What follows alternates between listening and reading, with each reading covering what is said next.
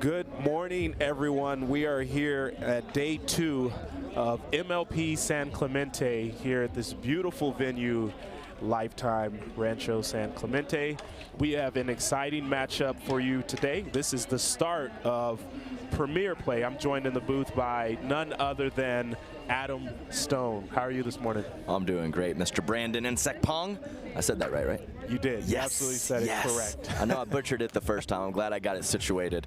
No, this is very exciting. The Premier, I mean, you come out here Thursday, there's high-level pickleball, you're enjoying yourself watching the teams, and then you realize it's Challenger.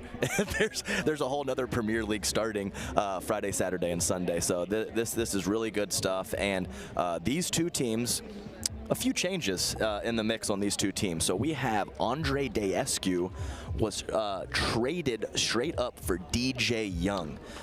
So that is a new look for the Milwaukee Mashers, and also a 2-for-2 trade from the Florida Smash, with Vivian David and Georgia Johnson being traded from the Night Owls for Jesse Irvin and Colin John. So definitely some of the teams that find themselves in the middle or bottom of the pack are trying to make some adjustments in this last MLP of the first half of the season, Brandon. Yeah, definitely time to make changes in the last event and getting ready for the draft coming up in July. I think owners are, really trying to understand what things they need to do different going into this next season. We do have Florida Smash against the Milwaukee Mashers. On the Florida Smash team, as you mentioned, we have Vivian David, Georgia Johnson, Travis Redmeyer, and Kyle Yates.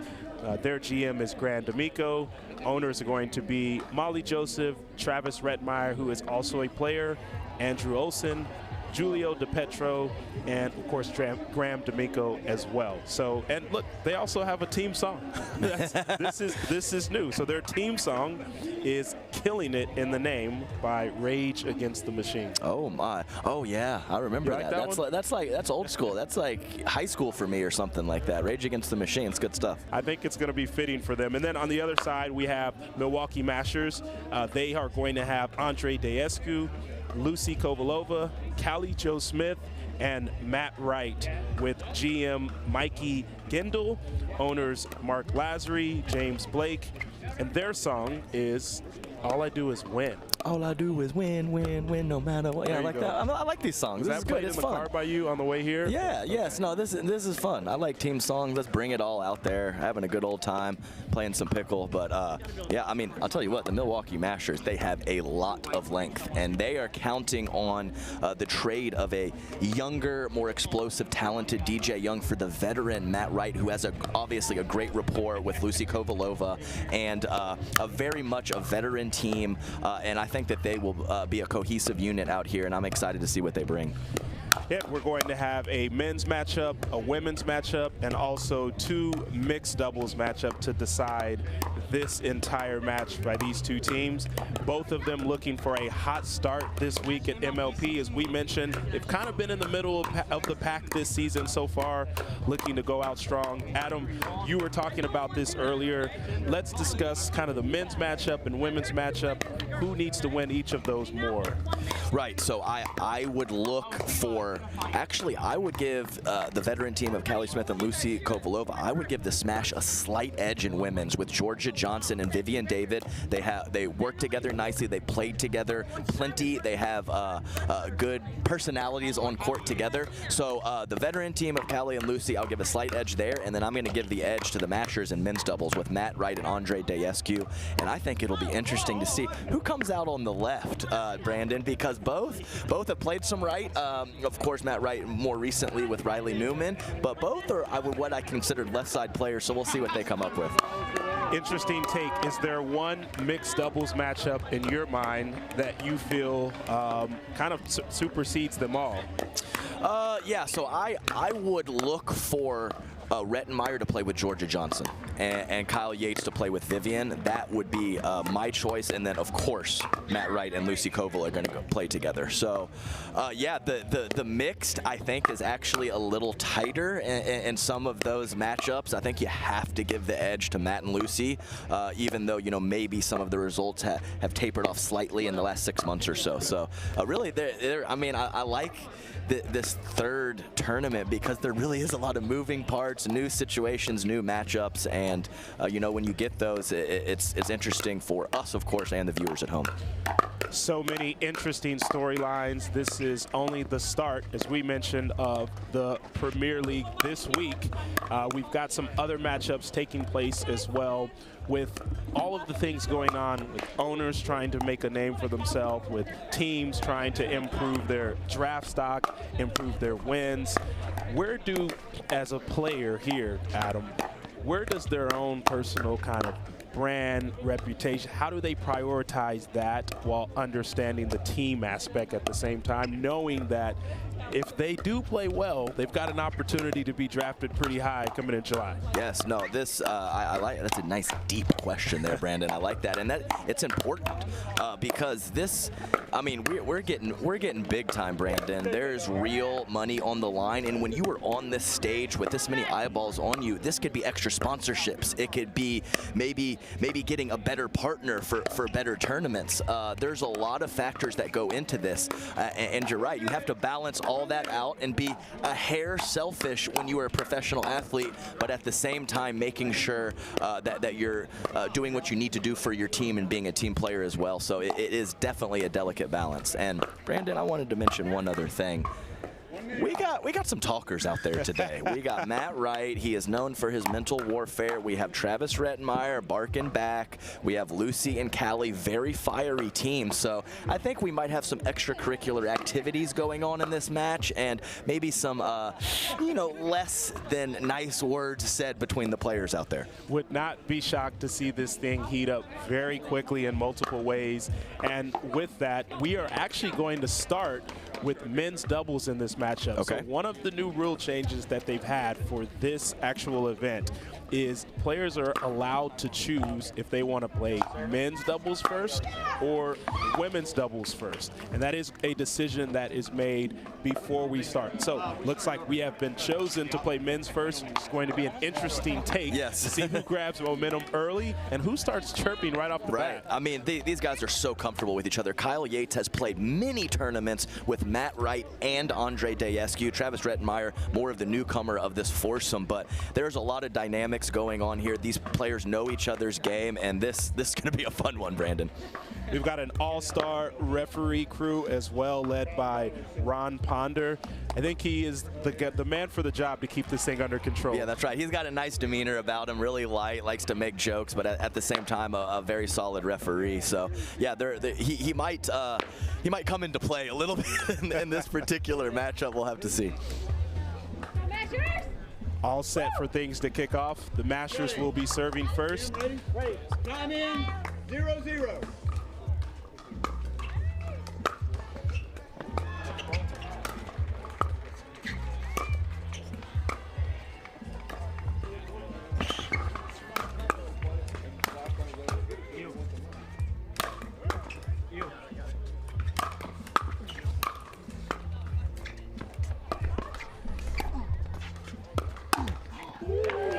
And that was just point one. Yes, point run. And a little wry smile from Kyle over there at Matt Wright, who might have been fairly on that counter, even though he couldn't get it over.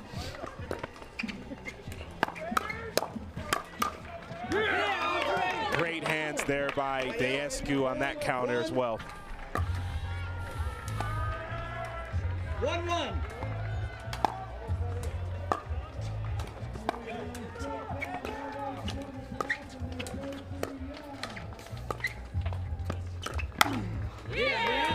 Yates goes for the deception. Matt Wright seemingly has seen that shot before. On the same side of the court and the opposite side of the court, but I would expect Kyle not to grind too much.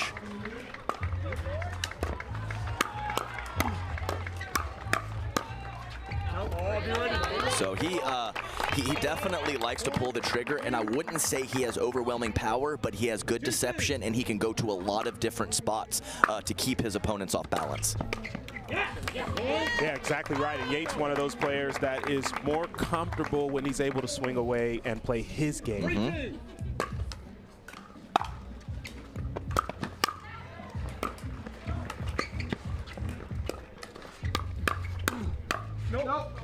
Nice lean in there from Andre Daescu, using that length on the right side. I should have just committed to saying Andre was for sure going to be on the right. I couldn't commit to it, but that's what we're seeing with this matchup.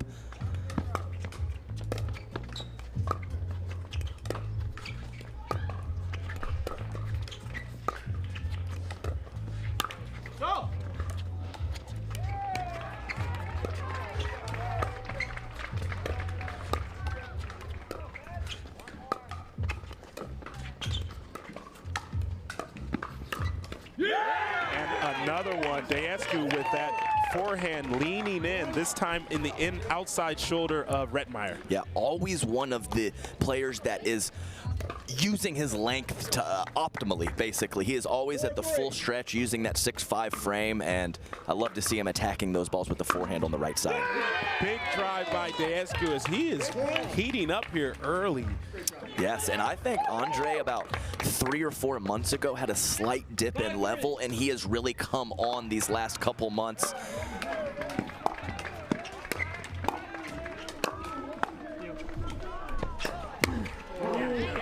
Oh, right was exactly there, just couldn't convert in the end. That's right. He was trying to turn that defense to offense. We see that so much in the game of pickleball.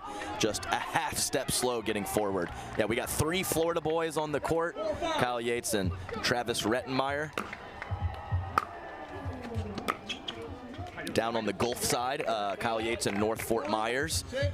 And up in the Tampa area, Travis Rettmeyer. In the game, right? Oh, OG, he's the OG GOAT. He is. There's no question about it.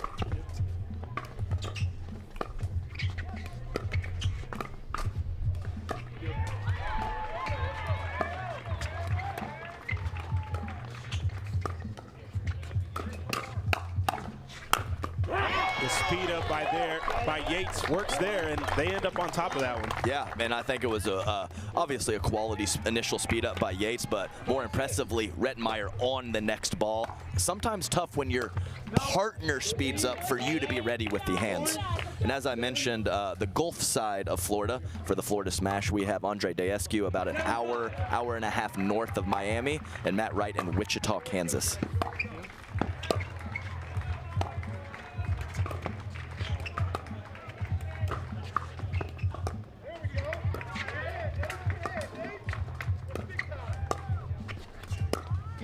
Oh, what a shot by Yates. He has a ton of tricks in his bag. That's right, and like I said, it's not an overwhelming shot, but he had gone to the right side of Matt's body the previous 2 times. He takes this one up the line. Great job from Kyle Yates mixing up his spots.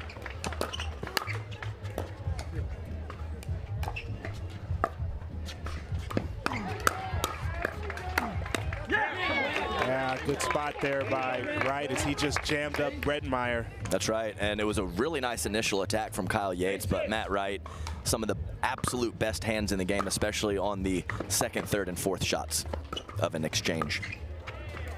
And Yates again going back to the well as he moves that ball around different spots on Matt Wright. Oh, I mean, I knew he was going to mix in his speed ups, but he's going for it against one of the players with the best hands in the game. Nice shot, Andre.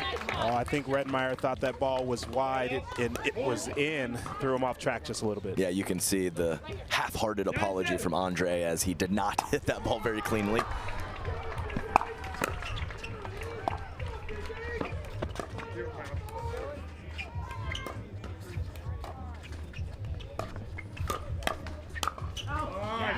Andre Daescu set it up with the in and out first shot, but could not complete the counter. Yeah, just enough from Travis Rettmeyer to force Andre Daescu into a full stretch.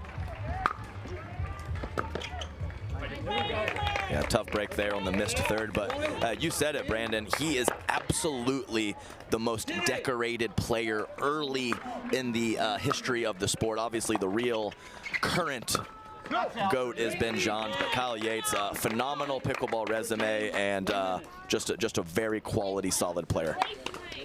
An 11-8 lead as Deescu and Wright head over to the bench for Rettenmeyer and Yates. It looked as if they were playing pretty well. They're initiating speed-ups, coming out on top of the ones they're looking for, but they're down 3. What do they need to change here?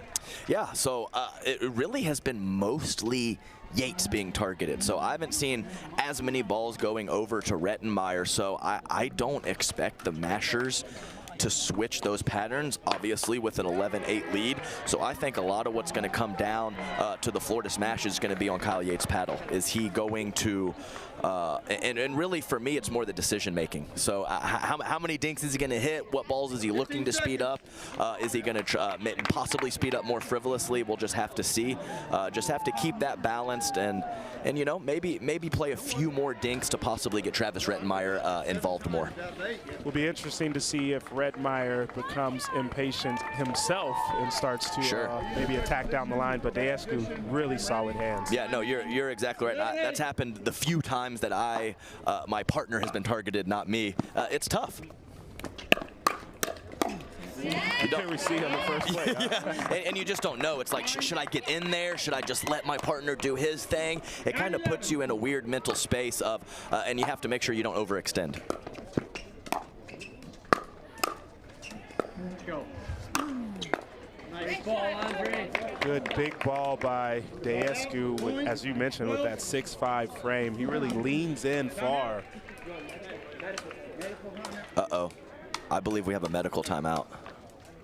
And Deescu is the one that called it immediately, wondering if he overexerted on that slam. Oh, no, he's walking. Oh, no. Yeah, he's walking over to the side. I'm not sure if it's muscular. Maybe he has to throw up. He's kind of hunched over. Maybe just an upset stomach. I'm not sure. But that last ball, Brandon, it wasn't a full slam. It was more of a kind of a stroke from his shoulder. So I would be pretty surprised if that injured him. We'll just have to monitor this. Tough break for the Mashers, who are looking really solid about midway through this men's doubles match. And as far as the alternate system, the way that it works from the challenger side, they have designated alternates that are here on site. In case one of the challenger players cannot play, we had that happen where Anderson Scarpa got a chance to play yesterday. That's right. Andre Stillstrom wasn't able to. But from the premier side, if there is an alternate player that is needed, that would come from a challenger team that has already been eliminated from play. That is correct. So yes, so 6 teams from Challenger moved on from yesterday, and 6 did not. So you would have to pull from that 6-team pool to fill in your team. I hope Andre can get through this, and we don't have to have a situation where we have that replacement. So he's still kind of doubled over there, kind of taking his time, getting something situated. We'll try to monitor and get more information to you guys. And we do have an official medical timeout, so we will have them tend to Andre Deescu, and we'll be right back.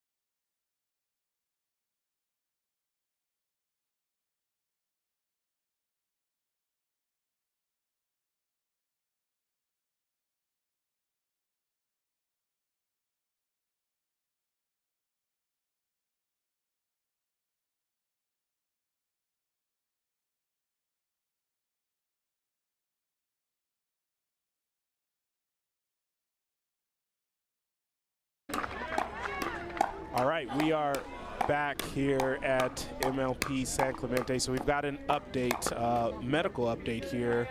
Andre Dascu was experiencing food poisoning symptoms. He called a medical timeout. They had the medical personnel come over, diagnose him, and kind of work with him for about 6 to 7 minutes. The team was trying to understand if they needed to pull an alternate from the challenger side, but Andre Dascu, being the gamer he is, he's back on the court, Adam. Yeah, he's a champ. He's a, he's a 6'5" Romanian. He's not letting a little food poisoning or a little undercooked meat get him out of this match. So he's doing his thing. And just to clear up the rule, once the medical staff gets here, a player gets 15 minutes on their medical timeout. But Andre only needed about half that time. And here we go, back in play. And it's been a long time for him, right? I'm not sure anybody is shocked that happened. 7 minutes is an eternity.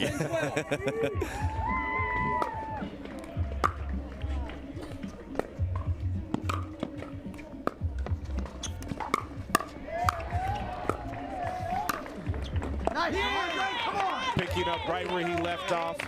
Great combo and put away there, Dascu. And we definitely have a trash can on the back of the court for Mr. Andre if he needs to,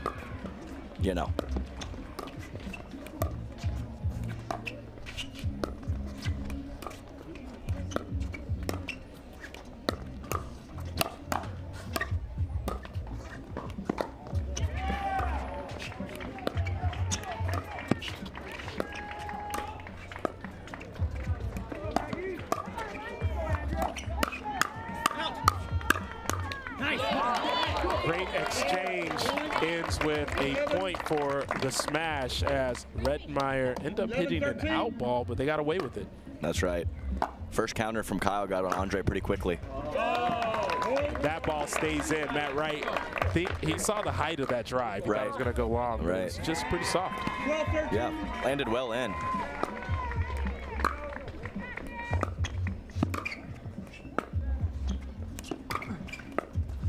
That's a great ball by Dascu. Really nice. Once again, just really optimizing the length on the right side, and he's got a little less court to work with, so it kind of speeds up his hands a little bit over on the right as well.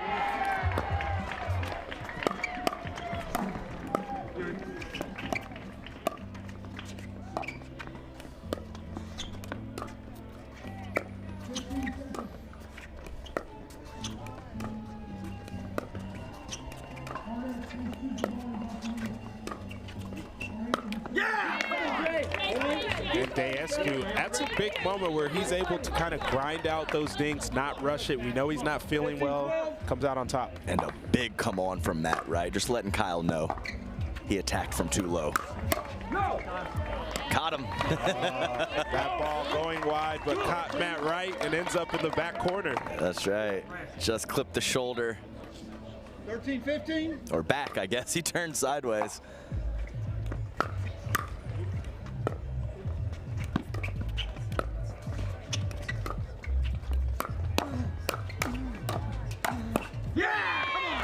Masters again win on that counter exchange started by Yates. Yeah, that's really been the pattern throughout this match, is Kyle Yates initiating out of the dink rallies. That's a great ball by Yates as he kind of faked the speed up and went sharp angle at Dascu. Yeah, so good. And he had made a couple quality middle speed ups, so Andre has to be wary of that. So really good balance in his spots throughout. And that ball tags Redmeyer off the counter from Dascu. I mean, when you're right around age 40, it's harder to get skinny, you know? We saw it with Matt Wright and Redmeyer, two of the older players out here. No truer statement than that.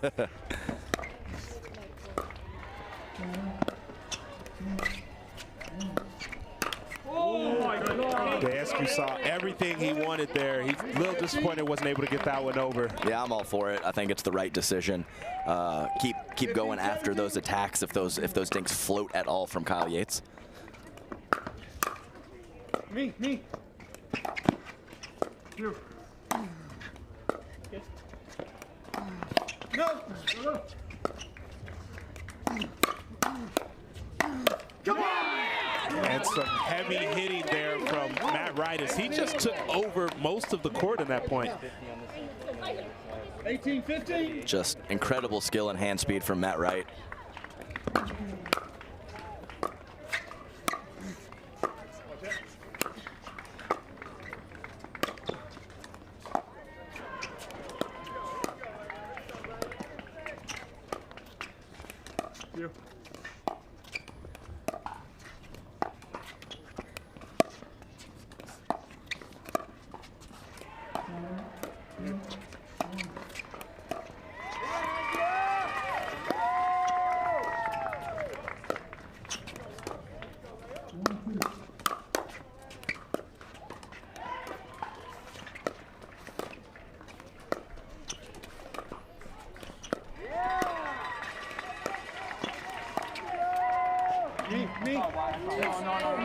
Patient point ends with a out call there from Redmeyer.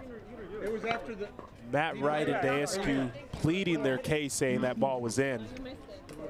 Yeah, we were kind of blocked on screen about exactly where that ball landed, but it looks like they have it situated.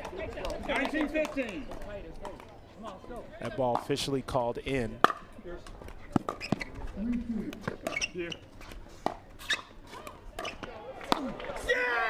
And the flick through winner by Matt Wright as he lets everyone, including the crowd, know it. Yeah, classic Matt Wright. And I tell you what, that new paddle with a little extra grit on it, he has been able to get more spin on the backhand side. He's always had it on the forehand, but you can see it right there. New tricks for Matt Wright. Oh my God. First game point attempt thwarted there by the Smash as they are now down 4, looking to make their way back.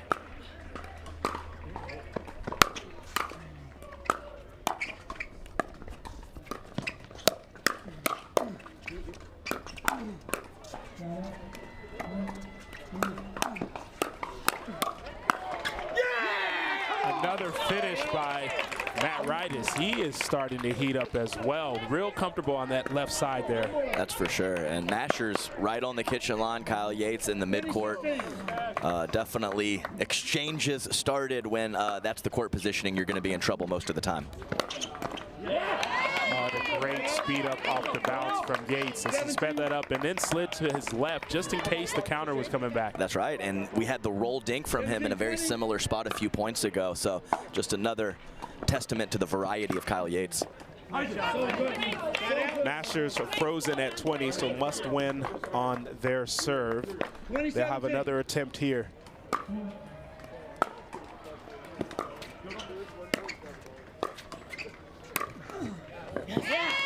Can't come away with it as Florida Smash now moved to 18, which has now frozen their score as well. So both teams must win points on their serve.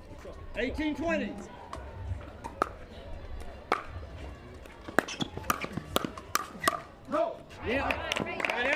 Redmeyer all over it. Yeah, somehow a little early on that one. So sometimes it comes off the pad a little slower than you're expecting from your opponent. I think that's what we saw there because Brandon, he was on it.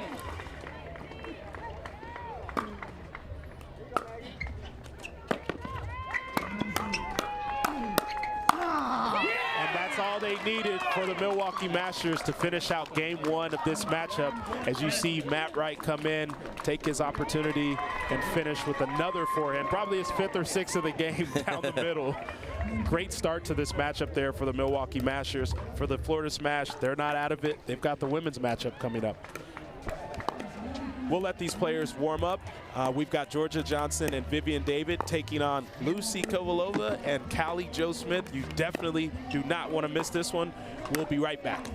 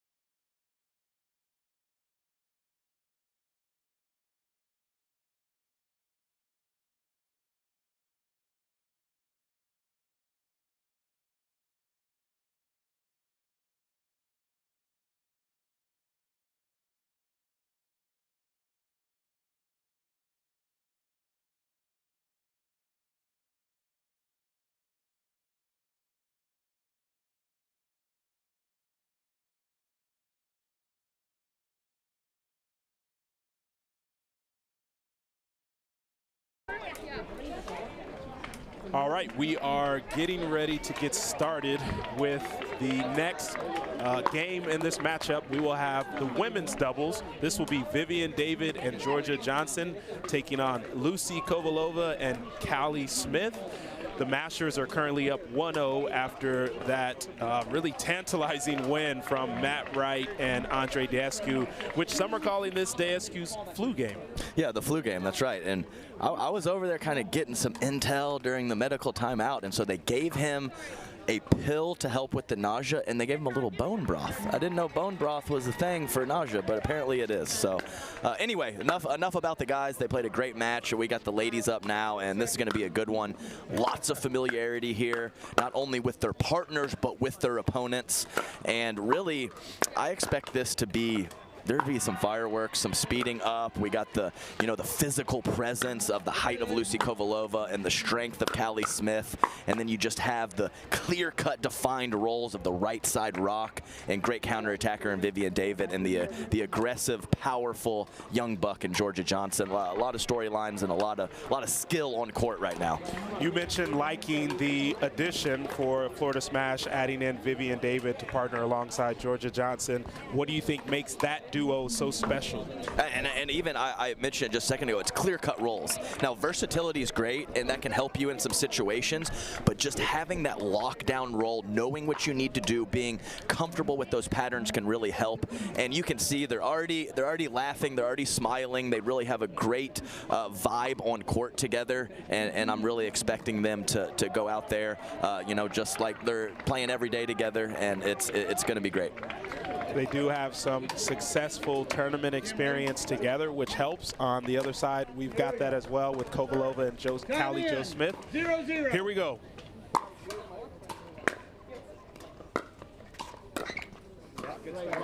And just wanted to note, Brandon, that Vivian David has been out for a couple weeks with a minor rib side injury. Hopefully that does not come into play in this match, but we will monitor it.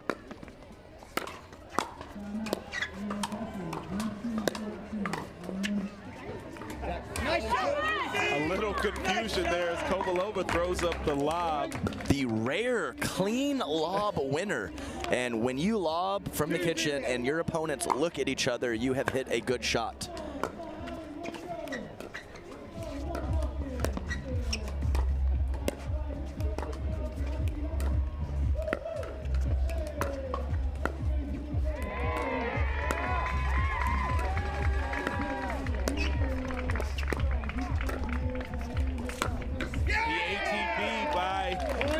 Smith is good.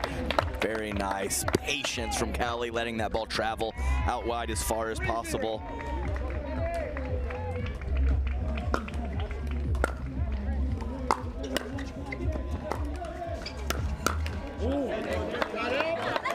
Smith all over that one. Not able to come on top of it. Yeah, she was looking for the poach early in that point. Maybe lost her balance slightly.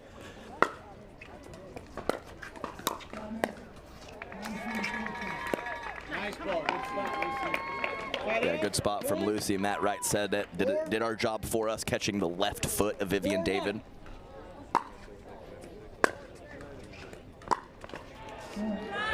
Yeah, she said it. I knew it. Yeah, I could just totally see it when the players line up for a drive. She went with the drop, and the Cardinals sent a pickleball, the mind change.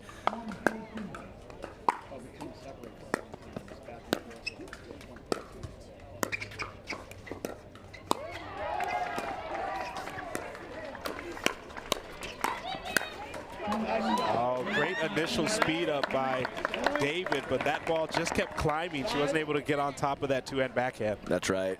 And she really does have a very nice misdirect on the right side, attacking the player in front of her.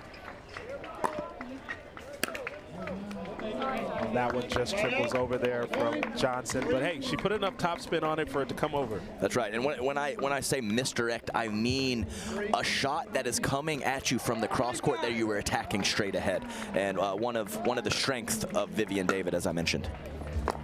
All right.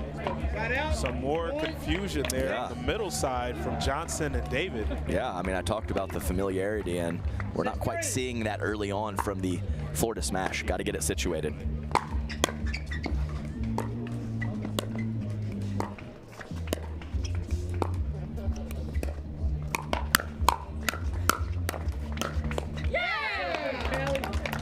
to feel good there for Smith and Kovalova to come out on top of those hands battles with some great defense on the other side.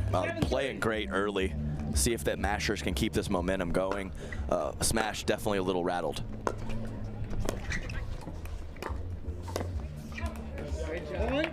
It continues there as that ball just a little bit wide from David. What? Got a camera guy in play here. That was very interesting.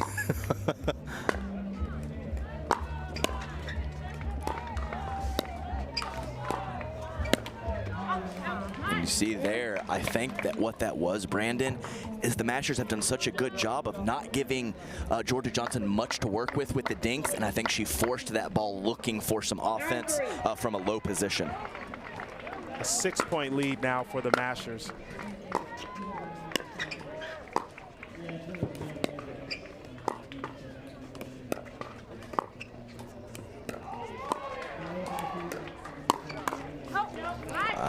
Cross-court speed up there on the right side by Kovalova just jams up Johnson. Very sneaky. You're exactly right. Not a terribly common pattern for her to attack from that position, and obviously catching her opponent off guard. Good for her. Kudos on that deception.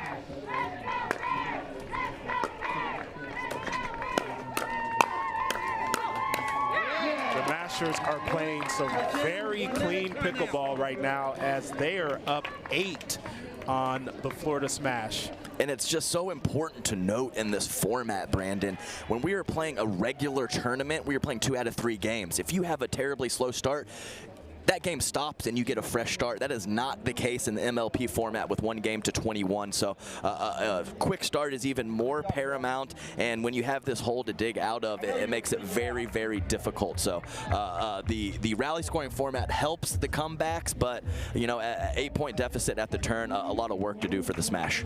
We mentioned some very clean and error-free play from Kovalova and Callie Smith. For Johnson and David, they've come into this matchup excited. The anxiety was high. They're ready to play with each other. What changes do they need to make here before this gets started? I always talk about the progression of strategy, and you have to take care of yourself first. So I don't hate the patterns. It's really the loose errors. A couple uncharacteristic mistakes from Vivi and David on the soft stuff, and a couple forcing of the offense from Georgia Johnson is the difference in this match right now.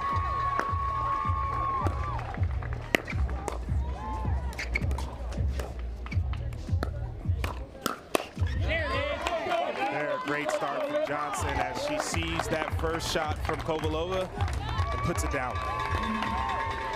4-11.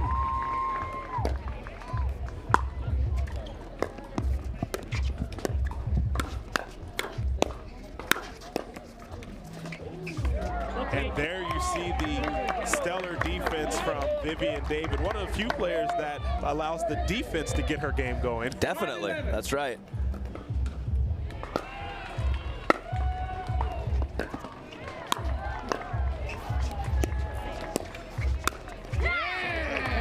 Unfortunate there for the Smash, but fortunate for the Mashers that that ball was right in the grasp of Smith. Yeah, that's a tough break there, and you can see just the balance, the low center of gravity, and how low Vivi and David gets in the midcourt just really creates a consistent contact point. One of the best players from the midcourt in the game. This return here from David makes this back to an 8-point lead for the Mashers.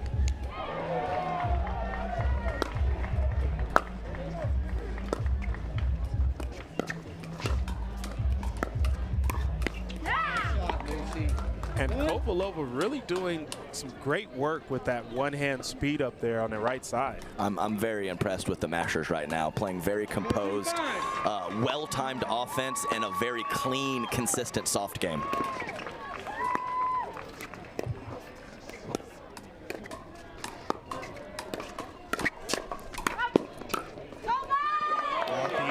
From Smith as she yells possibly an out ball. I think that second ball was going to land in. Yeah, I think so. Georgia Johnson cleans up the play. Yeah, never a great situation when you end up single file. And that's what happened there to the Mashers.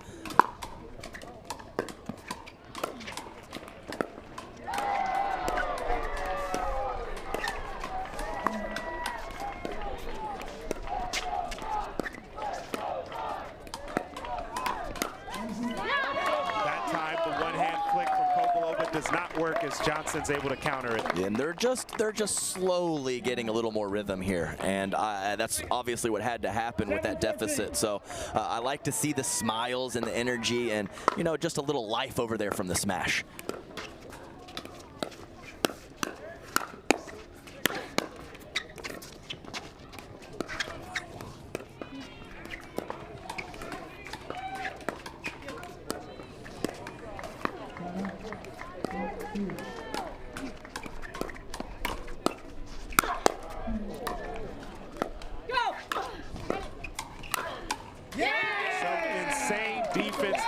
The smash, but the master's able to still apply pressure, and Callie Jo Smith with the finish. Yeah, and Callie, some of those stabs early in the point too, just the footwork movement combined with her length, she is just a physical presence out on court.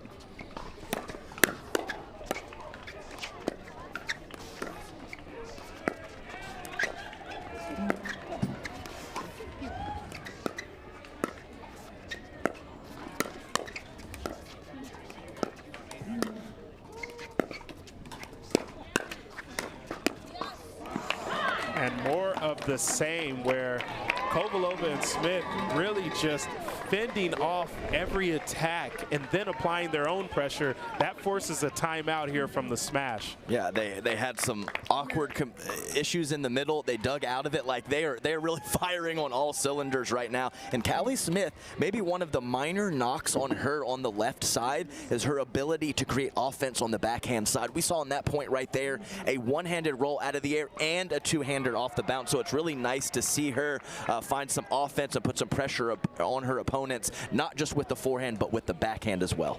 Yeah, they've really got that kind of two-head monster approach on that side, where Callie Smith, you can see her get really big in the middle, move to her right, use that forehand, but you'll also see from Kovalova on the right side, sometimes slide to her left and use that big two-hand backhand to finish out a play as well. Yeah, and it really helps kind of the slide, meaning when they have that length, they can cover a lot. So when you're 5'10 plus and you slide or take a step to your right, you still have the length to kind of cover the middle as well. So there's not a lot of places to go for your opponent when you have these two ladies just covering the court beautifully. My question is, do you identify as 5'10 plus? I do not. Okay. I am 5'8 on a good day, Brandon. Double socks, my friend. Yeah, that's right. That's right. Got to get some lifts in the shoes.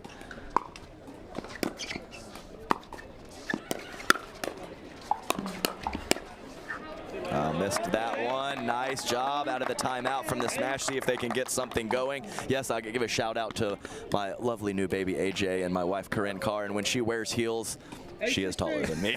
There's no question.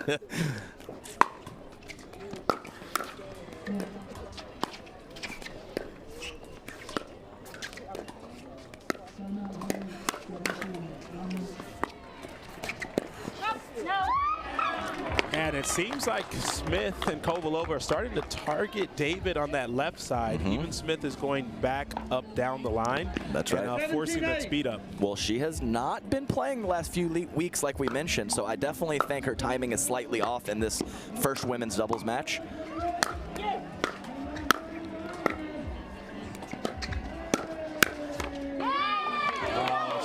Pressure there from Johnson and David, and we start to see the smiles come back on that side. They're going to need, they're down 8 here. They're going to need a run soon.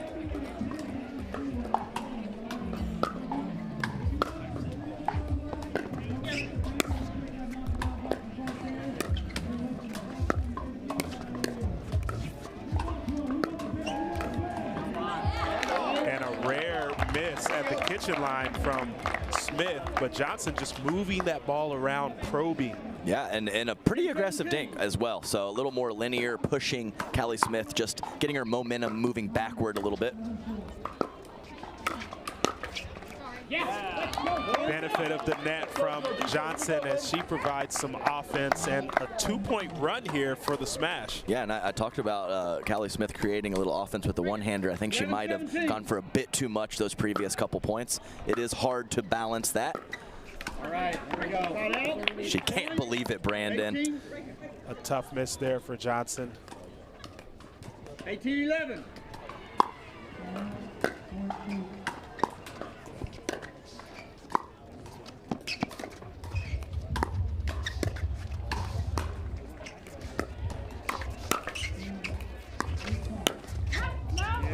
Tough break for Georgia Johnson. That let tape really helps you in a lot of situations, but sometimes it hurts you, and that's what we saw there. She had a clean look at a forehand counter, clipped the tape, and made a nice reset for the Masters.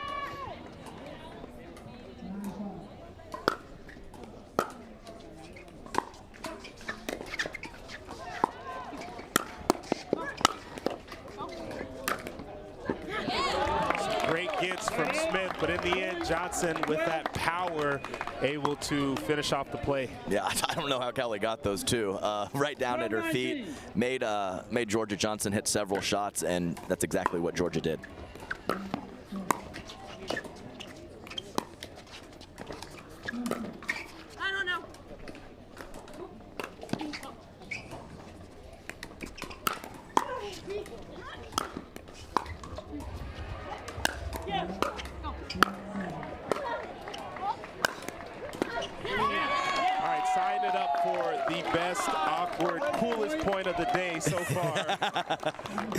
Yeah, and I don't blame Lucy for telling Callie to let that go out. It lands right in the corner on the bailout lob from Georgia Johnson. Not often you see 3 straight lobs. Yeah, right. Yes, and we have the official MLP creep, where one team is just in commanding lead and they just inch their way back in this exact situation. 3 minutes ago, we had the Smash taking a timeout. Now we have the Masters. This is MLP, and things happen quickly, Brandon. Momentum is huge. The energy continues to shift very quickly here, as you mentioned, in this format. And right now the Smash are only down 5 after being down by as many as 8 in this game. What is fueling this comeback from them? It really is just clean play. They have the loose errors in the first half of the match. It could have been in the 5 to 7 range, and now they're playing a much cleaner game. Only 1 or 2 errors here, and you can see sometimes I always relate this to kind of, you know, you're struggling from the field in basketball, you get fouled, you make a couple free throws, and it kind of gets you going. So they make a few soft shots, they make some mid-court shots, they make some dinks at the kitchen line, and that speeds up their offense and their hands as well, and it kind of allows you to have firing on all cylinders, basically. Kovalova and Smith just need to kind of get back to what they were doing in game 1. Easy to say, tough to do in this environment where you've got some high-level play on the other side. But I think their aggression, which has been rewarded mostly throughout this game, is the way that they can potentially close it out. That's right, and you guys have to understand about the sample size at home. You can really just over a few points, it can seem tough, but if you're winning 55–60% of your points when you're being aggressive, that is a great percentage when these players are so talented out here.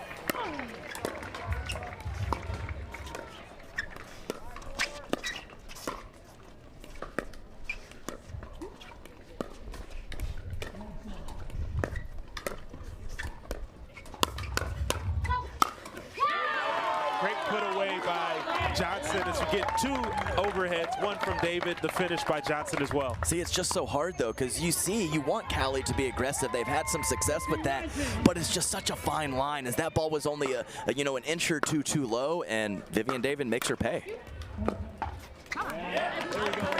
She tried to kick it over. She gave it the body language, just couldn't make it, and tough break for them as the Masters have a game point. 2015.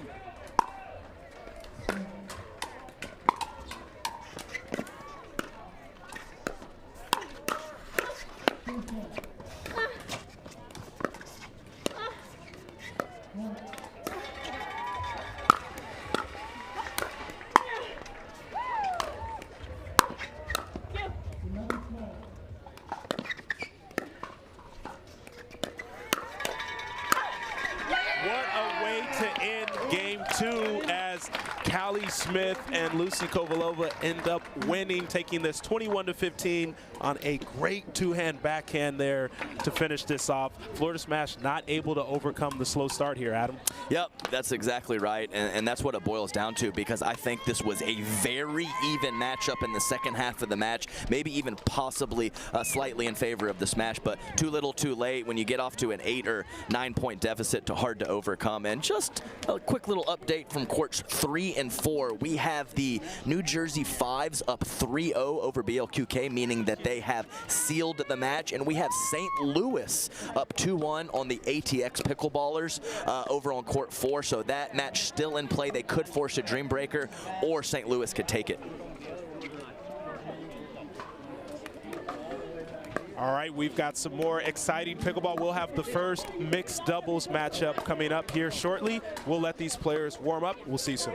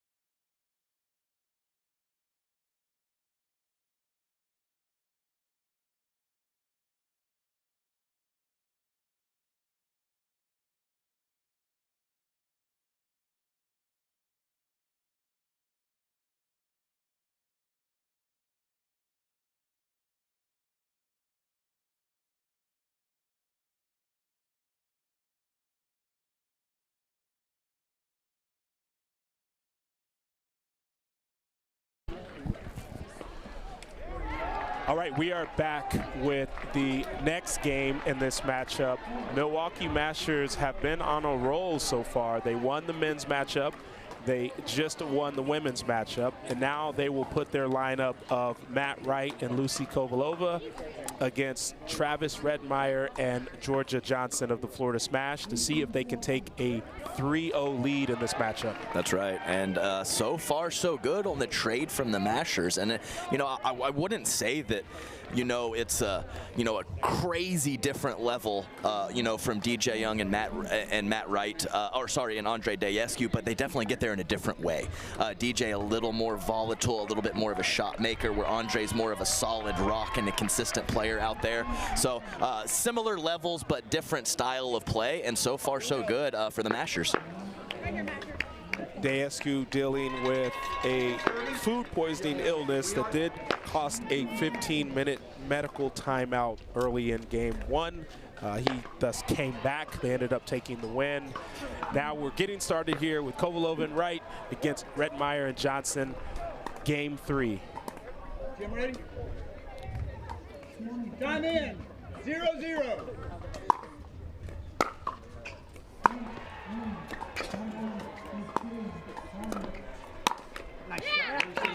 And Kovalova picking up right where she left off in the women's matchup, on the right side, being aggressive, picking her spots. That's right. Full extension. She might have attacked cross court there, but she took some time away by reaching into the kitchen. Ball got on Georgia very quickly.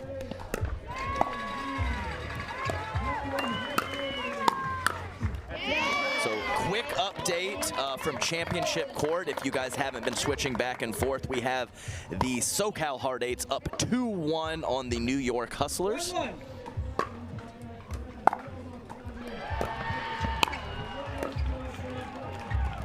Oh, that ball just went over, but wide there from Johnson. 2-1.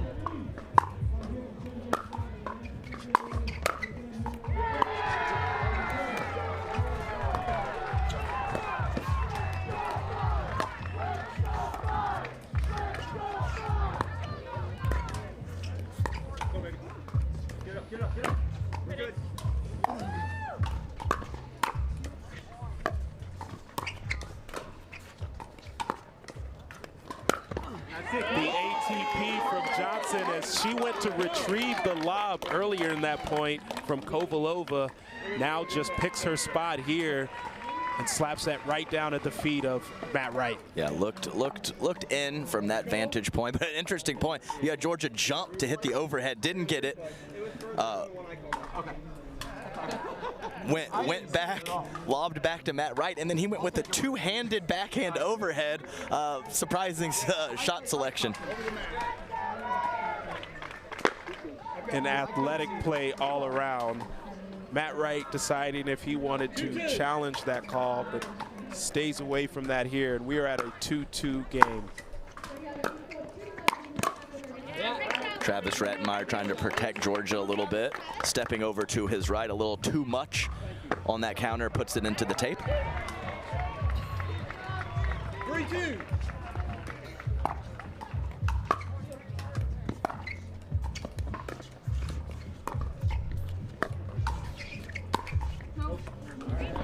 That speed up from Kovalova, clips the tape and goes wide. Yeah, and I think that, you know, the difference between those two, I believe it was the first or the second point. I like Lucy taking that ball out of the air a little bit more. Off the bounce, tougher shot, and gives Georgia more time. Big drive from Johnson, and it just clips the bottom of the paddle from Matt Wright. Yeah, she caught him transitioning in. A really nice shot from Georgia to keep that low, and catching Matt Wright in the midcourt.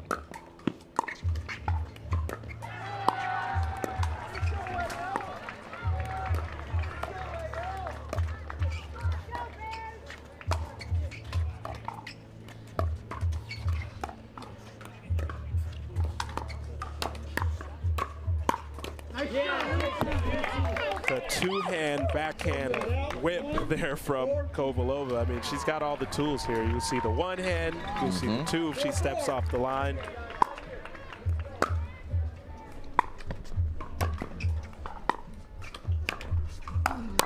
So good, Matt.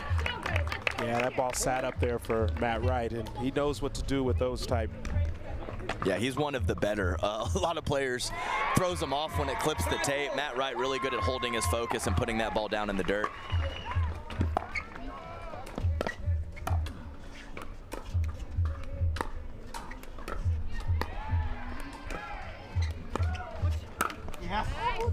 Johnson had what she was looking for, just trying to decide what spot to hit it, and that ball ended up dipping too much. Yeah, you're exactly right. She needs to attack that ball, definitely. 6-4. But we still have to monitor this cross-court dink rally. Georgia's gotten a lot more consistent with their dinks in the last year or so.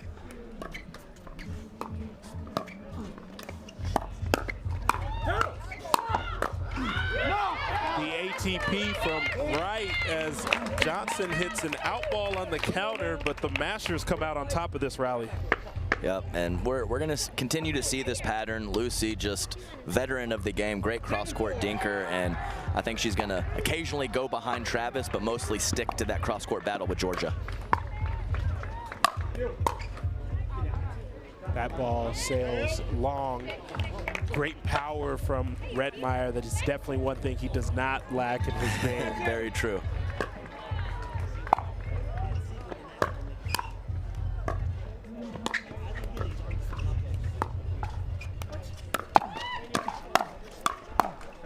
Some amazing ATP defense from Matt Wright.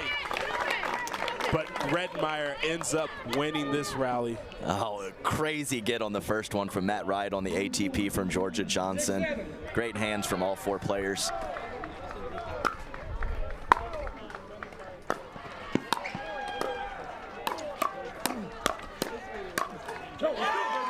Redmeyer starting to get active as those hands are now speeding up here. Yeah, quality racket sport background. You can see the skill in Rettenmeyer's paddle. Got up to 57 in the world in doubles for tennis.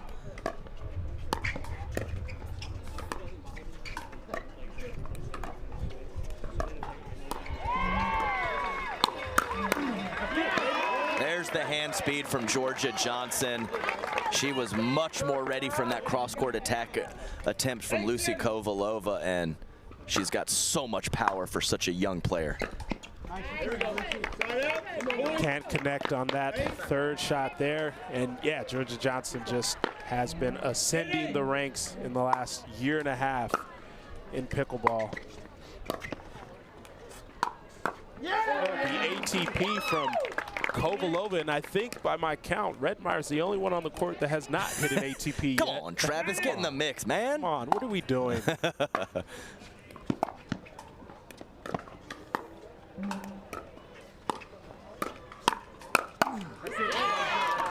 It's got to feel good for Johnson in that cross-court exchange with Kovalova. Yeah, and the thing is 98% of the players out there, Matt would have had that ball, but the extra little 5-mile-per-hour punch from Georgia Johnson, just too much for Matt to handle on that ball. What? The two-hand overhead from Georgia Johnson. Take a look at this as she turns around and cracks this ball back at the feet. Matt Wright. Very athletic play. To get that ball down and force Matt Wright to hit up on the ball from that position, really high degree of difficulty and execution from Georgia Johnson. My favorite Johnson, by the way. I always tell JW that. Georgia's my favorite Johnson. He just smiles. I think he might say that's his favorite Johnson, right. too. I think you're right. I think you're right. A couple of loose thirds here from Georgia, really controlling the kitchen line nicely, but she's got to get herself there, Brandon. Got to clean up that third shot in mid-court play. Yeah, I think we talk about rally scoring in this format as we head to the changeover. Really important to try to string together 2 or 3 points. It's not enough to have a great rally. You finish it, now you're serving, and you possibly miss the third shot, because guess what? Every point is counted equal here in this rally scoring format. That's right, and it you know, you can't understate the fact that the format adds pressure to the players. So, you know, it's just that little mental thing. You know, when you're in a regular tournament, you miss a third, dang it. No point on the board, though. Maybe you get another serve at it, or you just hand the ball over to your opponents. Here, it's a point, and that really gets in your head a little bit and possibly makes you a little tighter, more tight than normal. Correct position, Jim. Time in. Yeah, slow back. 11-10. Score is 11-10, Florida smash.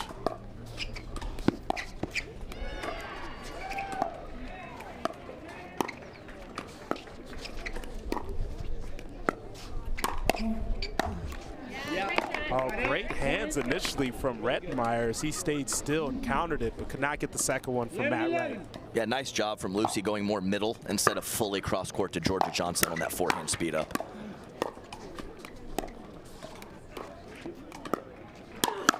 And another really good counter from Rettenmeyer as that ball lands in by at least 4 feet. I mean, Lucy destroyed that ball. So you're exactly right. Great hands from Travis to even get a paddle on that and somehow keep it in. Maybe a slight miss hit, but you know, whatever. You're there.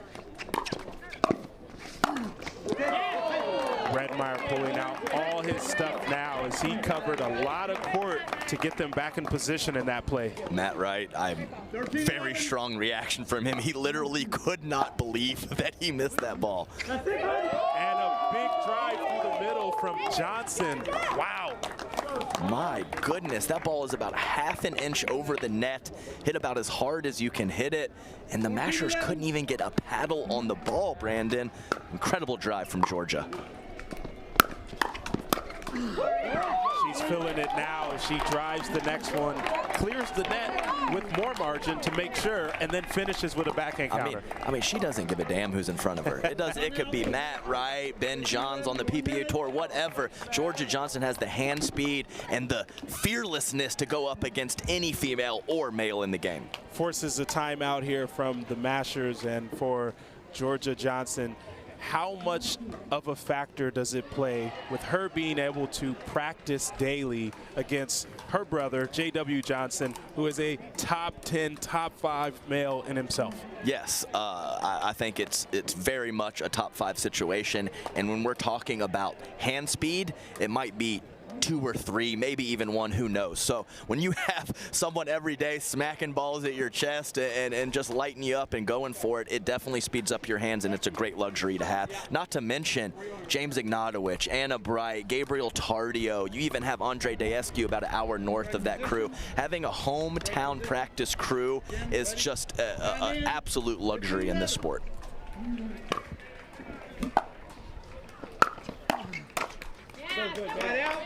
Johnson continuing with the drive. Rettenmeyer just a little bit off on that speed up. 12-15.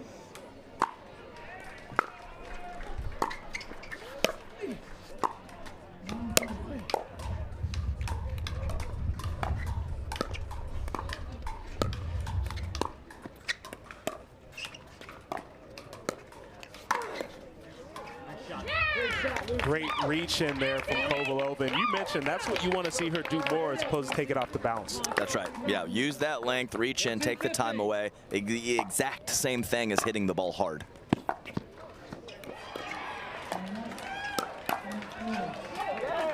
Oh, the lean in Ernie from Johnson. She wasn't exactly sure, but got enough on it to really fool Matt Wright. 16-13.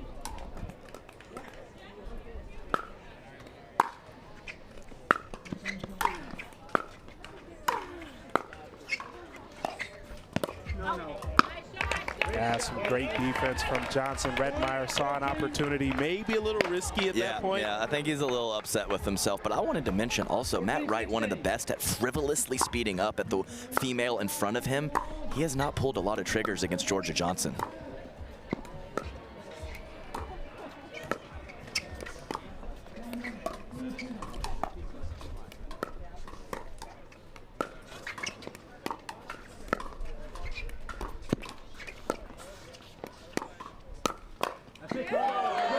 Johnson got what she was looking for there. She's seen Kovalova reach in with that forehand and speed it up.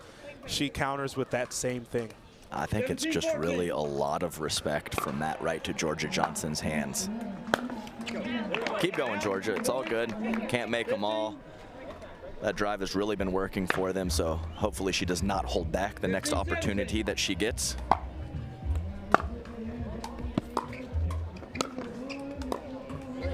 And just a quick update day, Brandon. From the other courts, we have the New Jersey Fives with a clean 4-0 sweep against BLQK, and St. Louis and ATX Pickleballers headed to a dream breaker. Nice return. Another third there miss from Johnson. Maybe the only mistake she's made in this game. Really? Yeah, I think you're right. Is a couple third shots.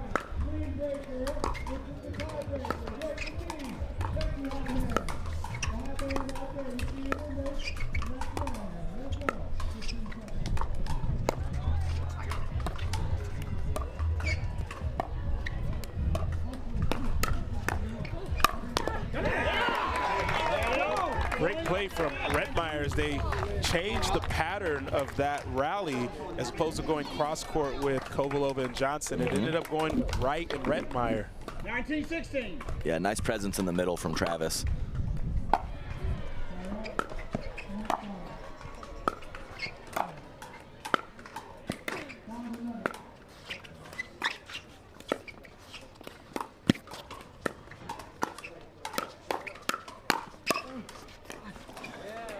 And some confusion there from Kovalova and Wright as that ball, I think that ball went a little bit too deep for Matt Wright. He just couldn't grab it. Yeah, awkward spot. You know, sometimes you counter right to your opponent's paddle, and sometimes you put it in a weird spot. First game point for the smash.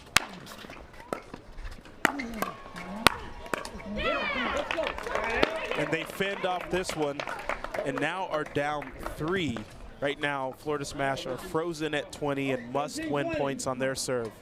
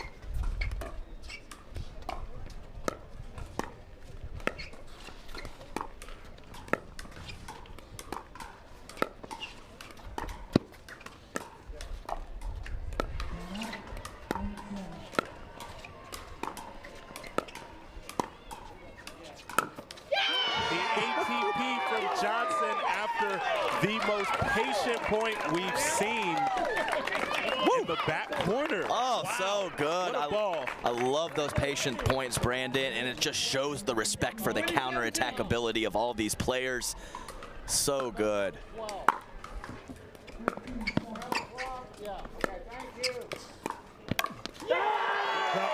From Redmeyer as they finish off this game with a 21-17 win. Just a beautiful performance from Johnson and Redmeyer to take down Wright and Kovalova. I love it, and you know, this paddle technology, we're getting a lot of more offense in the game, but I am still a firm believer of consistent play and well-timed aggression is the recipe for success, and we saw that with the Florida Smash right there, Brandon. Next up, we've got the second mixed doubles matchup. We will have Kyle Yates and Vivian David taking on Callie Jo Smith and Andre Daescu as he is still battling these flu-like symptoms. Be really interested to see how they play. We're going to let these players warm up. We'll be right back.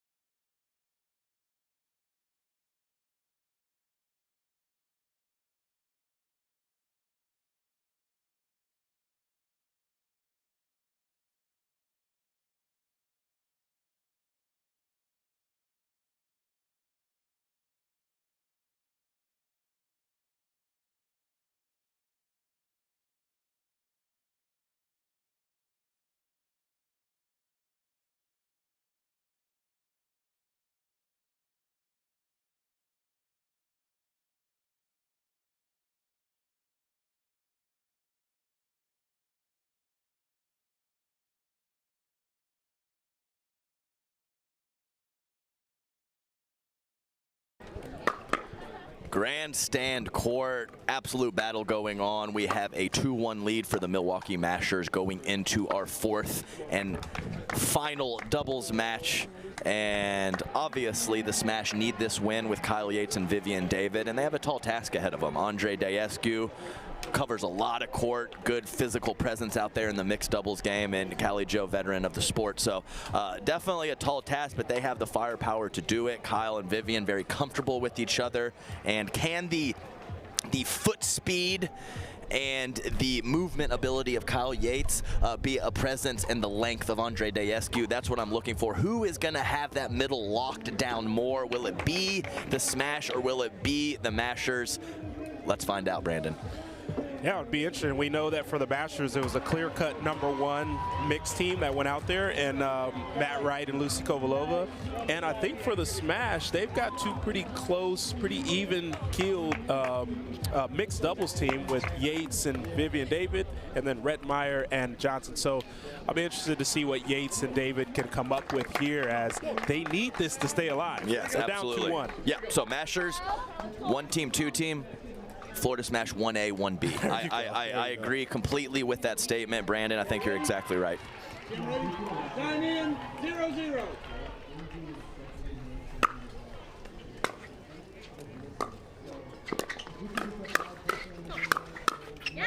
And Yates coming out firing early, which is a really good sign for that Florida Smash team. Yeah, no question. Absolutely all over that initial counterattack.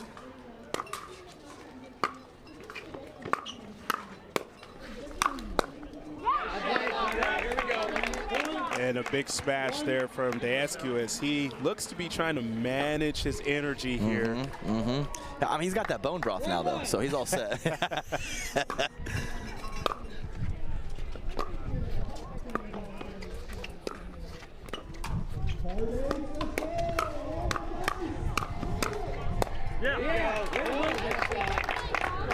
Good firefight from both sides. Masters come out on top. Yeah, and it's important for Andre in this situation too, is that we're not in a regular tournament that is very grindy, very long day. A little bit a lighter format here at MLP, so maybe it can be less of an issue for him.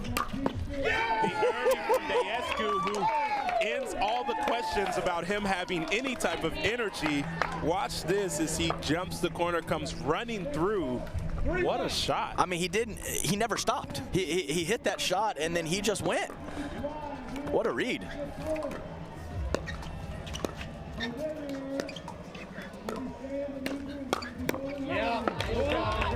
And the misdirect, with one thing that Daescu does very well is being able to misdirect that ball at his opponent. Comes out on top.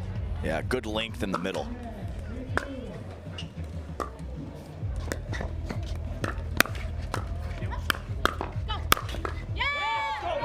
Huge smash by Yates. So I will say that Callie, she can pick her spots to go at the guy. I've played several tournaments with her early in our careers, but occasionally she does challenge the guy a little too frequently in mixed doubles. We'll have to monitor that. She must pick her spots. Yep. And that's a great ball there from Yates as he runs through himself on a similar attempt like what Daescu did earlier. That's right. He's trusting his third, moving forward aggressively after, and he's rewarded.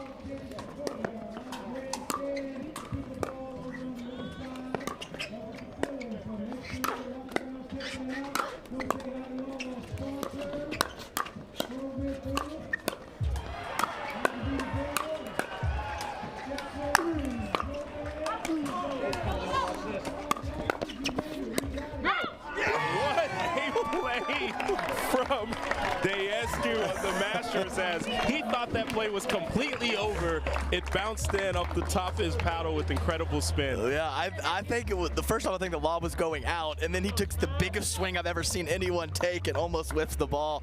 Very interesting point. I love those hectic ones. Wow.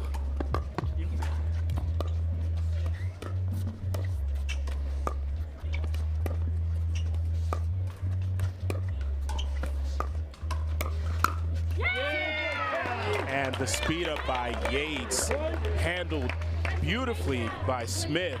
She committed to that backhand side, and it's so important when you have that big two-hander to clear your body out of the way. She's able to do so and puts that two-hander right down at the feet of Kyle Yates. Yates got caught there as Smith closed the distance very quickly and put that ball behind him. Yeah, that's right. And I believe he might have stepped on the foot of Vivian David and lost his balance a little bit, stepping over to his right. Happens a decent amount in mixed doubles with the guy coming over, or in men's doubles when you're myself playing with Deckel Bar. Deckel used to step on me all the time. A little frustrating, but you got to get through it. You go through a lot of shoes that way.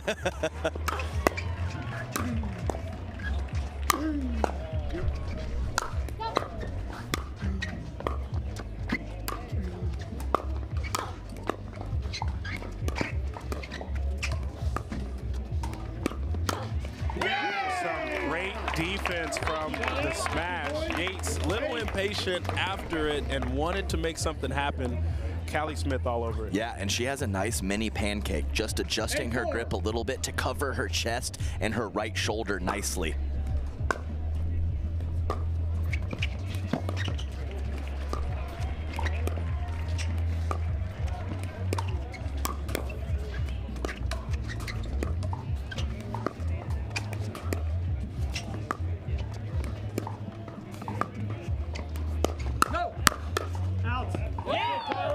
Yates continues with his aggressive play.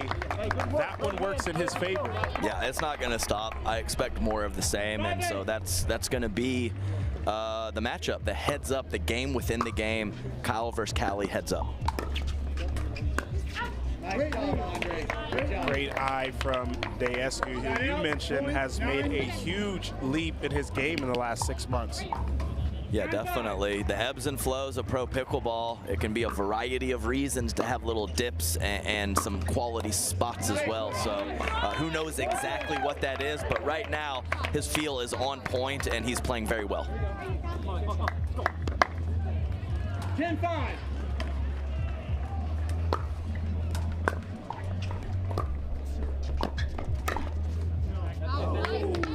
That ball just a little long from Smith. Not a bad attempt, but not enough top spin in the end for that to dip. That's right.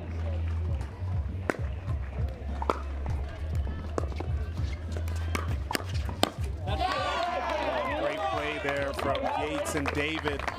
And I'll tell you what, Yates has really been on the counters, and I think his percentage of counters is much higher than when he is initially speeding up.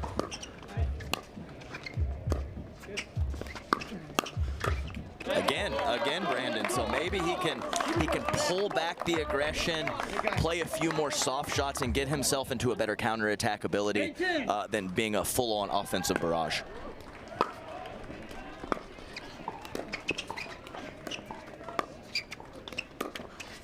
There you go. And to your point there, he decides to speed that one up, and it doesn't work out in their favor. That is now a 3-point lead here from the Mashers. Yeah, tough break off the tape, but either way, definitely a ball that he could have easily just dinked and waited for a better opportunity. But you know, he's playing his game. He likes to speed up into all the spots. So always, I say the word delicate, or the phrase delicate balance so much, and it's just so true. It's not just one aspect of the game. It's a variety of things. These players, they're working out there physically, and the brain's working hard too. Decision making just so important. Yeah, and we talk about in this matchup, you mentioned there are a lot of legacy OG pickleball players that have been on the scene for quite some time. Give me maybe one or two things that you see that allow some of these players to stay relevant at such a high level for so long. Okay, so I got an update from the other court. Repeat your question, Brandon. I didn't fully hear it. Yeah, so we've got some legacy players out here, yes, right? Players have been around for a long time. What's maybe one or two things that have kept them at this level for so long? And it's so important to go back to the lab. In between tournaments, go back to your practice squad. Get a couple tricks. Don't just rest on your laurels or what you do well. You must always be finding some extra offense or finding an extra trick to put in your toolbox. So important at this level.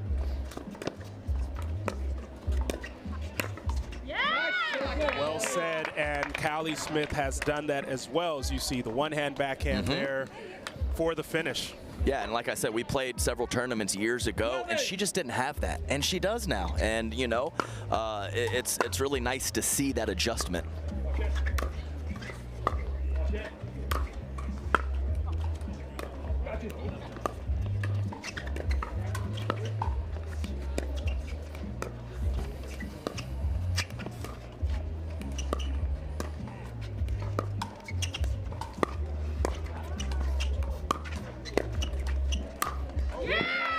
The soft ATP from Dayescu, as if he's done it 1,000 times, and then he sets up an overhead. Yep, and unfortunately, that's the double-edged sword with the drop volley. They can be so effective, but if it doesn't work out, you bring your opponents right into the kitchen.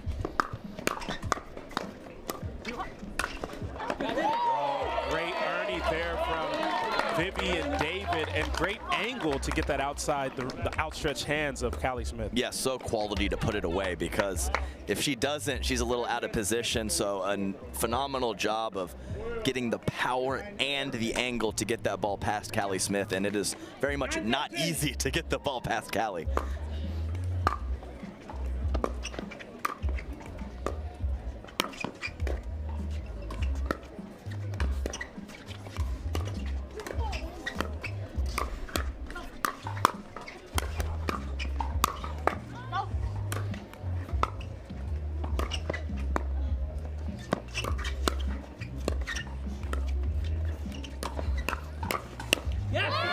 Just beautiful work to get up to the kitchen from the Masters, but the pressure from Yates and David proving too much on that point. Oh, we got DJ Young in the booth over here, giving us a little love. We always love to see DJ. He's a pretty man. Hey, you never say that about me. You're nice looking too, Brandon. Another point here for the Masters as they are up 4, looking to clinch this match.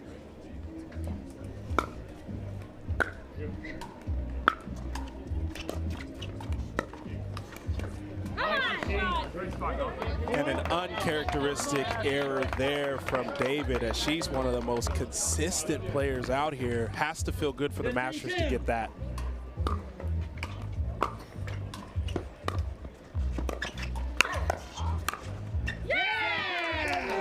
Great initial defense from David, but Smith too much on that put away.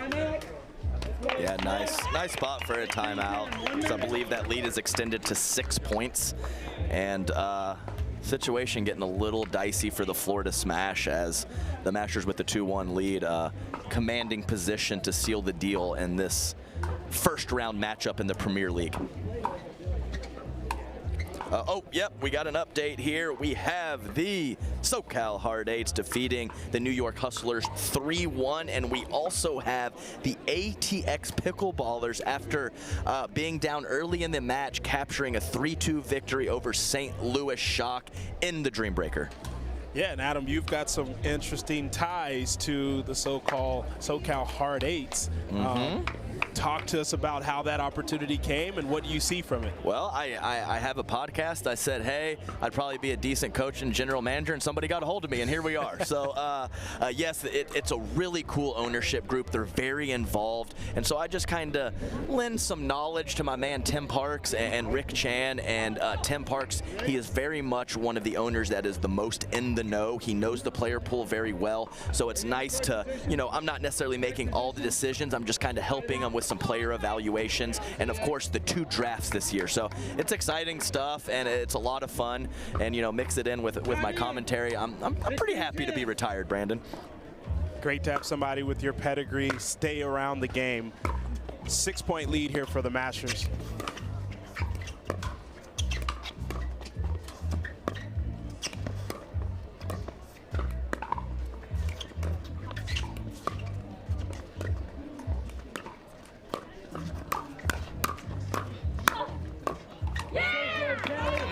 Consistent play. I am very impressed with how Dayescu is really managing this game here. 17-10.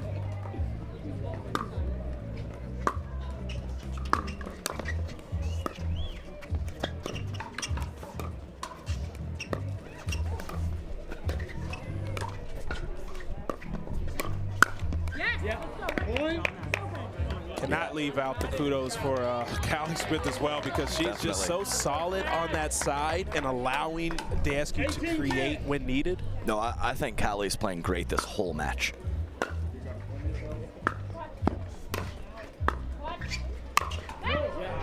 That overhead just long, and somewhat a frustration of the defense. Incredible defense from the Milwaukee Mashers.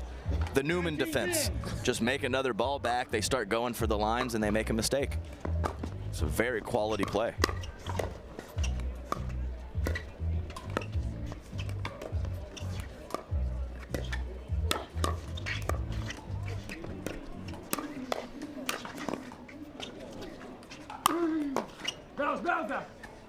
That ball just wide as Daskew put the pressure on. You know, if the Newmans ever came out with a paddle, I think the Newman defense 1.0. The Newman defense 1.0, that's right. I'd buy it.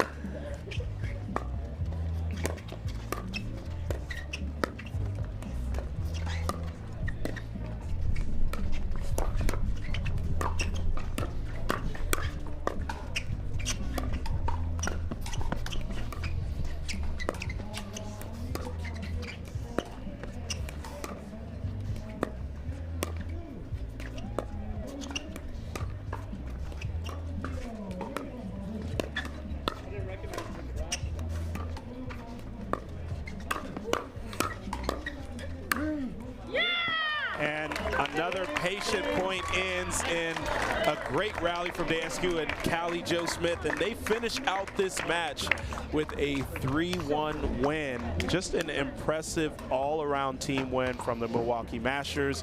They've been in the middle of the pack for most events, so to start out here with a win is incredible for them, Adam.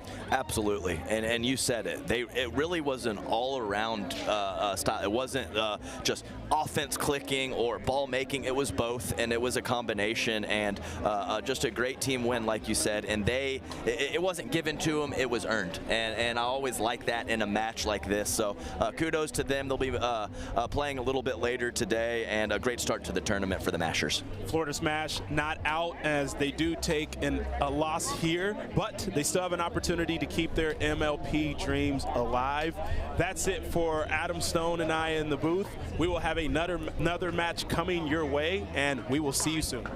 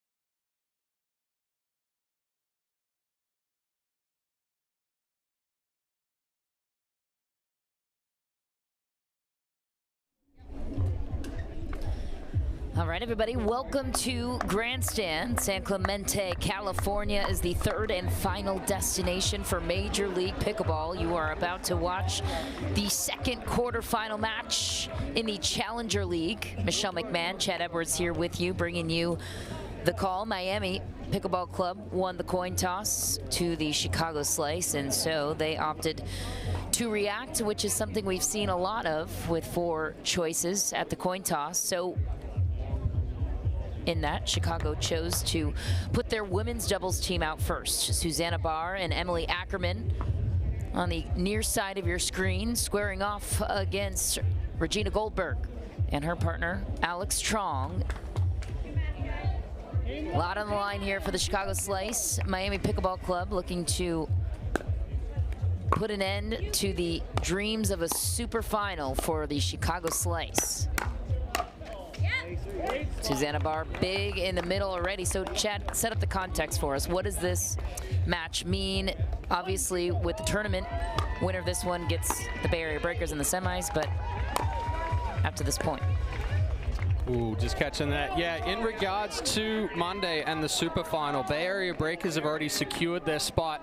Chicago Slice needs to win here to be able to secure theirs. If they happen to lose and Dallas Pickleball Club goes on and wins,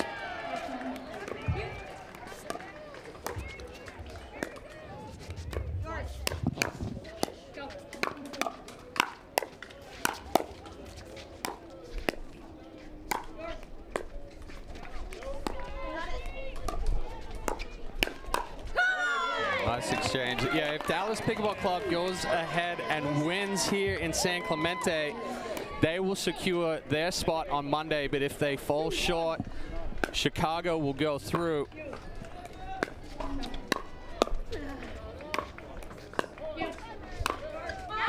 Just back for Regina Goldberg. Right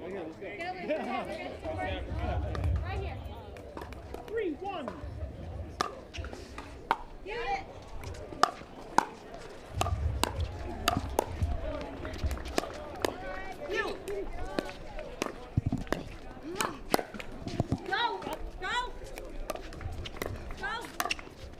Down the middle for Susanna Barr. That's twice now she's reached in and finished the point. Yeah, that ball floated just a little bit there for Goldberg.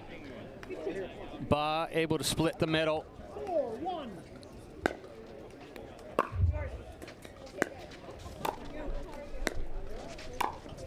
Yep. Let's go, Alex. Let's go. Yeah, Ackerman, a little undecisive there whether she was going to let that ball go or try to hit it. Got a big backswing.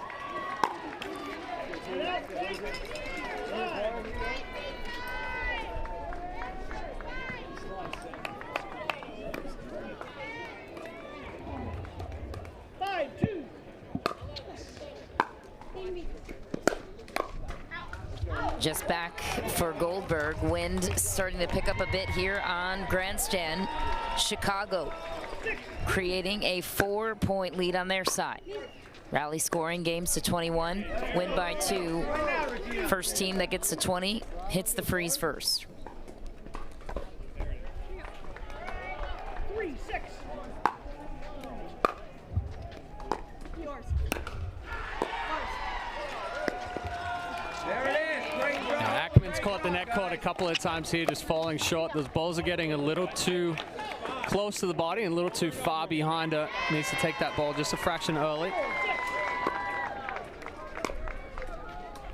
Yours. Yours. Got it. Me. Yours. Go. You.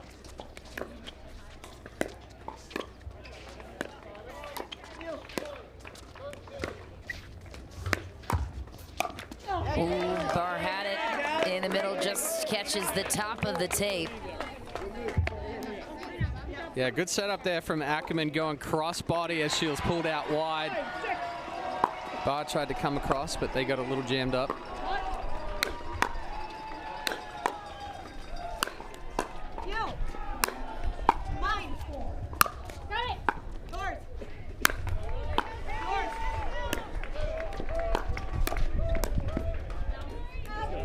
Just wide, a good battle though, and some good defense from Miami.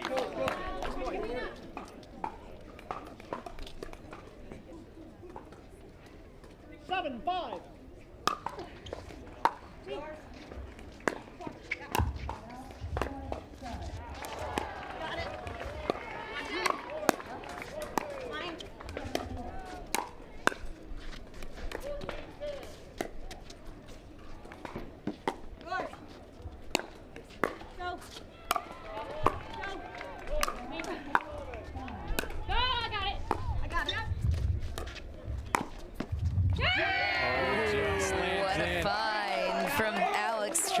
What'd you like about that point? Yeah, I mean, right now Miami is on the defense, but they're working their way back into the points. Trong, a nice brush on that ball, able to keep it in the back.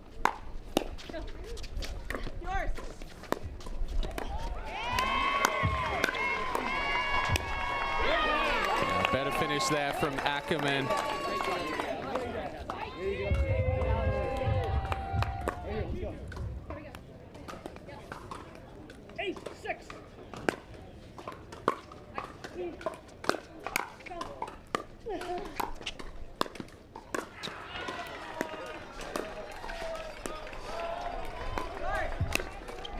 Big finish for Emily Ackerman down the middle. Chicago maintains their control of this game. Yeah, Trong looked like she thought that ball was going to go out, moved to it a little slower, got behind her, ended up popping it up.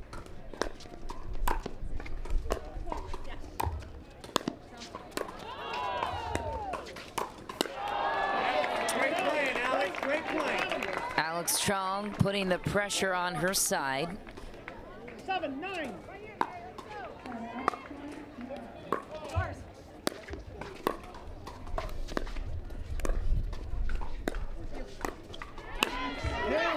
Another middle find for Ackerman and Barr. A couple of times now we've seen that shot. Yeah, you'll see Trong is setting up like to protect that line, and Ackerman going cross court, finding that middle.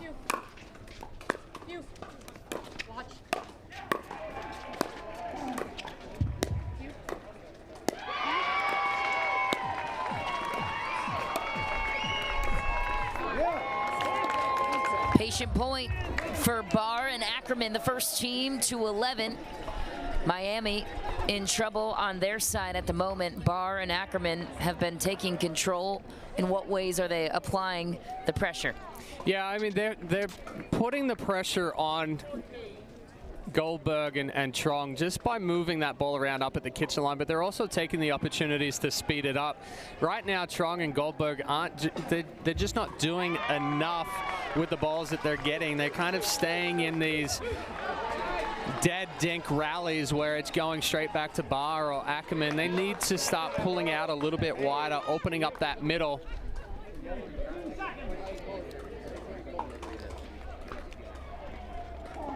Susanna Barr, the server originally from Southern California, attended DePaul University, playing tennis and a lot of volleyball in her background. You can see it with her resets and her athleticism. 11-7.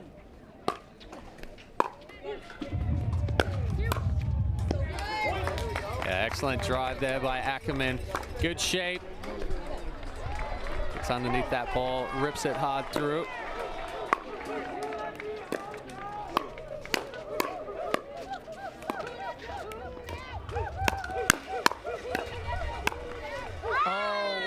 Set and a leave for Emily Ackerman. Yeah, I like that from Trong. She's trying to be aggressive there. Some big names in the ownership group for the Chicago Slice.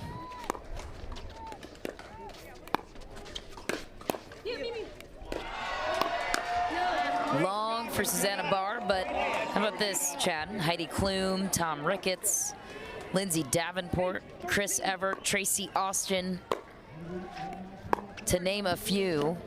On a Chicago Slice, no doubt a happy ownership group, especially with a chance here to clinch that super final on Monday night, as you mentioned. Yeah, you're looking at an ownership group there that's heavy with big tennis names. timeout here from Miami. Miami has some big tennis names as well. Naomi Osaka, Nick Kyrgios, and they got NFL's Patrick Mahomes, amongst several others. And that's one of the great things about Major League Pickleball is the notoriety they've created with the ownership groups, with the team dynamic, and now with the Challenger League progressing and the minor league pickleball circuit picking up. And we're only just beginning here with some of these young and up-and-coming names. Yeah, only just beginning, and like we talked about last night, every match is so important coming through here, especially at stop 3 here in season 1, because we're getting really close to that switch where the challenger teams or team owners become the premier teams.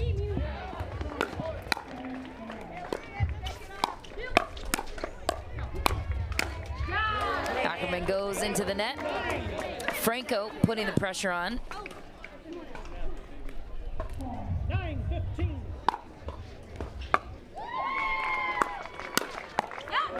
Big finish for Emily Ackerman. Some irony in this matchup too. Emily Ackerman credits Wes Burrows on the opposing side for Miami for getting her involved in the sport at the pro level. Wow, what a find. Was that good? Nope, that was wide. Just wide. 17-9. Side out, point, 10. Yeah, so after the end change and that timeout, Miami certainly coming out and being a lot more aggressive, trying to change the pace of play here, put a little bit more pressure on Chicago.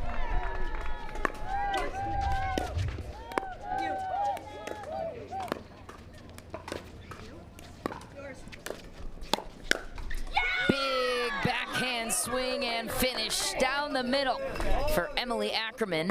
Yeah, excellent job from Ackerman. You'll see her slide to the right, clear that backhand.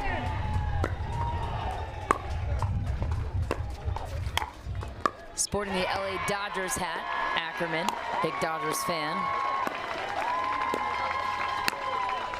Back that time for Alex Trong, and the slice within closing distance of this opening game.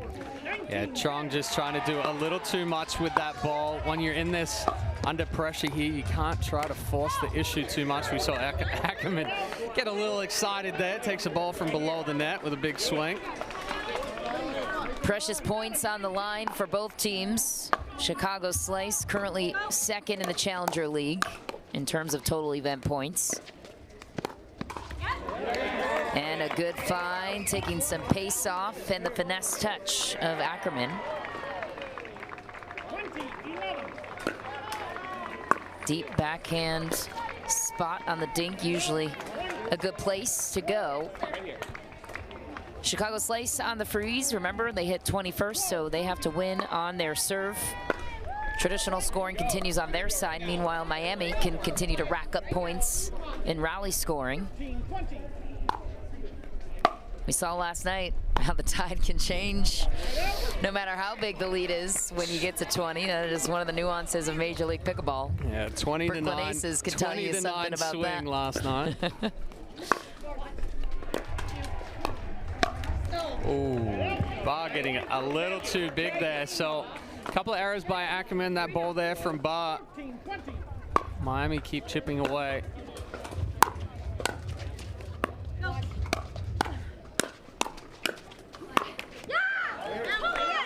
Goldberg wants that one back. A little bit of hesitation moving forward on that one. 20-14.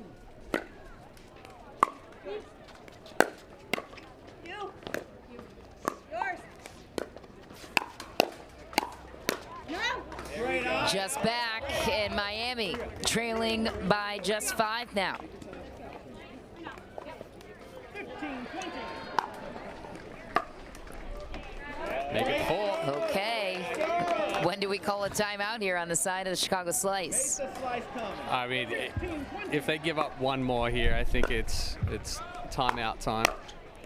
Yours. You. Go.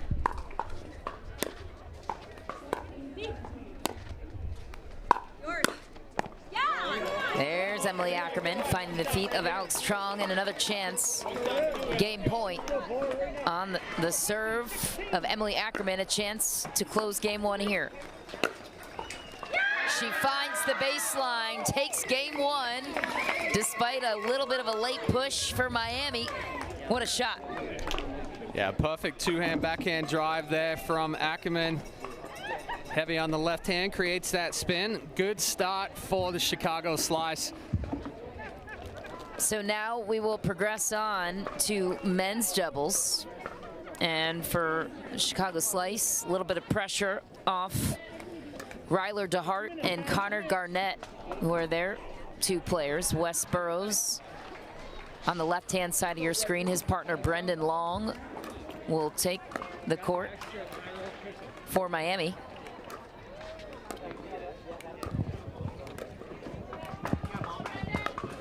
Yeah, I think this matchup's going to come down to DeHart and Long. DeHart plays extremely well when he's aggressive. He can step in and drive. Garnett is continually improving on the double side. And we will be right back with first serve for game two of this men's doubles game.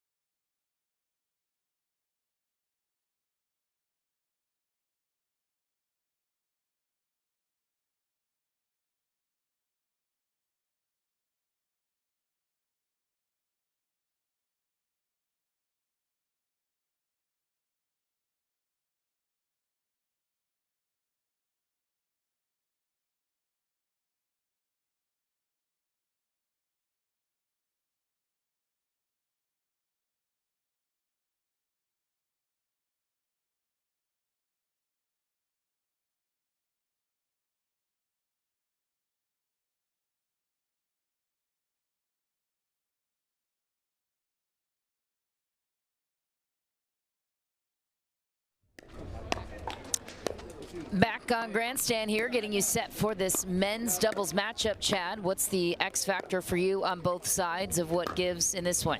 Yeah, I think, I was talking a little bit before the break here. I think the X factors for each team, DeHart for the Slice.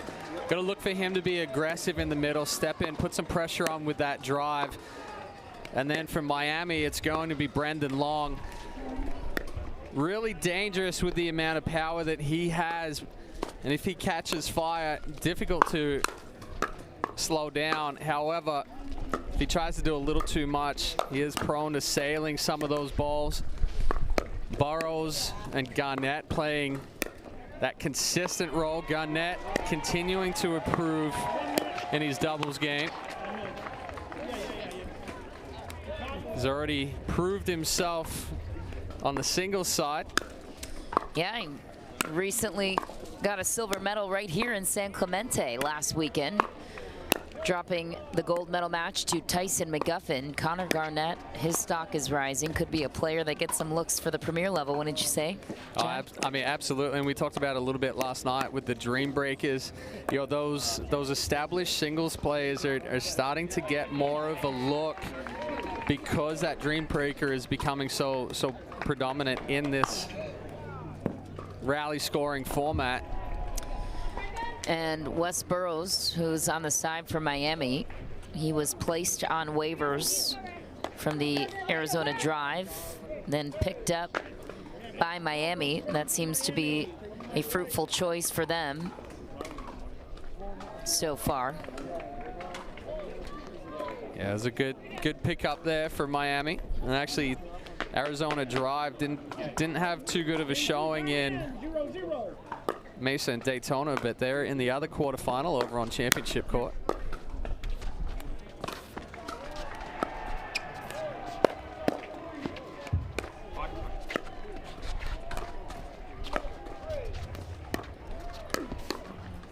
Big backhand attack from Connor Garnett. Yeah, Garnett's really strong on that backhand side. Really rips that two-hand backhand.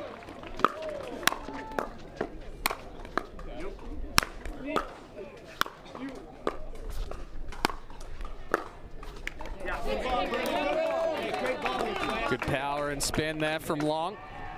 1-1.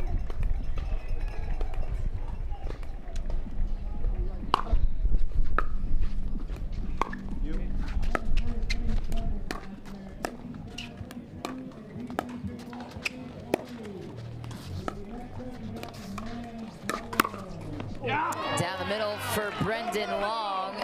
Big backhand. Yeah, not a bad speed up there from DeHart, trying to get Long out of position, but Long doing an excellent job stepping back out, establishing both feet. Into the net for Garnett. Miami taking an early 2-point lead. 3-1.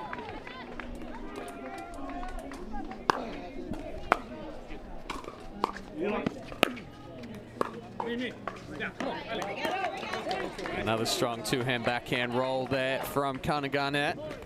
2-3.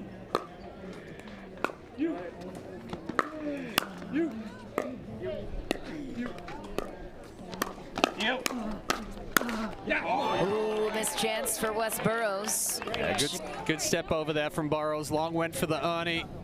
Burrows stepping over, catches this last forehand just a little too late, didn't clear his body enough.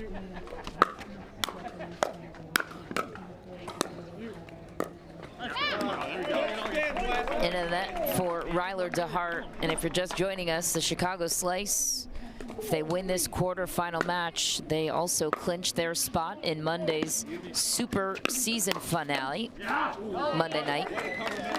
A lot more prize money on the line for these players. And a shot to get to the premier level. 5-3.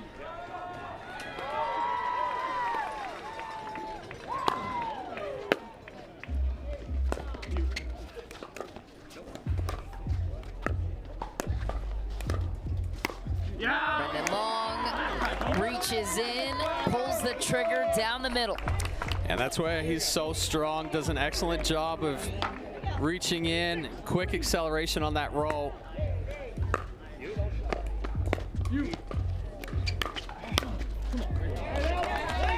Good ball there from DeHart, catching Burrows still on the run through that transition area.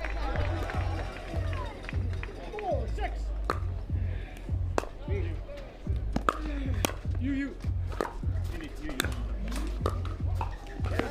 Into the net for Ryler DeHart.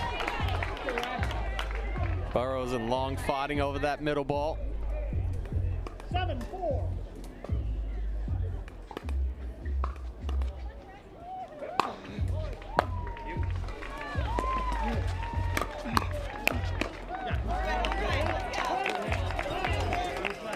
And Burrows just turned to his bench and asked if that ball was potentially going to go long. 5-7.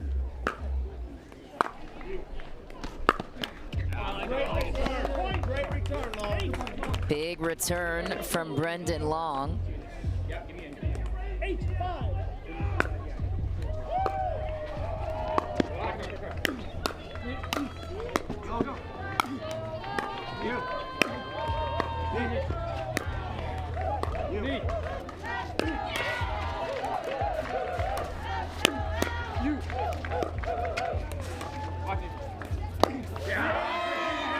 Wow, what a point.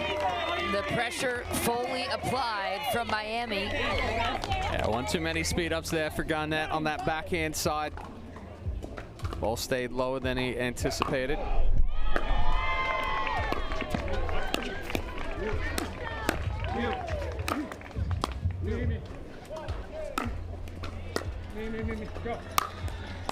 Tough to put those overheads away, and that will do it. Chicago takes back the point and serve. Yeah, we're seeing more and more where if we're trying to hit those overheads through the court, they're coming back.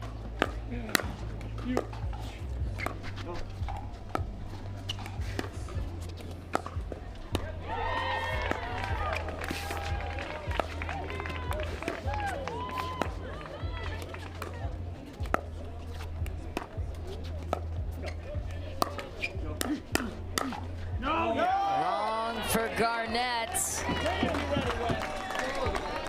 Good adjustment off of the net cord there for Garnett, and good defense from Burrows.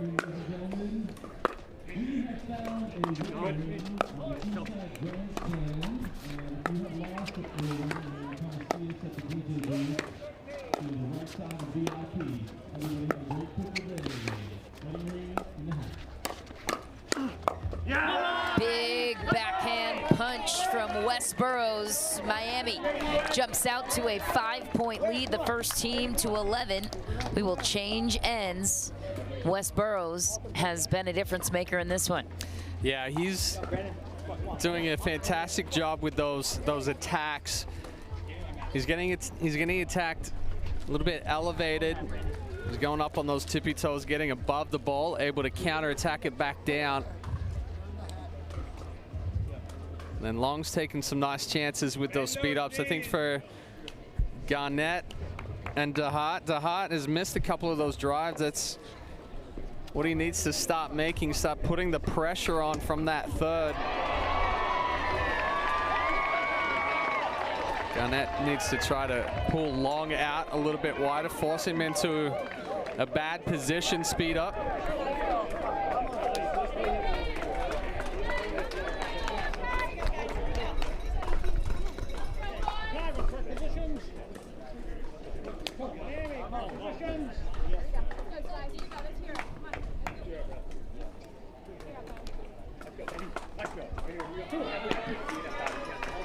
Brendan Long will look to extend this 5-point lead. 11-6.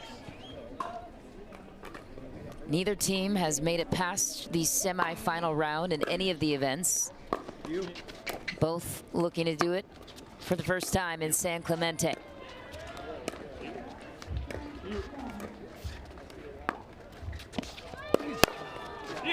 Oh, wow, West Burrows.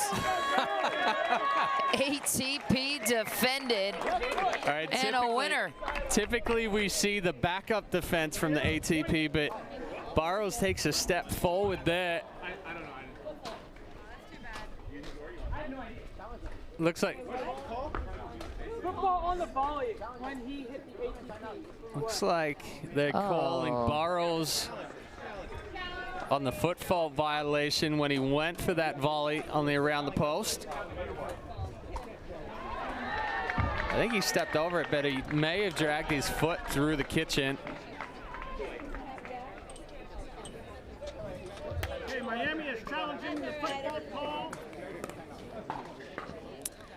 We don't have a replay to look at. What am I doing?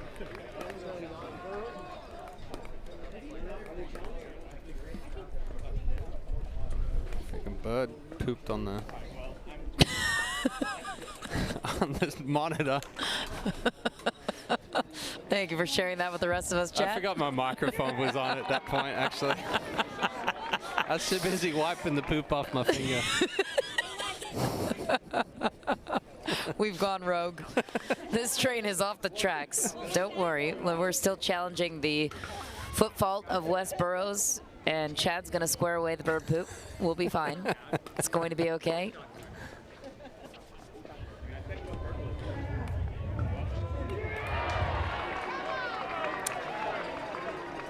So, style points for that ATP defended. I don't know if I saw a foot fault, but we would love to have another I think it, look if at this anything, one. it may have been the left foot. Looks like they. Okay, after video review, the call is confirmed, or was a quick Okay, call confirmed. Chicago started at 7-11. Was a foot fault, despite the incredible effort from West Burrows. Let's go right here. Time in. 7-11.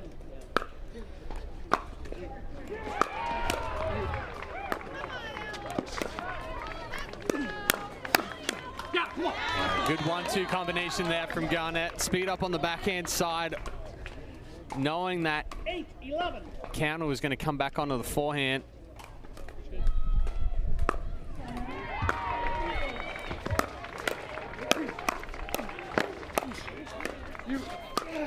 Oh, big swing from Ryler DeHart. Tough bounce off the tape. Yeah, big pickup from Garnett in the middle of the point right there. Takes it off his shoelaces. So tough. And the ball just catches the tape last minute.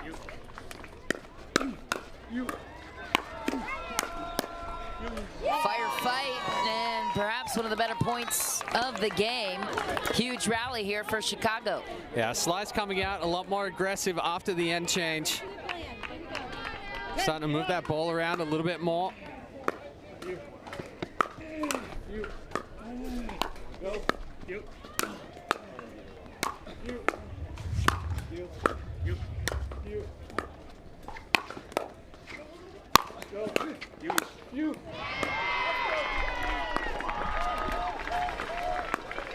Ooh, into the net for Brendan Long. Tie game here on Championship Court. Or Grandstand, I should say. They have not moved off of 11 since the end change for Miami. That's a tough run to give up.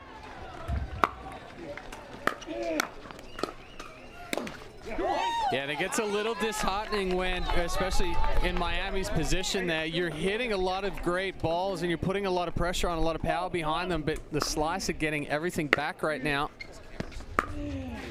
Go. Stay, stay. Go.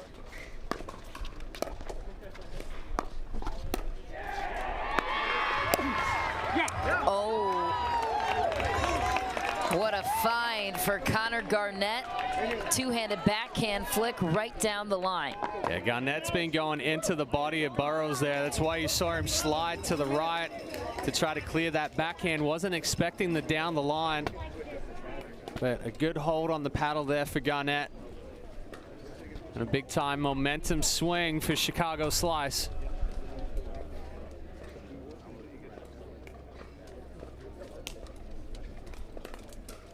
I think this is a situation for Miami where they have to anticipate that DeHart's going to drive, Garnett's going to crash hard behind and start applying that pressure early. For Long and Burrows need to kind of spread the Slice back out wider, slow it down just a little bit, so then you can get that opportunity of a pop-up or a dead dink where you can start the firefight. Right now the Slice taking it to Miami and starting those firefights. Time in. 13-11. Oh my goodness, and Miami just imploding since the end change. They had everything sorted out. 13-11. Could wind or any of the court stuff be a factor? I think it's just Ryler DeHart playing out of his mind, a man on a mission. It's that right there. The Slice are putting the pressure on, and every swing they're right on it. 15-11. Former national champion from the University of Illinois, Ryler DeHart. Also played pro for a couple of years. Ooh, finally missed. So Miami gets a much needed break and a crucial time for them to spur a run.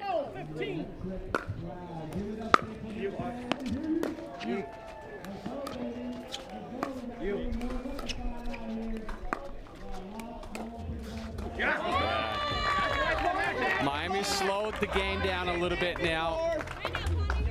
This is where they need to get to try to slow down or neutralize that.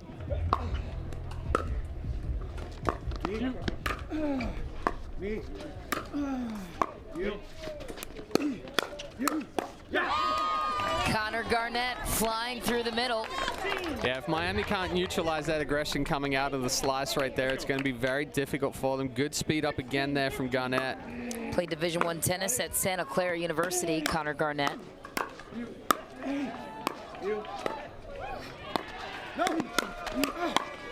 Oh my, too much to handle. The firefight and pace at the kitchen from DeHart and Garnett, first class. Burrows gets caught on his heels there. Excellent ball from Garnett.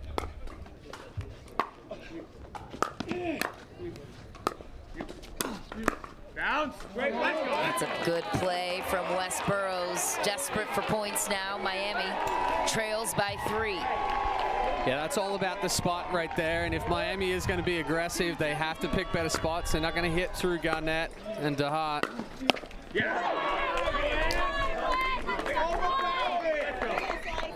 Great drive, Wes. 15, 17.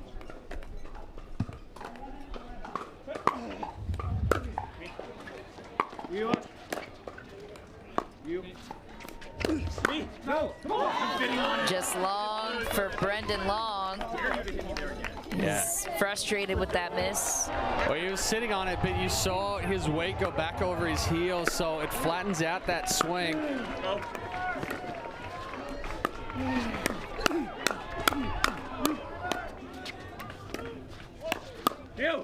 Oh, yeah, I hate to see him miss that shot. That is so tough. But that's all about the defense of DeHart and Garnett right there. Again, when you're getting every ball back, it forces your opponents to try to go bigger.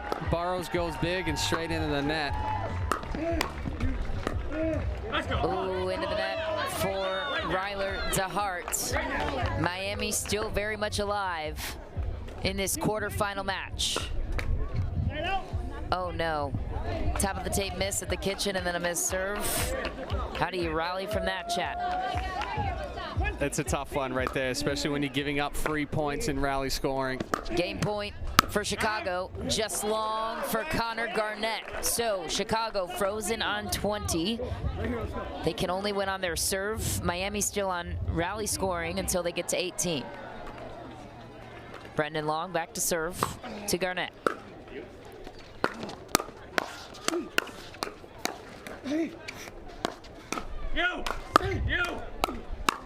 You. What? Bounce. Oh Lids my in. goodness. Oh, what a point. Point of the match so far, and it was a must-win situation for Miami. That's a heartbreaker for DeHart right there. Misses the sitter forehand after a couple of fantastic digs. So Wes Burrows missed his last serve. He'll step back. 18-20. They're on the freeze now as well. 18-20. Traditional scoring, both sides. Oh, into the net goes Connor Garnett. Here come Miami. See that backhand, Connor? Down by 1. Brendan Long back to serve.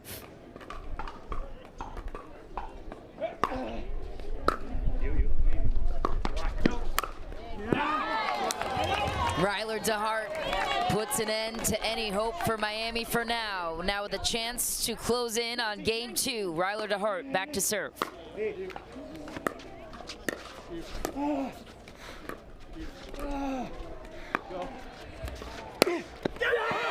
Connor Garnett closes game 2 on a beautiful ATP. How about this finish? Yeah, just lets it develop.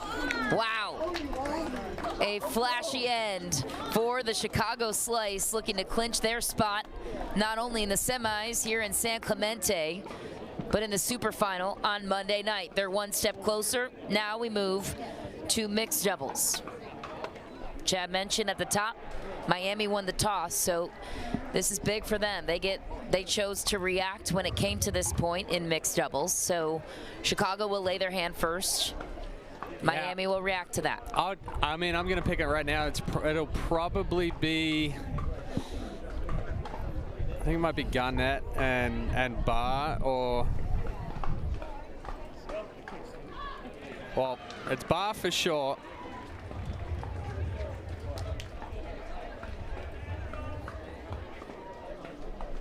Yeah, it looks like Garnett and Barr for Chicago Slice going up against Burrows and Trong for Miami.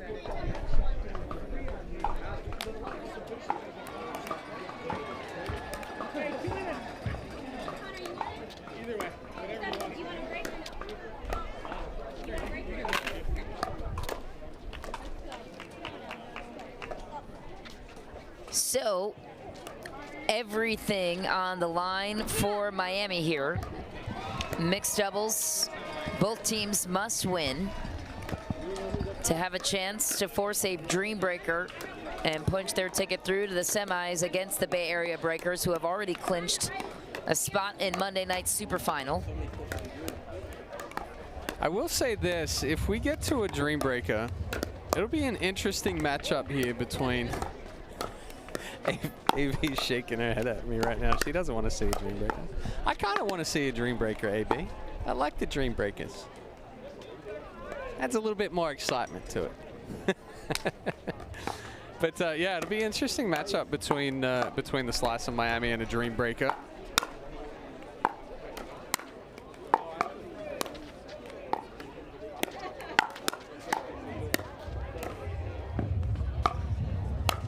Warming up, Susanna Barr and Connor Garnett. You had a suspicion that's what they would go with first, and it appears that Alex Strong and Wes Burrows will be the team they're matching up with. What do you think about this combination? And what should the strategy be for both Miami and then Chicago, starting with Miami? Yeah, I like the matchup here for Miami with Burrows and Trong. The key to it is going to be trying to go into the body of Susanna Barr. If you give her any space or try to go through the middle and give her that backhand, she's going to punish you on there. Garnett, it's the same thing. If you go out a little too wide, he's going to hit that two-hand backhand speed up. And then the partnership of Garnett and Barr, I think Ackerman potentially a little bit stronger left side player than Barr is. Barr is fantastic on the right. So having that, you've got the hard as the lefty that's going to put Ackerman on the left.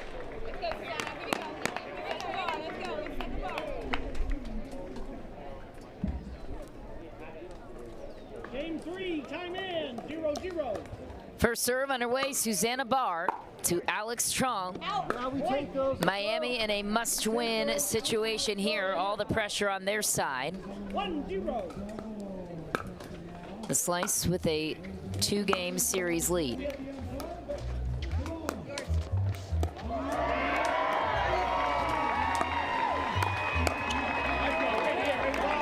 Good spot there from Trong. Pulls Barr out wide and then goes back through the middle, jams her up. 1-1.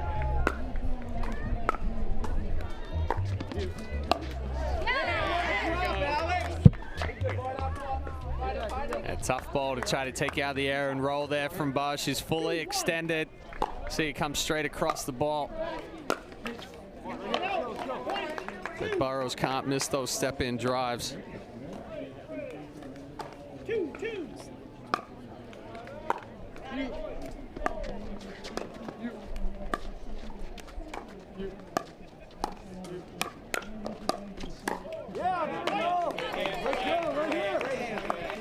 Good job there from Burrows, getting them back into the point. 3-2. Strong getting just a little too big with the swings.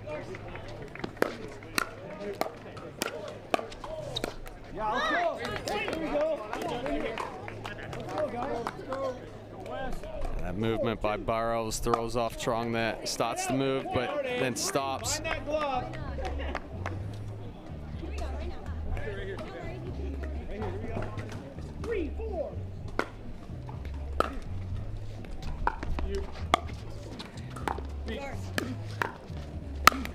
Couple pop-ups, well taken care of by Connor Garnett. Yeah, that's an excellent setup by Bar there, taking that ball out of the air, pulling Trong out wide.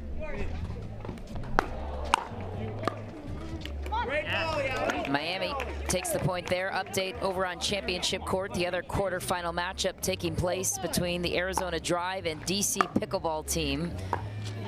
We're tied at 1 game apiece, Chad, so you wanted a dream breaker. If this one doesn't go to a dream breaker, you can still walk over to championship court and check it out and get your fix, okay? Hopefully you don't trip and fall on your way there, you know? Gotta run up the hill a little bit. Athleticism. Just kidding. Things looking good here, though, for the Chicago Slice with a 2-point advantage and a 2-game advantage on Miami.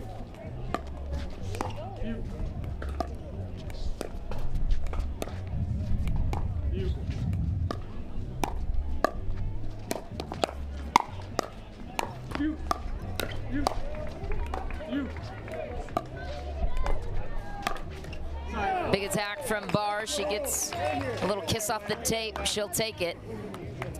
Yeah, and unlike the pool play, this match will end as soon as one of the teams clinch, which right now is on the paddle of the Slice. So if they clinch at 3-0, we'll end it right there.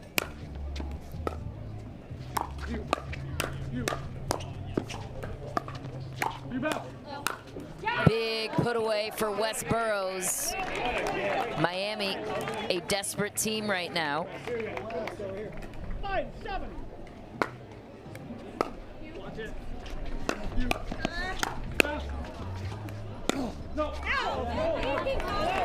Yeah, I like that aggression there from Burroughs. Barr fought off a couple of tough balls.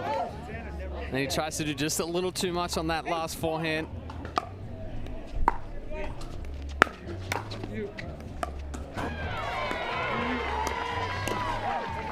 Oh, just inside the corner. Miami keeping this a 1-point game. Tip of the paddle roll right there from Burroughs. Catching that one off the end helped him out. Didn't have as much pace, but had a lot of spin. Got it. You.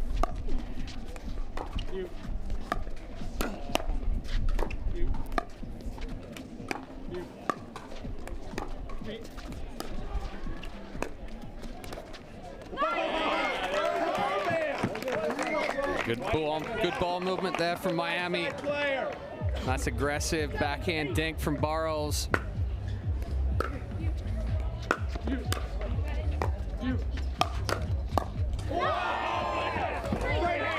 Great hands from West Burroughs. Seen that a time or two here on Grandstand. Alex Trong with the serve to Barr. That's a big put away for Connor Garnett. You can't pop up this kind of shot to him. Yeah, and it's a tough one. Burroughs trying to come up and put pressure on, anticipating that Chong's going to hit a good drop, but floats on her a little bit.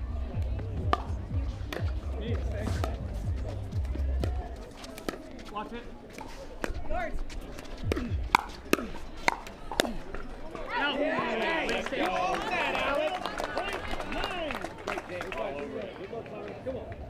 That one getting just a little too elevated there from Garnett. Not able to get on top of it. Ooh, Chong goes for it, just misses, pulls up short. 10-9.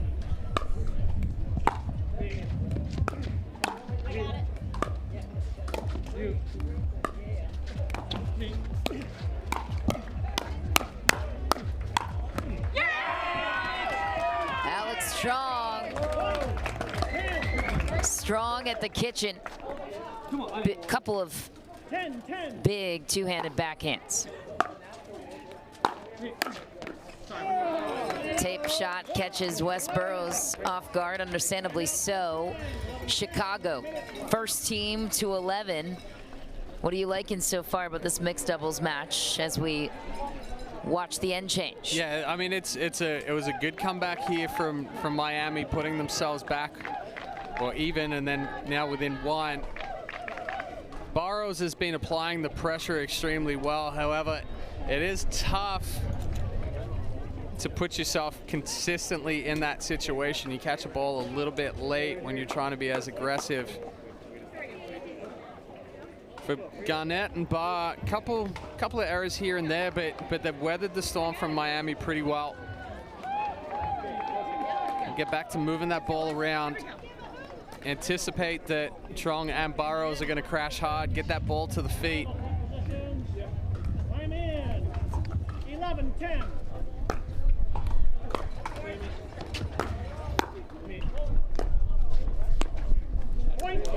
Into the net for West Burroughs. Yeah, I think the wind kind of assisted in that one. It kept blowing that ball away from Burroughs. Chicago separates by 2.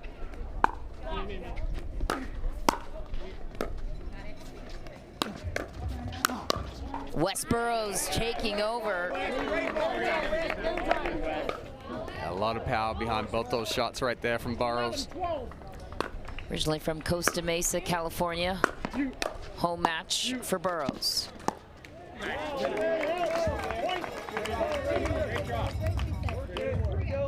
And Trong can't miss that ball there. Not a whole lot of pressure on it, just cuts the swing off a little bit.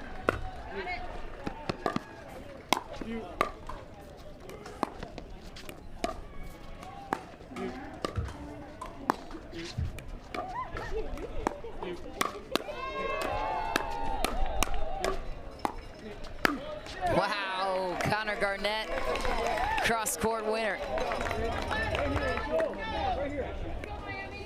Biggest lead so far of the game for the Slice. Midway through this game, Miami, all the pressure on their side.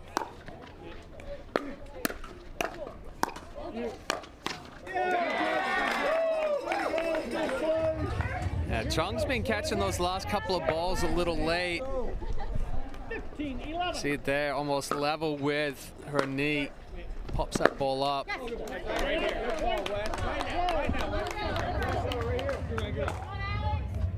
12-15.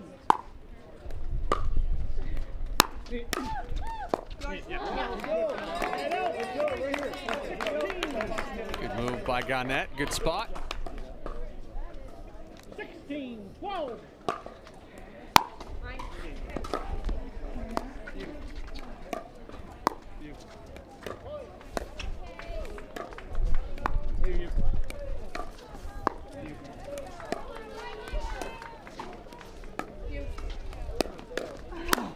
How about that swinging finish at the feet of Susanna Barr? West Burroughs coming up clutch again.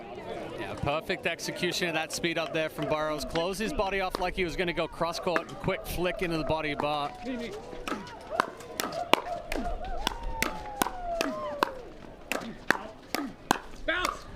Wow, Alex Trong had such good defense. What finishing touch from the Chicago Slice, going toe-to-toe against Connor Garnett. Susanna Barr just steps in to finish up what Garnett started. Missed that time. Serve and point back on the side of Miami. Down 3, need points. Ooh, that serve is back. Not timely. Never is, but especially now. Chicago 3 away from clinching. And give it straight back.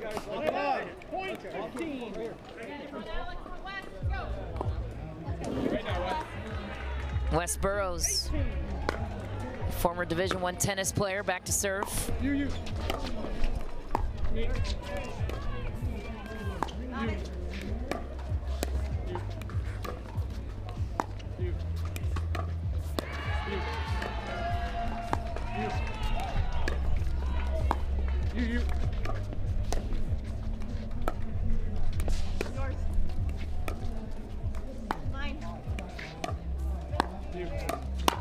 How about that swing for Alex Strong, the 18-year-old sensation.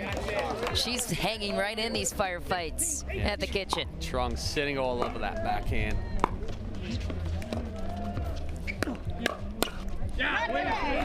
Oh, Susanna Barr saying, not today, Westboroughs. You love to hear it. Well, she made the adjustment from the last couple of times Burrows had gotten her, so.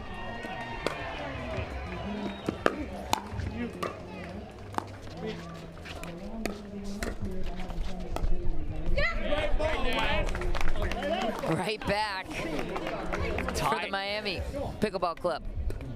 Tightly contested game and match here on Grandstand Court. Susanna Barr coming through clutch. Yeah, match point.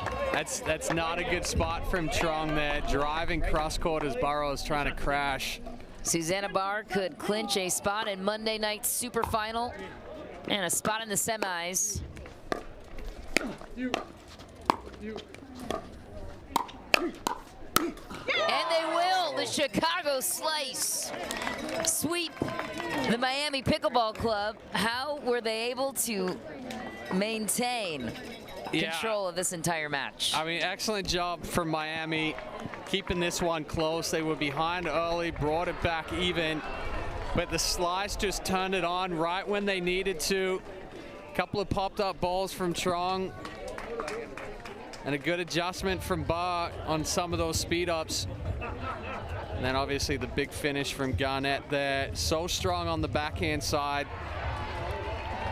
So we will continue on with this match and play a... No, we will not. We're done. We're done, you're right, because we're in the quarterfinal round. Excuse me. That is a perfect 3-0 sweep over the Miami Pickleball Club, and on to the semis. Go the Chicago Slice. They will square off against a tough Bay Area Breaker team who is cleaned up in this challenger level. Well, one benefit here for the Slice is that they're playing Bay Area again on Monday. So you're getting, you know, if they come through, and yes, Bay Area has been clean the whole way through, tough to beat, but at least you get your little bit of adjustment and some revenge on Monday going out in that super final. That semifinal matchup will take place later on this afternoon, but coming up next here on Grandstand, it's the California BLQK Bears taking on the ATX Pickleballers. Chad will be on the call, bringing you all the action. So that's a wrap for us on this match. Thanks everybody for watching. Keep it locked on right here. Major League Pickleball will continue to bring the action and the fire from both championship and grandstand court. And we have you covered from all angles. Head on over to majorleaguepickleball.net. Watch whatever angle, whatever court you want. We've got 4 of them streaming. Take your pick. We'll be back with more action here on Grandstand in less than 45 minutes.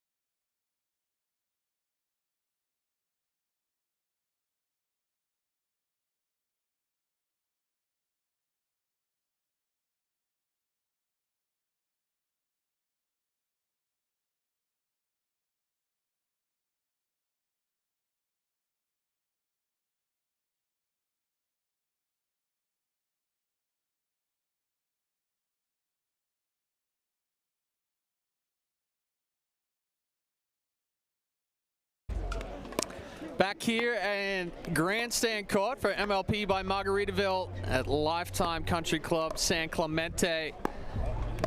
We've got the BLQK Bears taking on ATX Pickleballers. ATX 1-0 after beating St. Louis Shock earlier this morning in a dream breaker. BLQK losing 4-0 to the New Jersey Fives. ATX won the toss, chose to react. BLQK chose end. ATX chose to go with women's doubles first. And then BLQK chose receive. So we're going to see the Kawamoto sisters up first, taking on Andrea Coop and Maggie Brasher.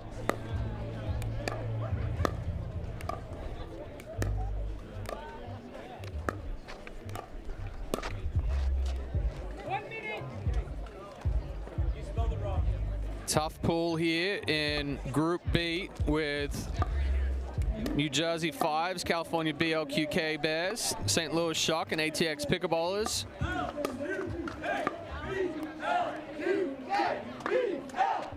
BLQK actually taking out the Fives in Daytona.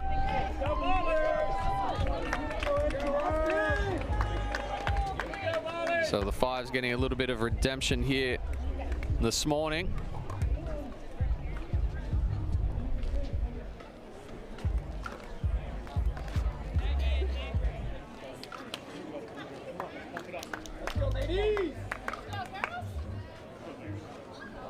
We have a swarm of bees flying through the courts right now.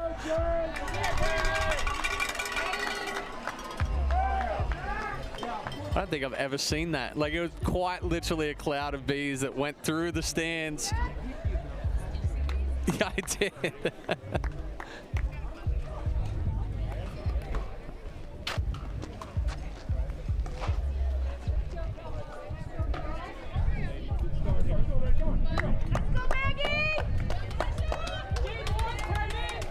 So we're set to get underway here.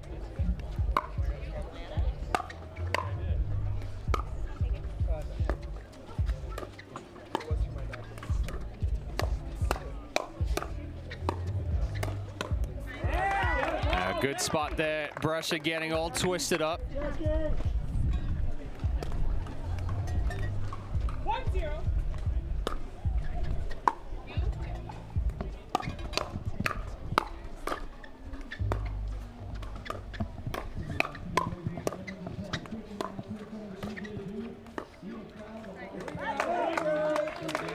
So a couple of quick points here for the Kawamoto sisters. 2-0. Jade Kawamoto on the right, the left-hander. Jackie, the right-hander.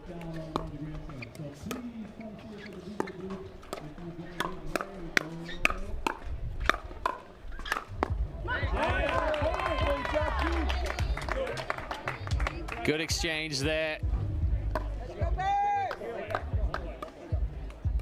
3-0. Jackie with the big forehand to finish.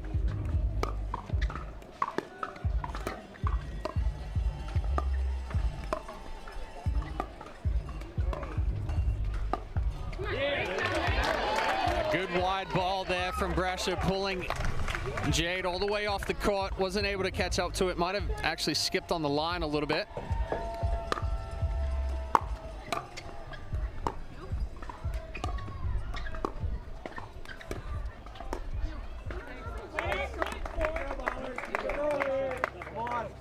Watch ATX play this morning against St. Louis Shock. Kawamoto sisters do such a great job moving that ball around.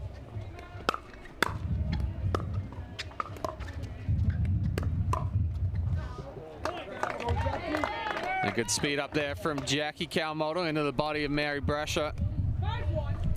So a 4-point lead here for ATX.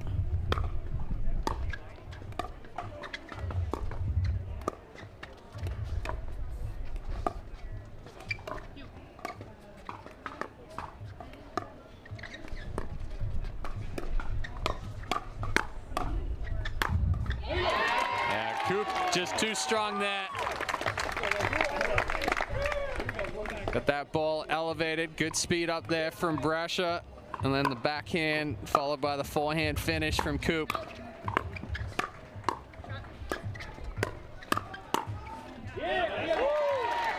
Another big forehand in the body of Jay Calmoto there for Andrea Coop. Closes the deficit to 2.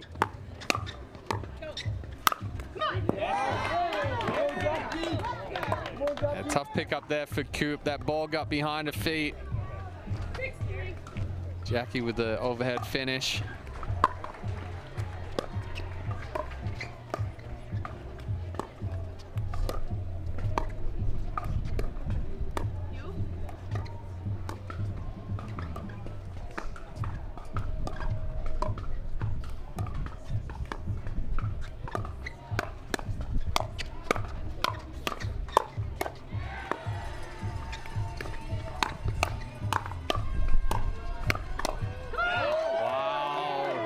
Exchange there. ATX coming out on top. Putting that lead back out to 4. Jackie stepping in with another good forehand. She's been going into the body of Brescia, jamming her up, going hip to hip.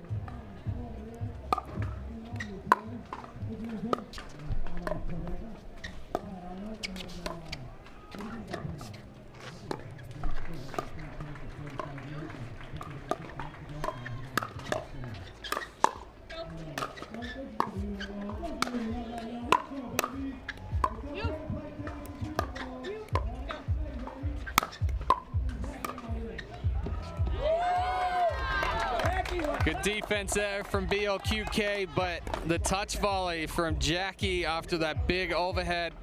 Coop couldn't get up there fast enough. 9-3. So it's a 6-point lead for ATX.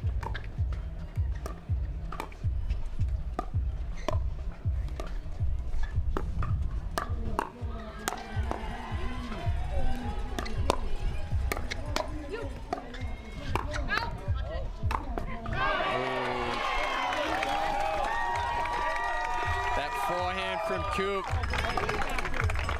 more than likely going out. Jackie putting a paddle on it. Coop saying thank you and finishing with the overhead.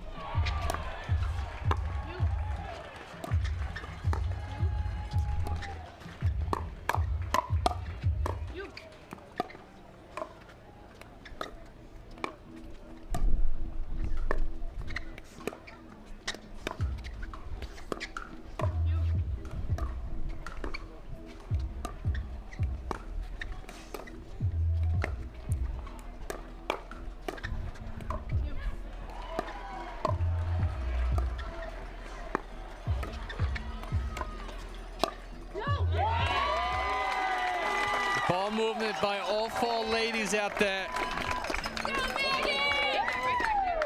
That ball floated just a little bit from Brescia. Calmoto tried to do a little too much and go crossbody. Ended up pulling that one wide.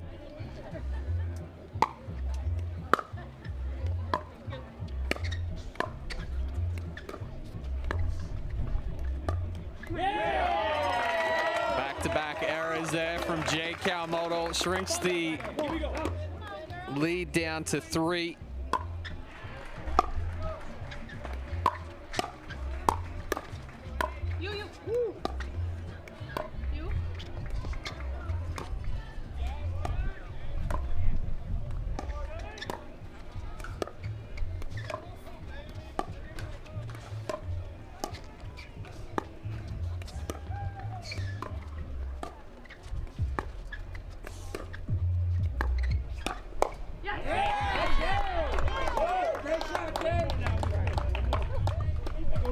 Good patient point there from ATX.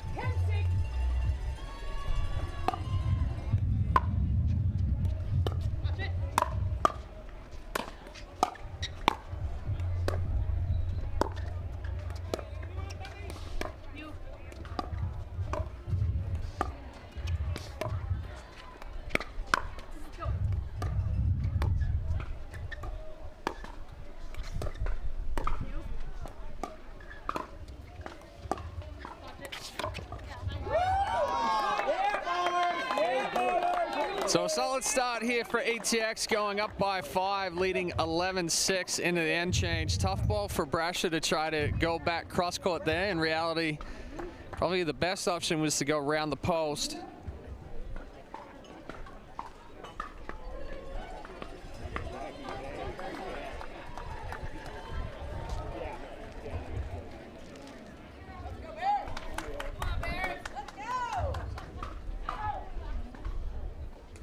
So must win here for both teams. BLQK looking to get back into the playoffs after finishing second in Daytona, losing there to the Seattle Pioneers. ATX did not make it to the knockout rounds in Daytona. Go, Jackie. Keep it up. The offense says this really isn't in my color palette. What can you do?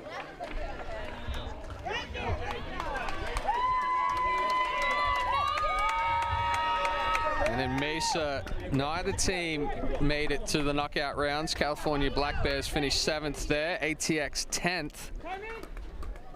So ATX trying to make it through to the knockout rounds for the first time here, the 3rd stop of season 1.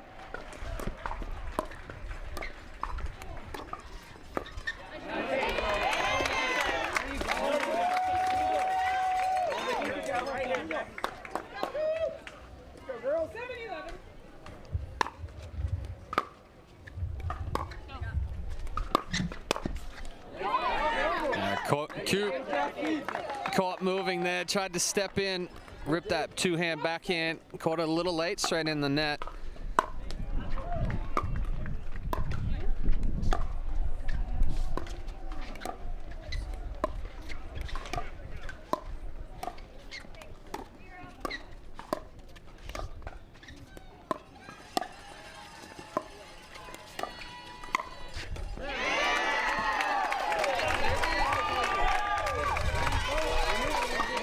Jade trying to take that one up and over Maggie Brash's head. Didn't get a whole lot on it. Jackie was actually out in front. But a good ball down to the feet nonetheless.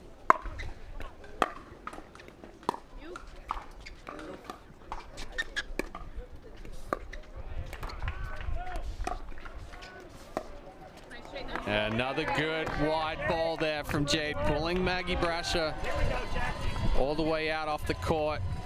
Such a difficult shot to get that ball back cross court once it's past you.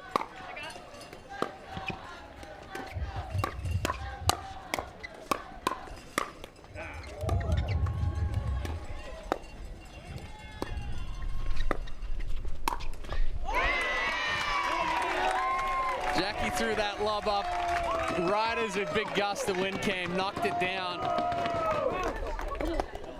Coop was all over that one.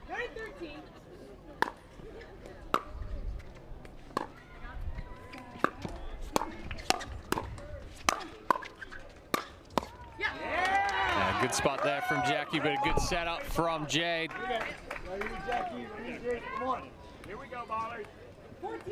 Lead for ATX, jumping around between 5 and 4, back out by 5.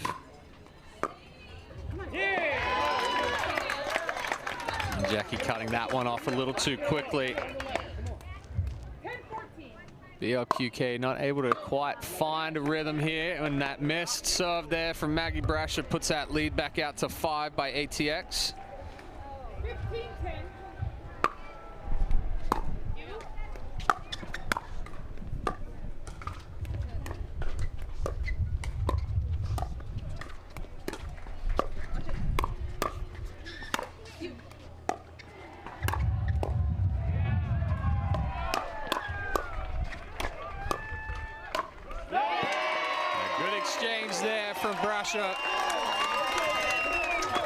Switching sides on Jackie Kawamoto. Backhand, forehand. And the winner down the line. 11-15.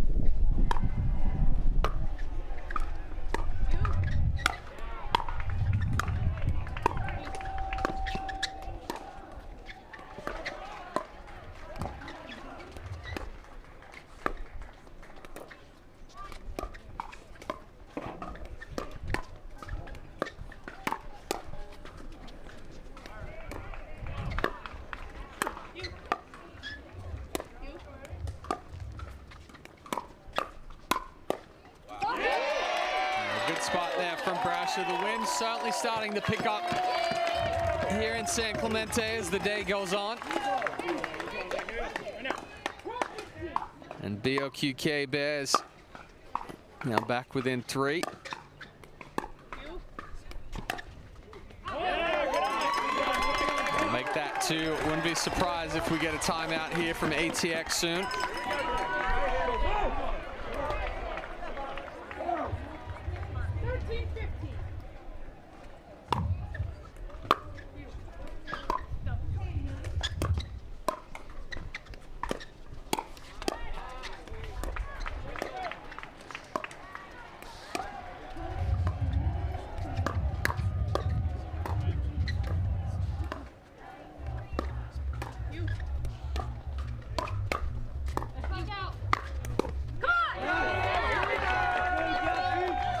Good patience there from Kawamoto's.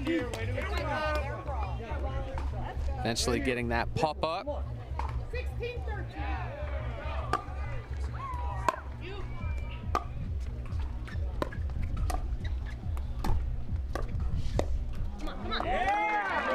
Brasher trying to do a little too much with that one. Again, full extension.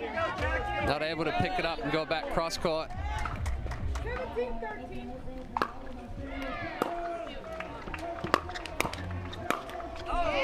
Oh, Jackie wants that one back. Right here, Jake.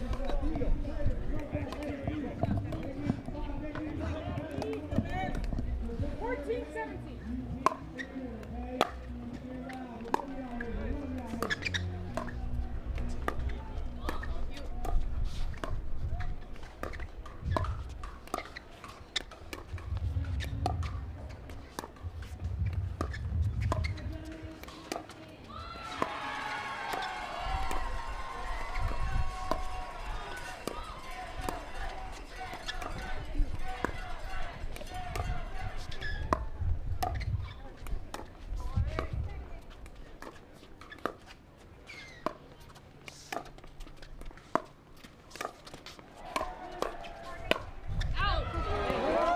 Excellent ball movement again there by the Kawamotos.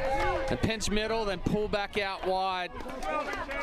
Good reset there from Jackie. Maggie trying to do a little too much with that forehand. Pulled that ball cross body, cross court.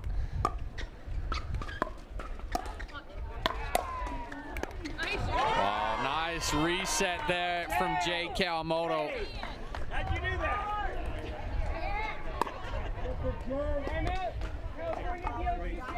Somehow fighting that ball off from the left hip. Squeaking that just inside the line. So timeout here from BLQK. ATX able to stretch the lead back out to 5. 1 point away from the freeze. BLQK not able to consistently find that rhythm. Had a couple of opportunities. Go just a little wide off of the paddle of Maggie Brasher on some of those forehands. But the Kawamotos have done an excellent job moving that ball around, really pinching middle, then going back out wide and keeping Brasher and Coop off balance.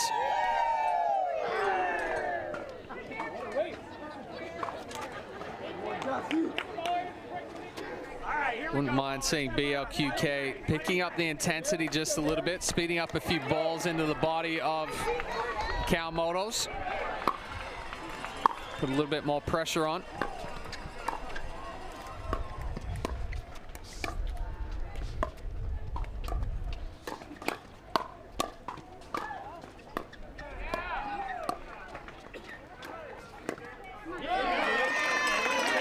And a good exchange there. Coop went straight into the body of Jackie Kawamoto. She fought it off a little bit, but it kind of put them back on their heels on that point.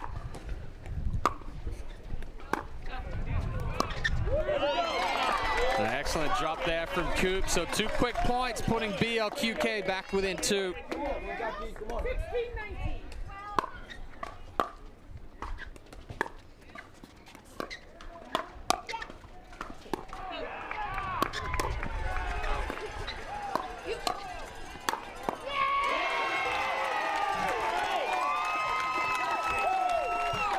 So nice little run here from BLQK. That's 3 straight. ATX going to take a timeout now. Good change of pace there from BLQK to put a little bit more pressure on. They've sped a few balls up into the body, created some pop-ups. A good time for a timeout here from ATX, trying to slow this momentum. Both teams still rally scoring.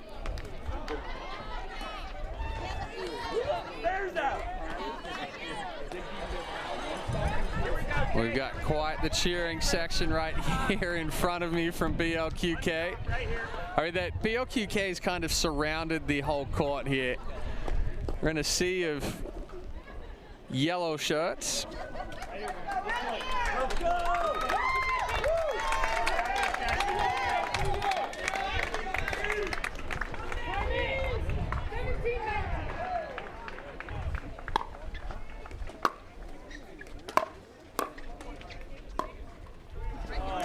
A good timeout there from ATX. So ATX now frozen on 20, regular side out scoring for them. BLQK will remain on rally scoring till they get to 18 and freeze as well.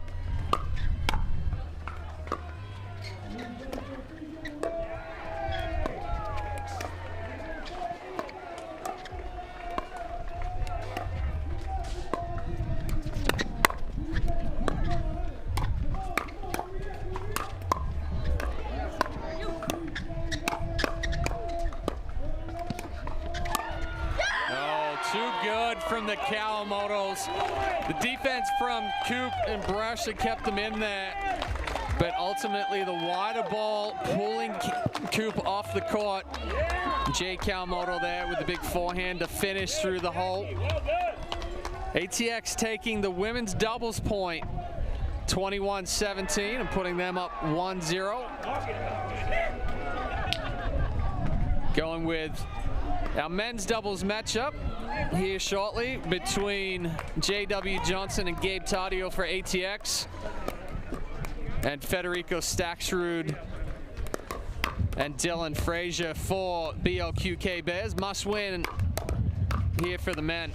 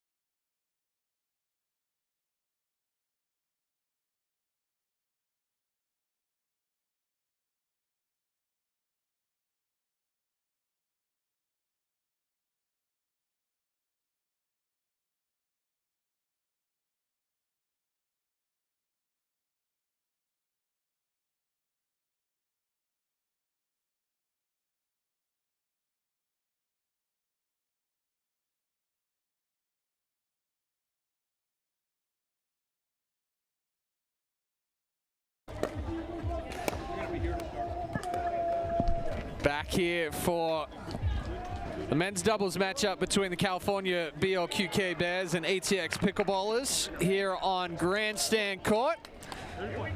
San Clemente with MLP by Margaritaville. Regular men's doubles partners J.W. Johnson and Dylan Frazier going up against each other here.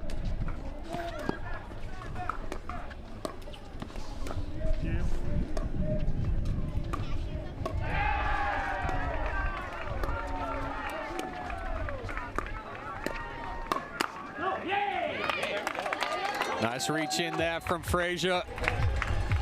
Quick flick up on the forehand side of Johnson. He caught it just a little jammed up. That ball went deep. And a good step in there from Skechers.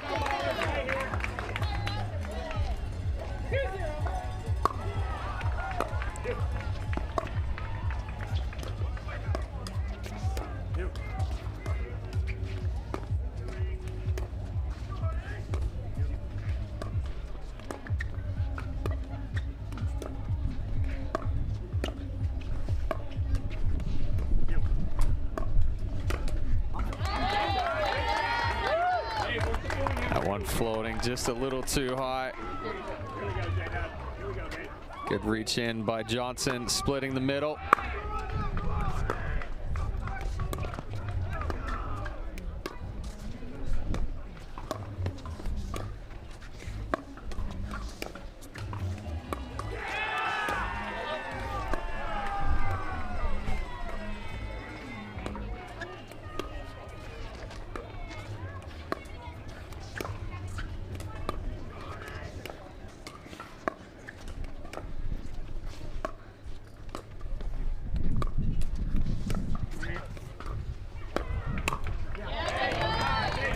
Quick flick from Johnson.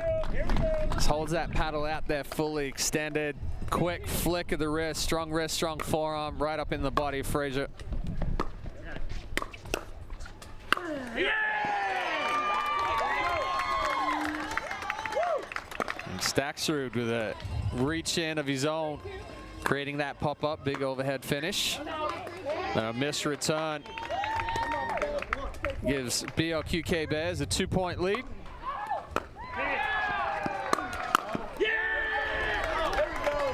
Tadio getting a little too big on that backhand side, trying to do too much with that counter.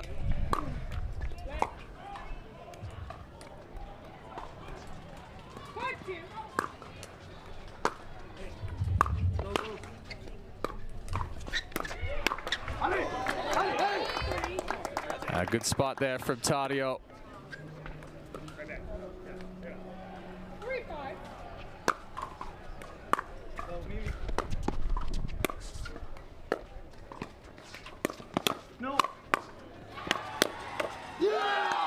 Frazier hit an out ball off the paddle of Tadio.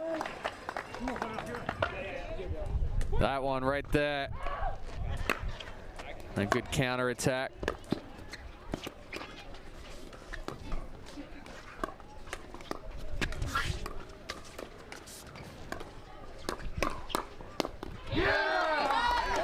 Now the reach in flick from Johnson. The quick hands now draws ATX and BLQK all squared at 5. Come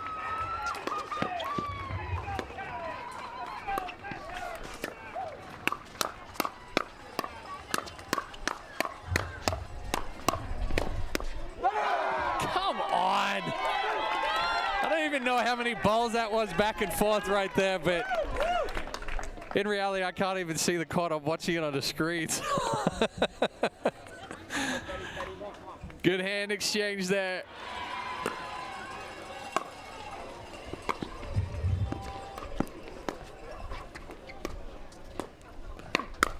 Yeah, good move there from Tadio. Slid to the right, opened up that backhand.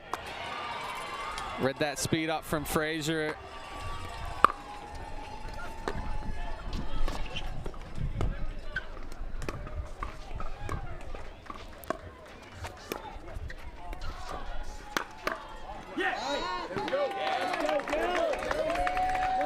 Frazier was ready for the flick from Johnson that time. Just catches the line. Clears himself just a little bit.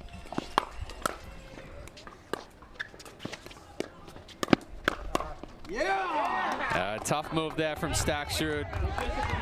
Go for that, Ernie. You've either got to put that ball away or you're leaving your partner stuck in the middle of the court. Exactly what happened.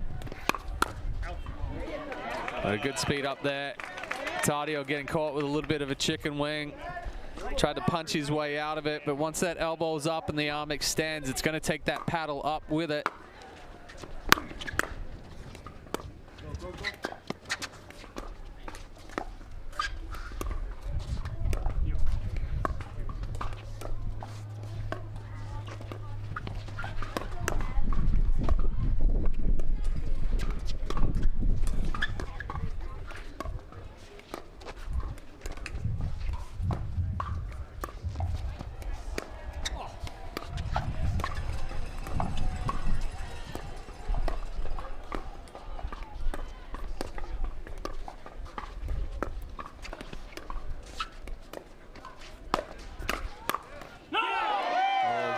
Tried to get the paddle out of the way.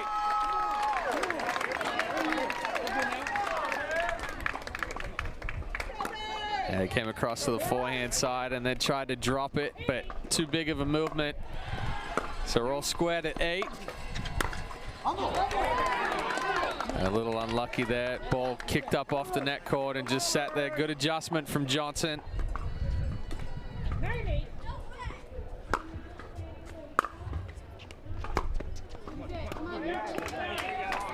Johnson walking through that drop.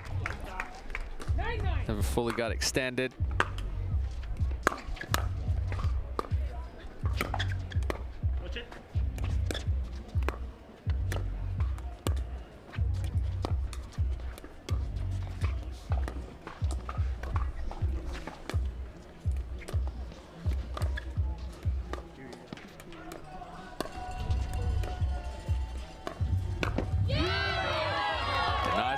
From Johnson. Recognizing Fraser's going to go down the line. You see Fraser's head never came up. Johnson sees the eyes down, jumps to the corner of the kitchen.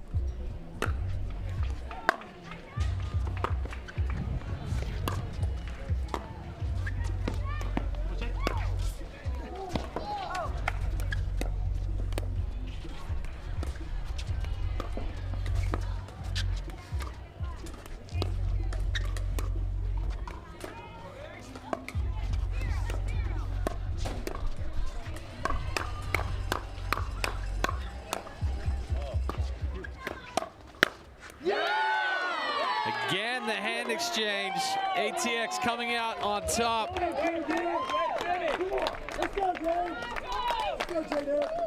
Big time X on the court right there with Tadio going left hip on Fraser, creating that pop-up. Johnson going crossbody on Staksrud. So ATX up 11-9 going into the end change.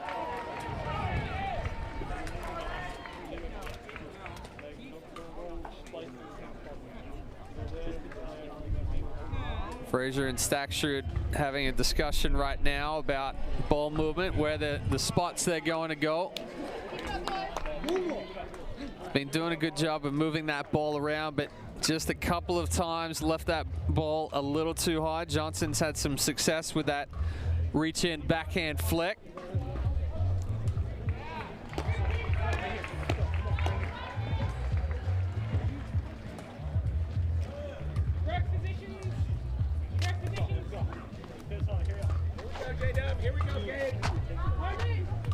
So JW Johnson to serve.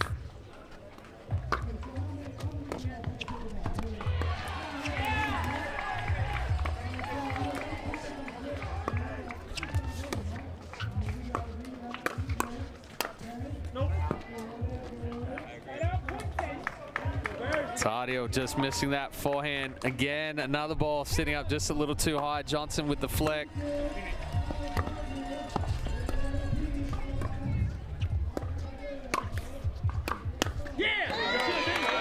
Good misdirect there from Fraser.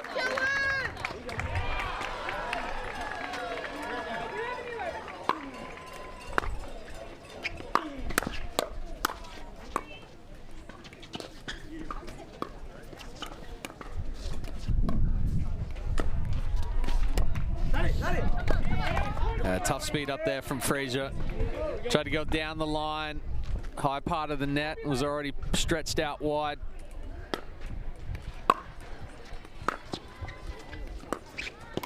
Yeah! Good ball from Skechers. Short, compact roll. That two-hand backhand side. Johnson trying to move through it.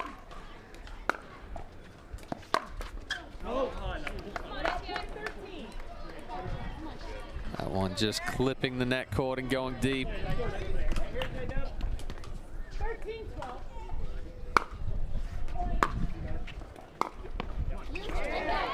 Excellent return there from Skechers again. Johnson getting a little jammed up on that drop. This one, it's about as close as you can be. Going back and forth, 1 point. BLQK up by 1.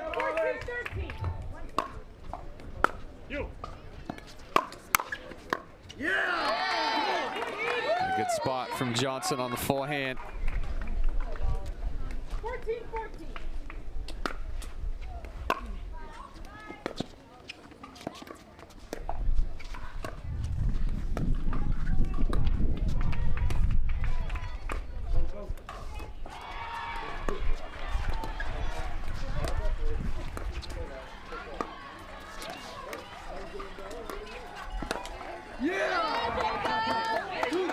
Johnson so good disguising that speed up.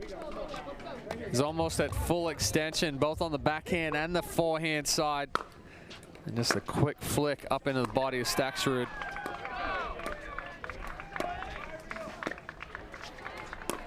A good spot there from Skechers, going right into the right hip of Johnson. Tries to counter it. But as that hand's coming across the body, pulls it out wide.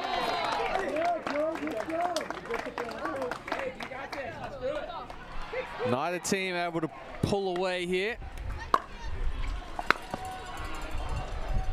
That one's way deep. Another big return.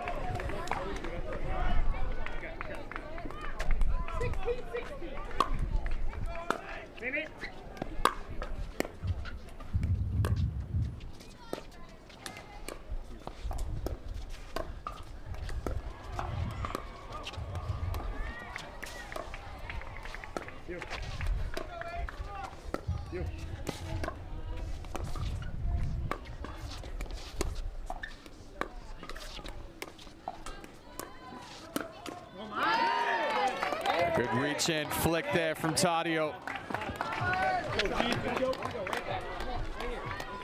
So tough with all 4 of these guys with that ball just sitting up a little bit. So strong with that reach in.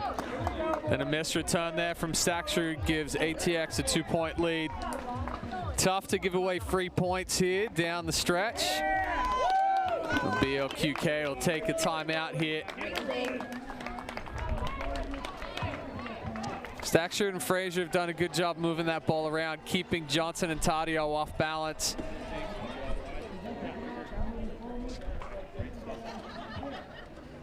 Tadio and Johnson having success with those reach-ins and quick flick up into the body of Skechers and Frazier.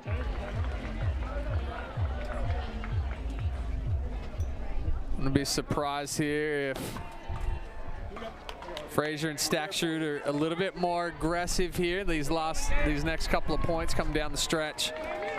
Try to put some pressure on Johnson and Tadio, but they've got to pick the right spots.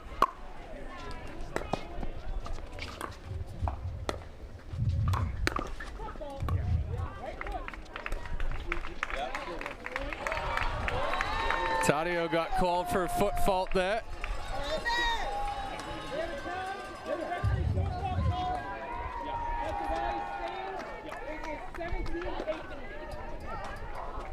Must have been on the transition forward after he lunged into that ball. Ended up taking the foot onto the kitchen line with the extension.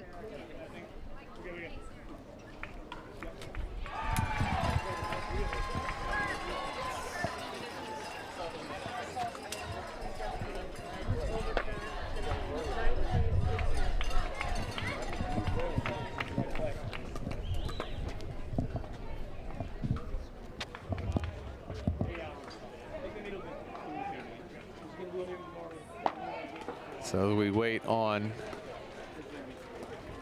ATX did challenge that call. R1.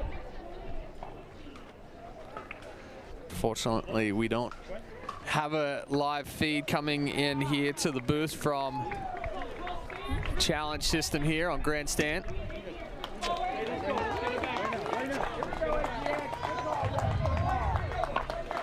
So call stands on the foot fault by Tadio.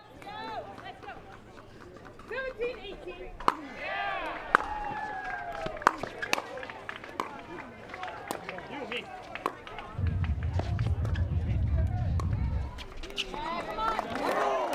Staxer disappointed in his miss that.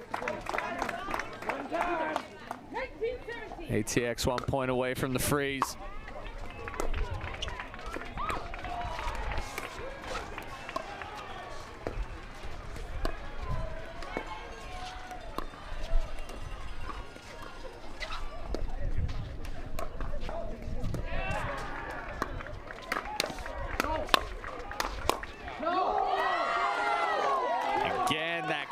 Speed up there from Johnson starting the firefight. Staxer getting a little jammed up. That ball going long gives game point for ATX. Frozen now at 20.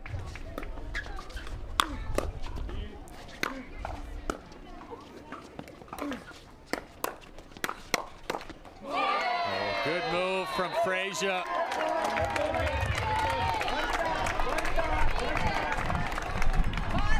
So BLQK now frozen. Regular side out scoring from both teams here.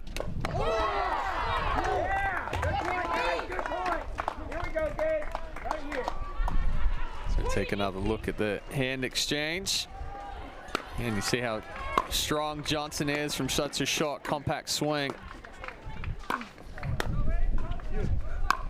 Oh, that ball's deep. I'm sure if Frazier lost that one in the sun or it just drifted a little too far back behind his head, but missed that one deep, giving ATX Pickleball the men's doubles point and a 2-0 lead going into mixed doubles.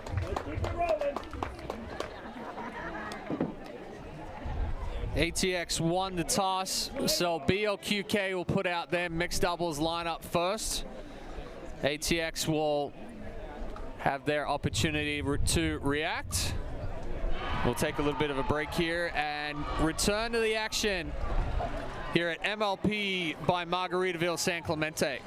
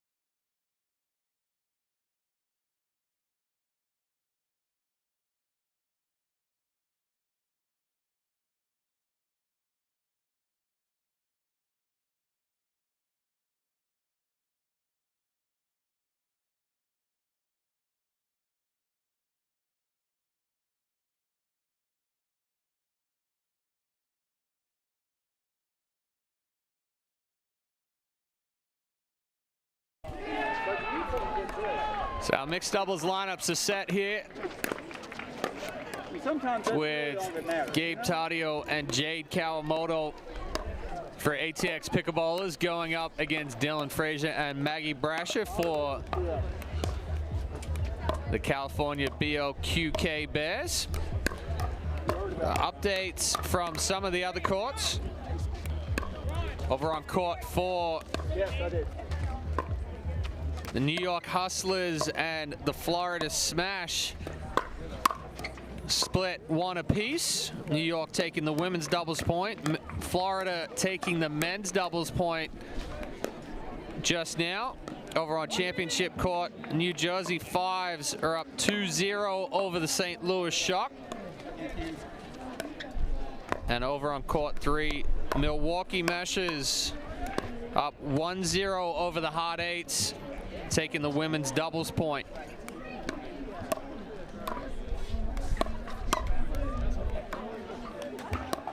So this one definitely a must-win for the California BLQK Bears. Trying to force this one to a dream breaker. If they lose this one, that knocks them out of the finals on Saturday.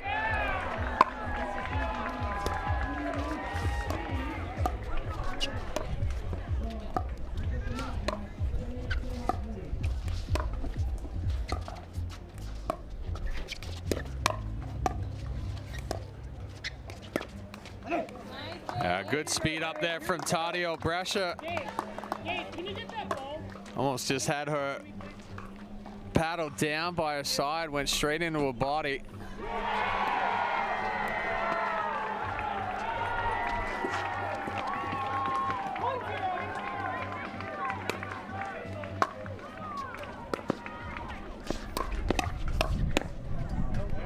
A good hand from Frazier. Skies that speed up into the body of Jay Kawamoto.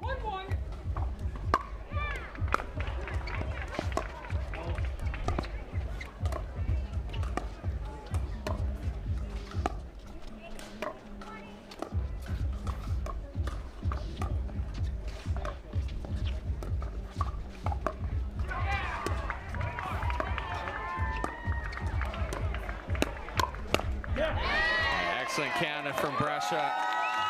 Tadio's going to be aggressive there in the middle. She was ready for that speed up.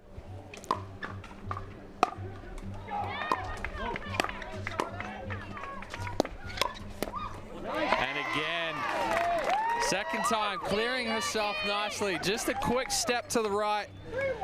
Opens up that separation for the forehand, the backhand away from the body. Frazier just spraying that one a little deep.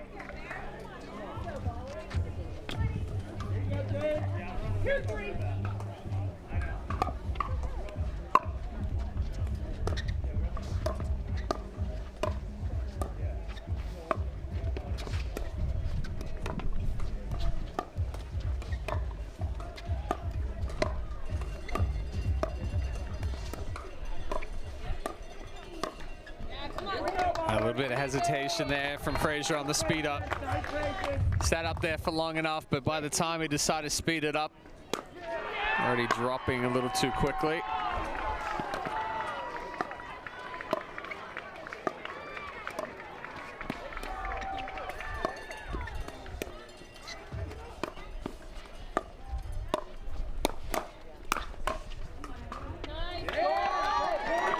Excellent reach in there from Tadio. Full extension. Quick flick into the body, ready for that next one to come back and put the pressure on again.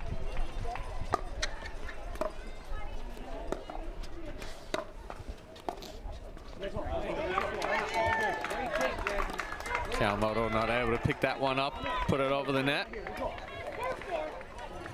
Back and forth continues, all squared at 4.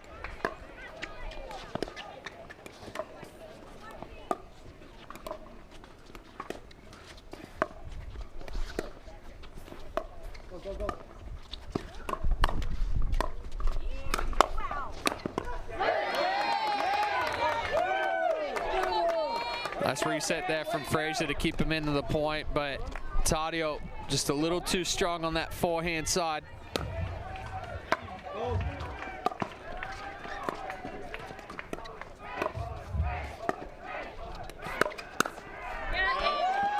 Yeah, tough ball from Brasher there when she's pulled out that wide. We saw it a couple of times in women's doubles. She tried to go all the way cross court. This one trying to hit her way out of trouble. Tadio, easy finish on the backhand side.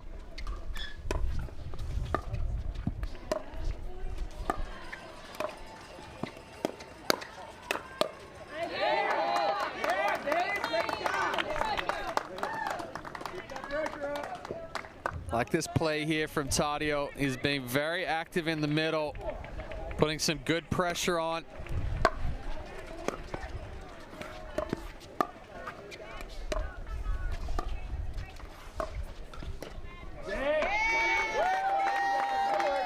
Tadio telling himself he should have sped that one up. Stepped over, tried to just bump it back. Dumped it straight into the net.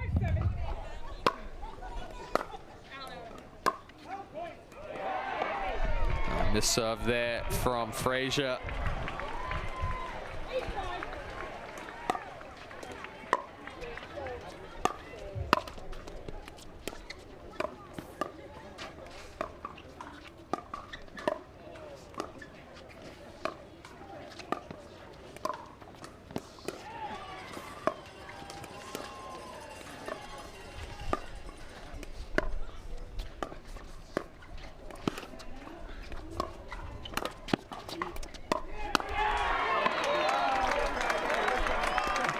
Trying to jump back with the reverse on there, jumping back across the kitchen to get back into the court.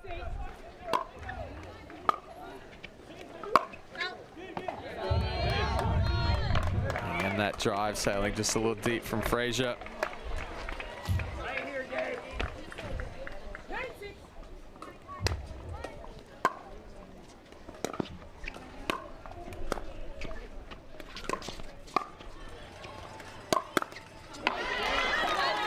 Excellent speed up.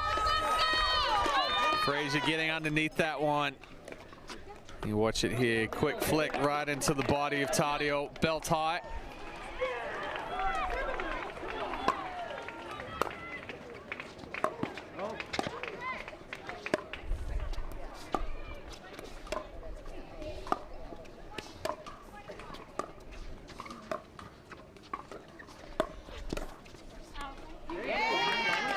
Good job there from Frazier, taking that ball out of the air. Tadio came over a little too far here. Frazier took it out of the air, cut down Tadio's reaction time to go back cross court.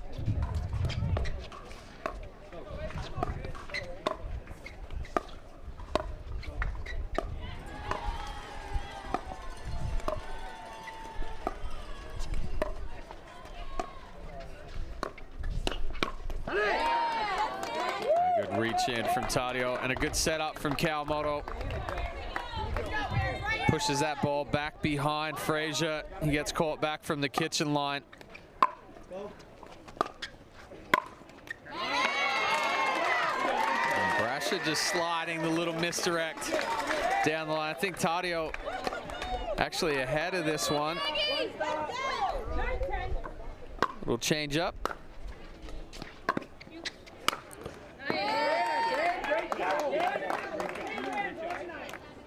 Well, for the third game in a row, ATX going into the end change up. This time up 11-9.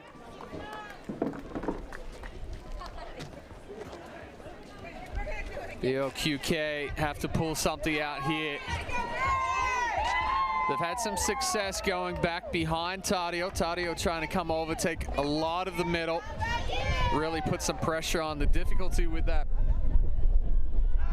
so if you don't make that ball bounce, or you're not there with a high quality attack, it does open yourself up to that ball back behind.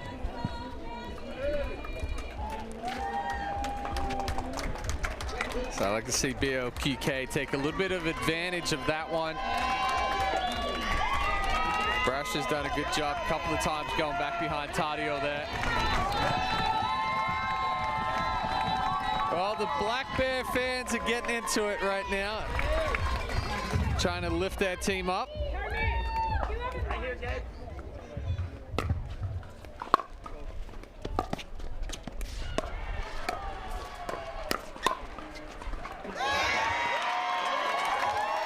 Frazier got jammed up there, but able to make that ball land in. The speed up behind Tadio.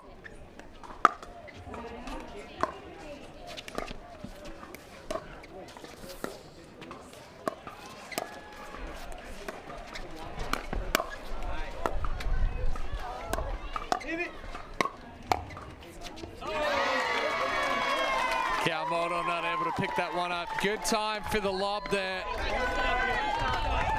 Push ATX back off the kitchen line. So we're all squared at 11s now.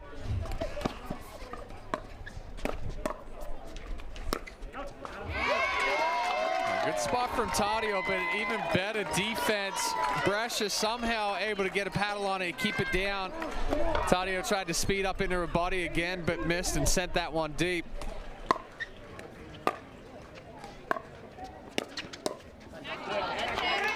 Good reach in from Tadio.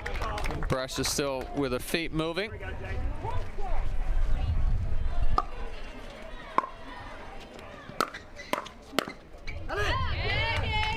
A good 1-2 from Tadio. Steps in, drives that ball into Brescia, and crashes behind, goes crossbody on Frazier.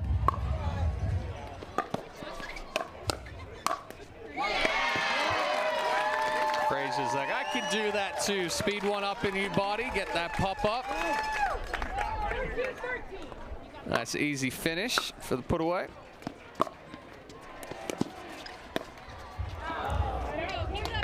A little too quick with the wrist there. Flicks that one down into the net.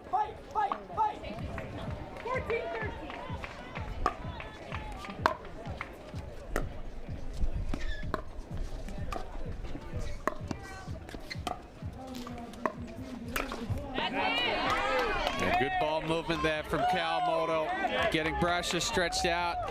Again, having some difficulties going cross court once that ball gets too close to the body. Good reach in from Tadio. Update from over on. Get to it after this point.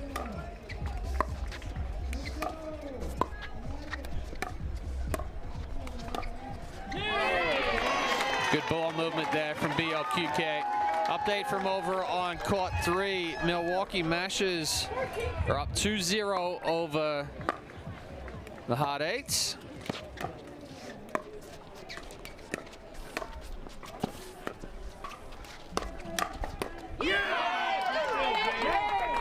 Dave, bring it the heat. I love it. 16-14.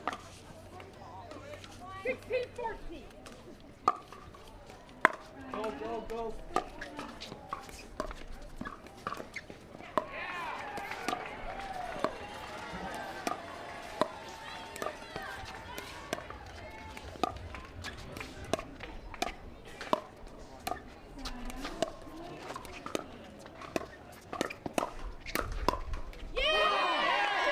Excellent job there from Kawamoto.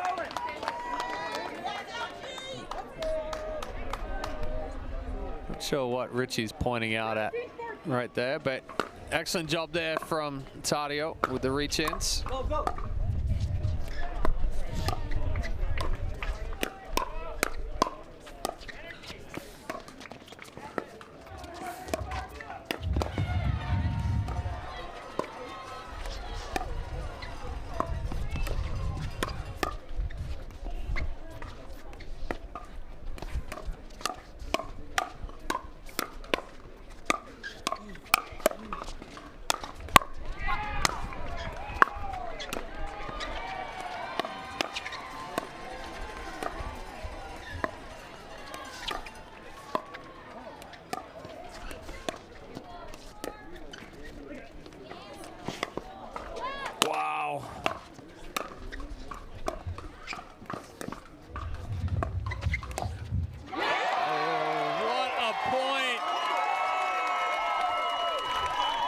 BLQK. Frazier with the unbelievable get on that lob from Tadio. Went completely off screen. Great play. Here we go.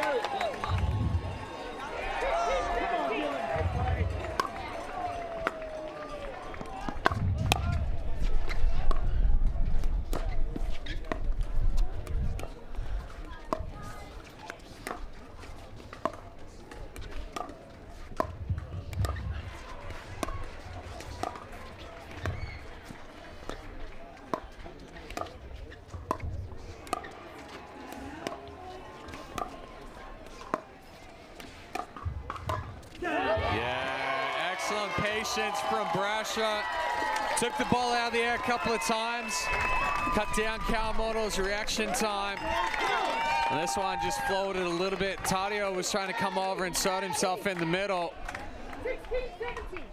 16-17. Slight misdirect from Brasher, beats him down the line.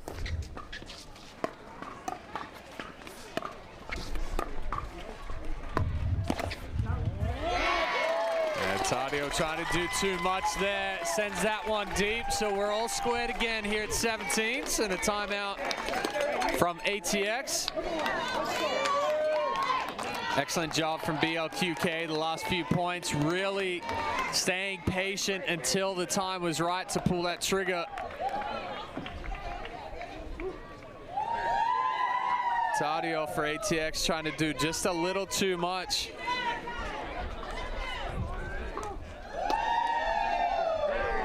But that's his play style there. And it's high risk, high reward. Here we go, Ballers.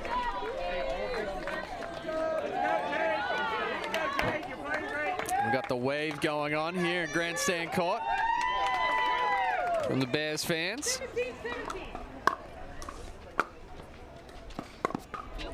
Go.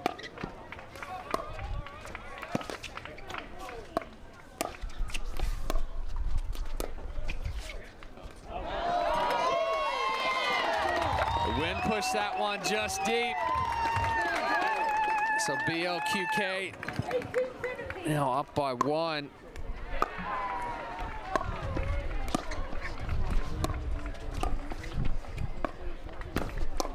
Yeah, good reach in from Tadio. Frazier left that ball up just a little high.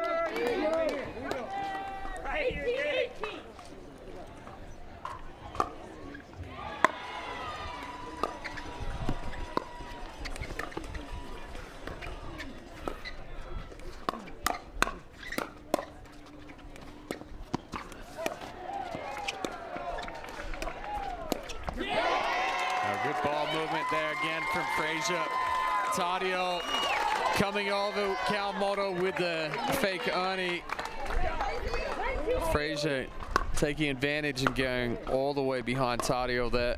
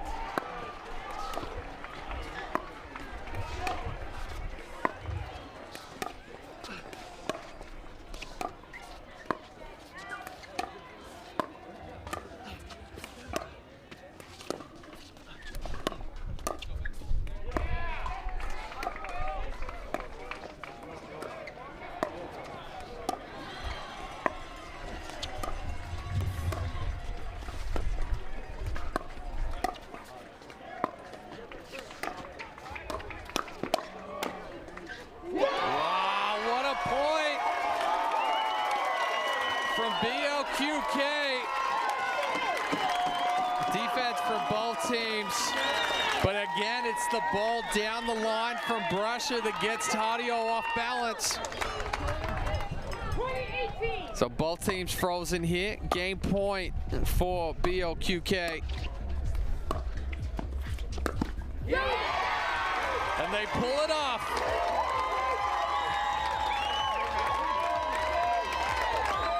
So after trailing the majority of this one, BLQK come back and take it 21-18. take a slight break here during warm-ups for our fourth and final matchup. Mixed doubles between J.W. Johnson and Jackie Kawamoto for ATX, and Andrea Coop and Federico Staksrud for the California BLQK Bears.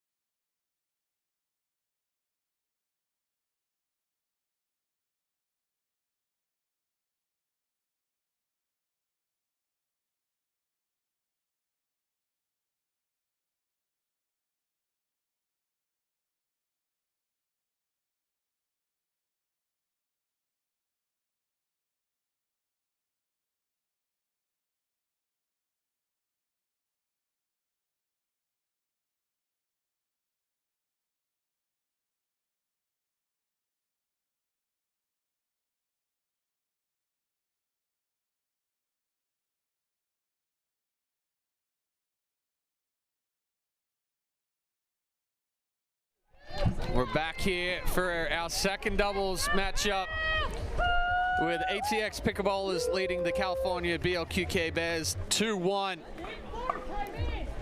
Must win here for the Bears, trying to force this one to a dream breaker.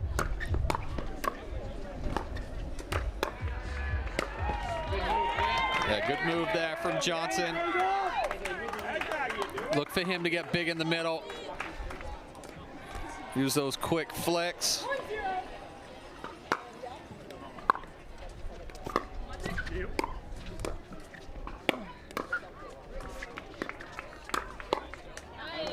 Yeah, tough there for Coop. Staksrud coming all the way over.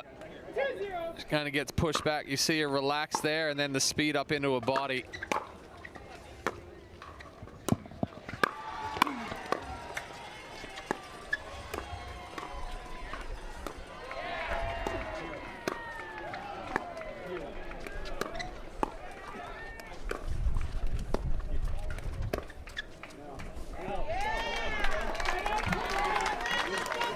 Floating just a little deep off of the paddle of Kawamoto.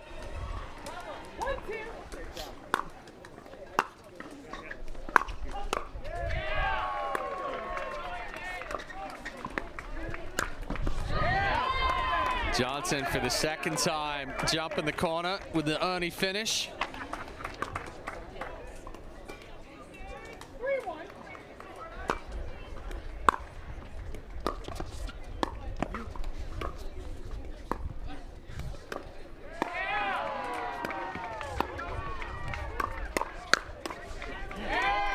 Good speed up there from Kawamoto into the right hip of Coop to start that exchange.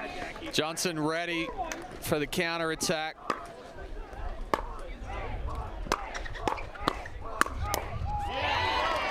Big forehand from Staxrud.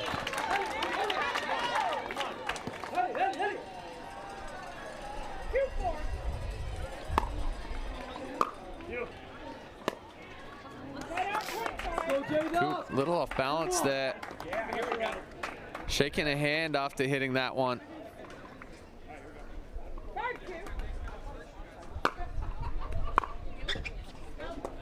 That ball sailed deep. So a couple of free points here.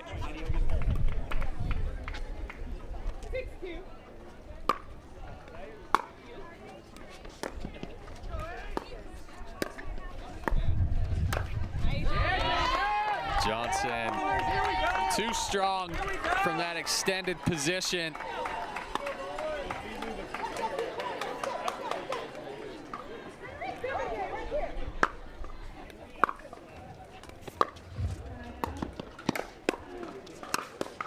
Again, sliding across that kitchen line.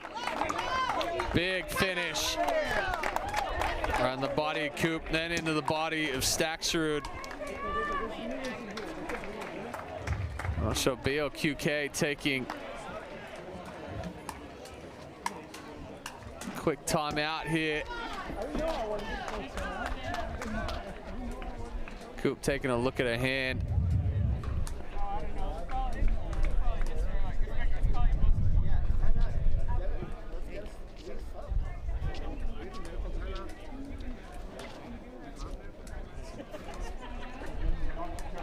GM Mitch and Marario coming over and asking a question to the referees.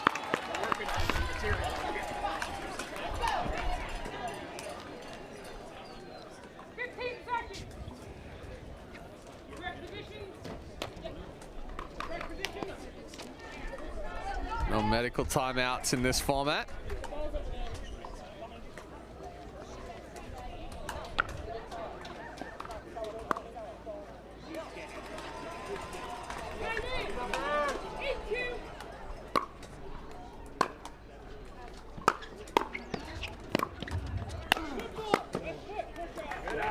Staxrud called for a left foot push off. We take a look. Here we go. Keep it up, J-Dub. One, yeah, never gets it established back down.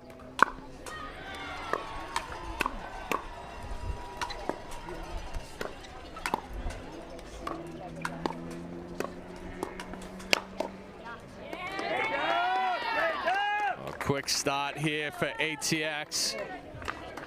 There's too much pressure. Johnson too strong on those balls that pop up.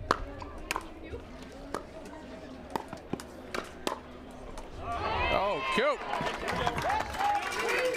Gets that one off the end of the paddle, gets it back behind Johnson.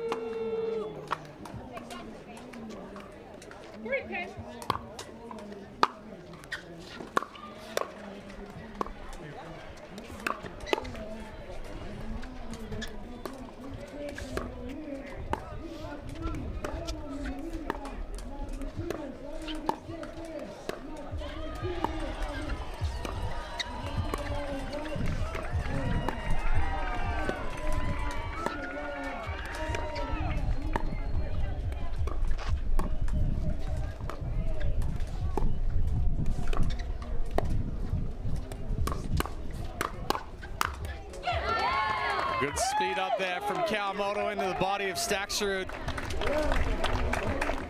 Creates that first elevated ball. Johnson there to finish it.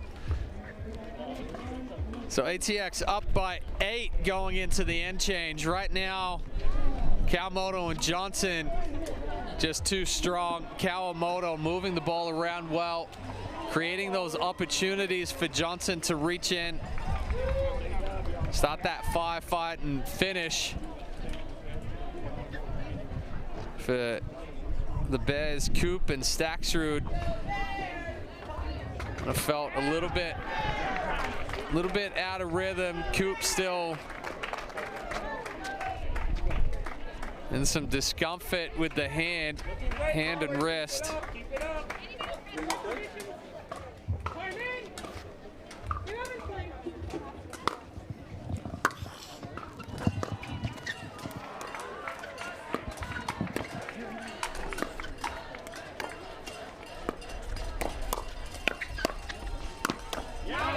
Good aggression there from Skechers.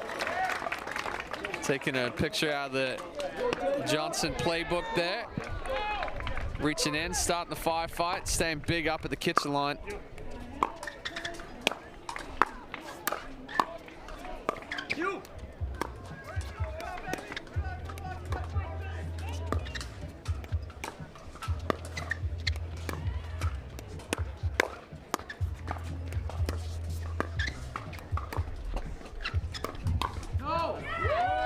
Another good speed up there from Jackie, holding that ball.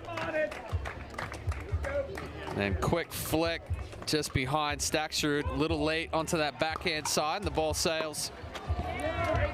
Great serve. 9-point lead now for ATX.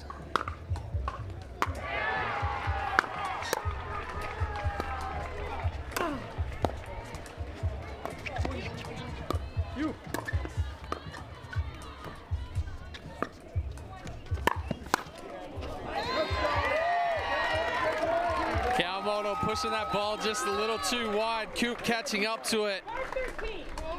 Perfect ATP.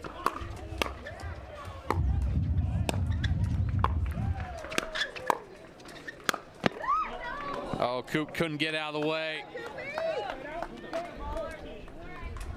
Johnson jumping the kitchen. And that ball never getting down, but Coop couldn't spin out.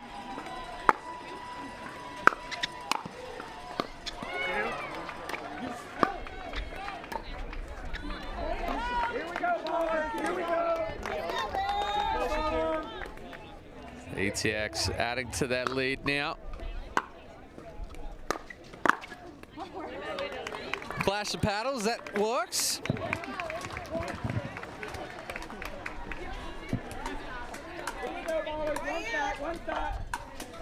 Pretty sure Coop hit it. Skechers gave her a little boost of power.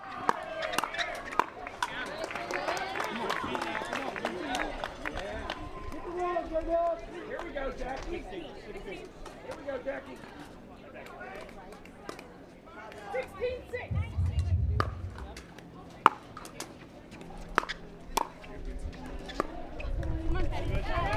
Calmoto trying to lift that one up, brush up the back of it.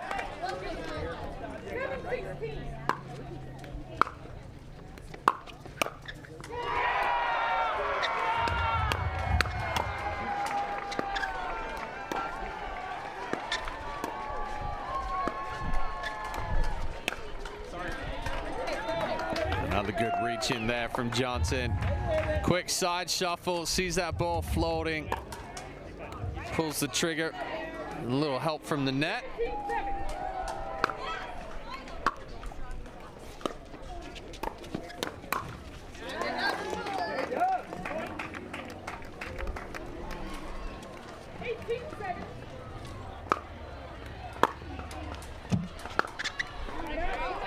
Nice deep return there from Coop.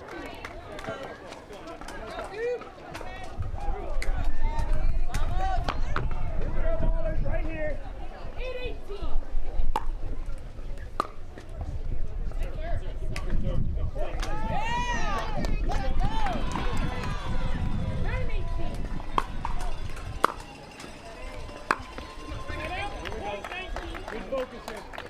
Skechers missing that drive into the net. ATX 1 point away from the freeze, up by 10.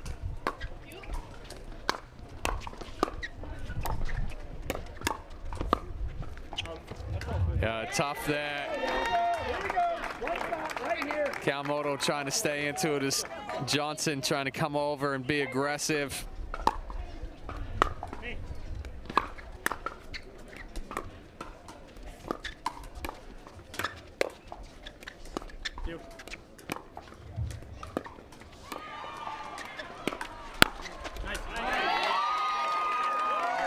Counter attack from Coop, takes a step back from the line, recognizes the speed up coming from Johnson. Right here. 11-19.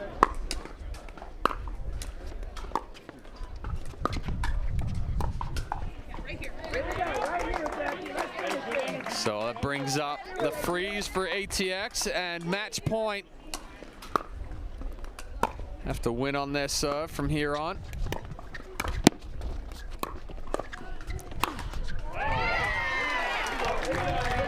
Good step over there from Stacksrud.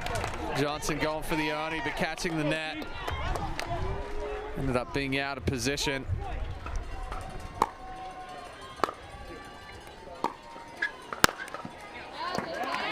That ball set up just too high from Coop. So second match point now for ATX.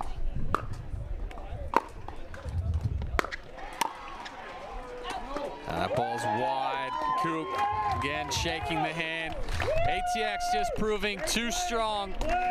Kawamoto and Johnson. Johnson really taking control of the kitchen line there. So ATX takes this one 3-1. BLQK seemingly out of the knockout stages on Saturday after going down 0-2. St. Louis out of it as well. They lost to the New Jersey Fives. So ATX Pickleball is sitting in a good spot going into tomorrow morning, up 2-0. They'll take on the Fives, who are also 2-0 here in Pool B. But for now, that's it for me out here on Grandstand Court at Lifetime Country Club here in San Clemente. We will be back with more action from MLP by Margaritaville after a short break.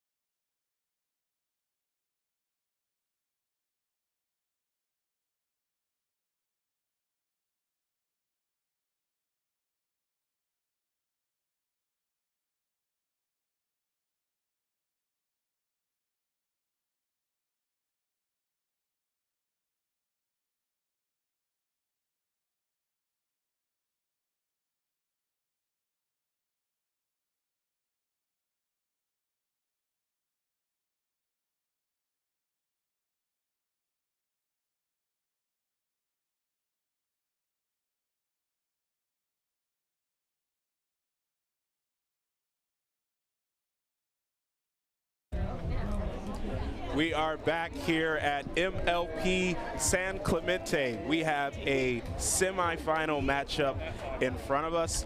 I am joined in the booth by Nicole as well. Thank you for being here. Of course. Pleasure to be on the mic with you. This is our first pairing. Yes. Many more to come. So let's see what we have. We've got the DC Pickleball Club taking on the Dallas Pickleball Club. Some interesting storylines here as these two teams just faced off yesterday in pool play against each other, with Dallas Pickleball Club taking that 4-0 in defining fashion.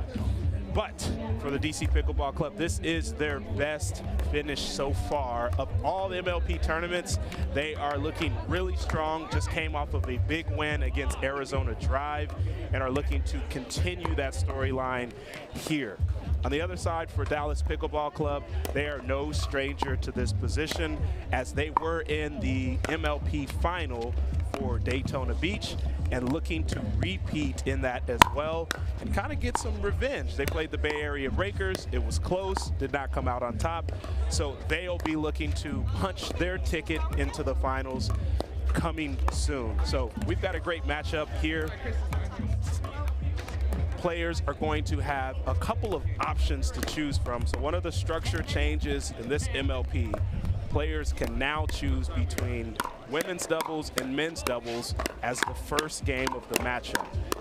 They previously were able to just do serve, side, and receive. So this is an interesting format that we're going to have. And Nicole, how has it been out here so far? It's just a great environment, great atmosphere, and some high-level play. It's been so great today. Today was actually the first day of the premier level. I know this is a challenger level game, but the competition out here has just been amazing. Yesterday we started off with a rain delay, but here I don't even see a single cloud in the sky. We have a beautiful day. I hope everyone remembered to bring their sunscreen. Yeah, it's been great. What do you think DC needs to do to win this one?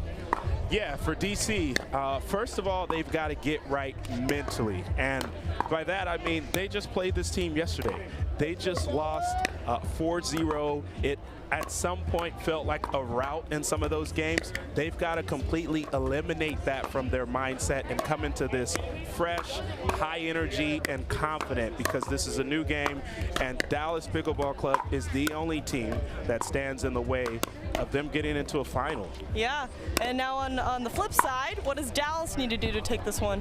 Yeah, in Dallas, they want to remember what happened yesterday. They want to get in here and do the exact same thing. I think they feel as if they're the better team. They have been in a position like this before, so I would look for them to come out confident, play their game, not be rattled, and probably not make many strategy changes in this game. Mm-hmm.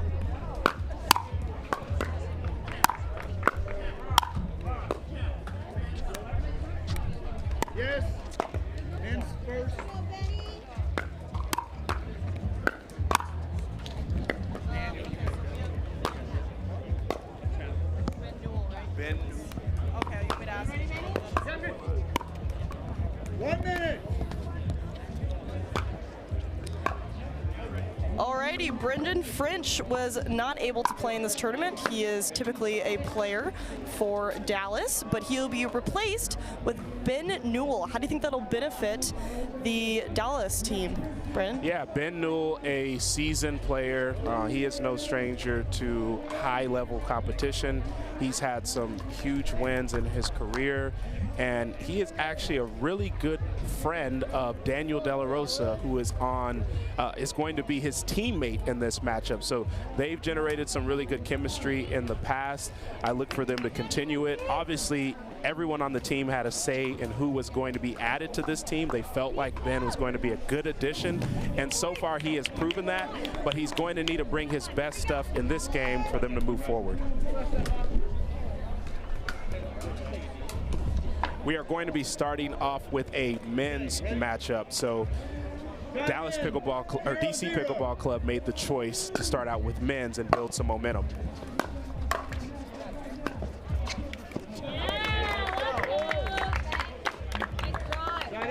Point 1-0.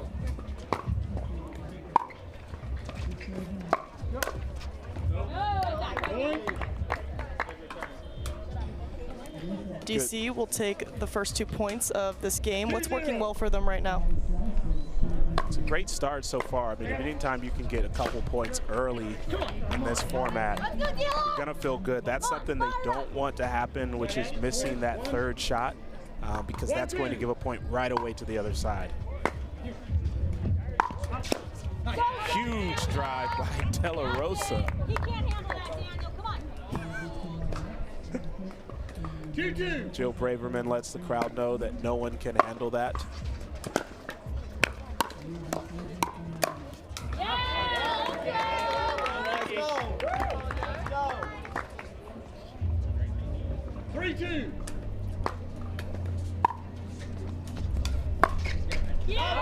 O'Vern, great shot. You know, one of my favorite stats is Stefan O'Vern. He became a Call of Duty national champion in 2006. We got a lot of versatile sport backgrounds, but I think that's the first Call of Duty.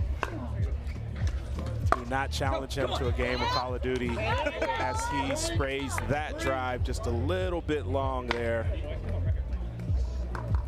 3-4.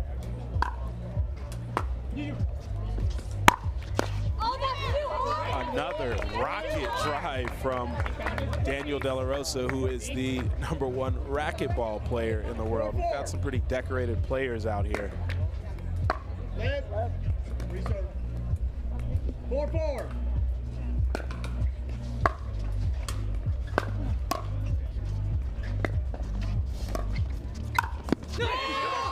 De La Rosa with the Ernie.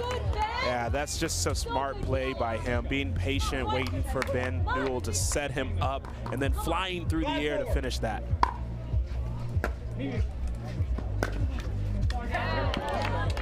How does a player read when to hit an Ernie? Yeah, listen, I think a lot of players would love to see a book on that. It's a feel, it's an experience play, a lot of tape being watched.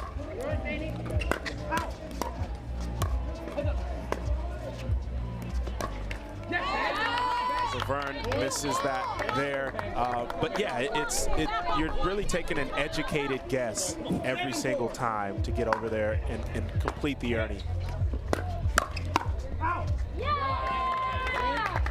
Oh, that's a good lead by Vern there. Tough to do, but one of the best skills to have in pickleball. Let a ball go out.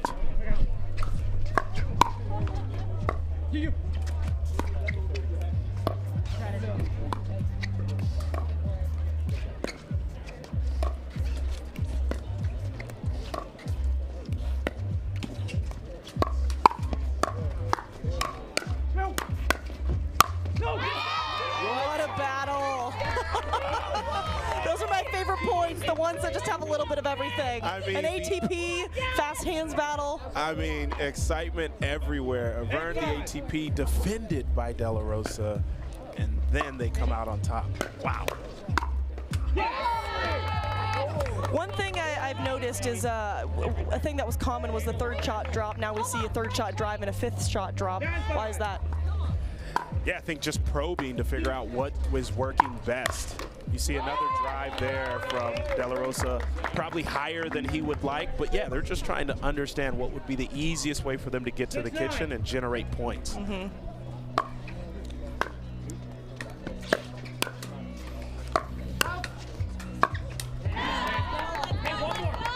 see both sides really driving the ball. It is a little bit windy here, and sometimes in those conditions makes it tougher to lay the ball in with the third shot drop, so the drive becomes more of a preference.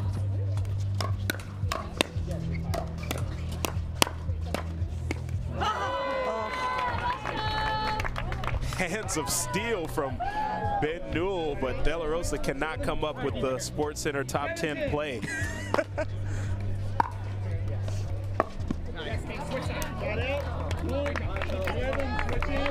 Dallas Pickleball leads 11-7, and the teams will now switch sides as the first team to 11 causes a switch in sides. Yeah, I think for Dallas Pickleball Club, they are playing well. I mean, they've got a 4-point lead here. DC Pickleball, I do like the strategy of being aggressive. They've really got to shorten the errors if they want to come out on top of this one. De La Rosa and Ben Newell are fiery players, but if you can put a lot of balls in play, it can provide an opportunity for them to make an error themselves. So DC Pickleball has to get to that point. They can't speed things too early in this situation. De La Rosa will now take back the serve to Sam Query. Time in. 11-7.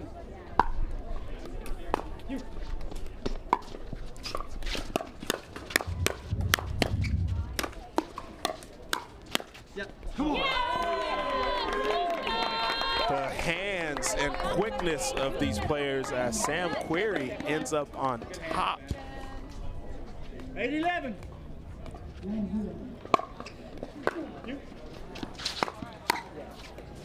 Yours, Benny.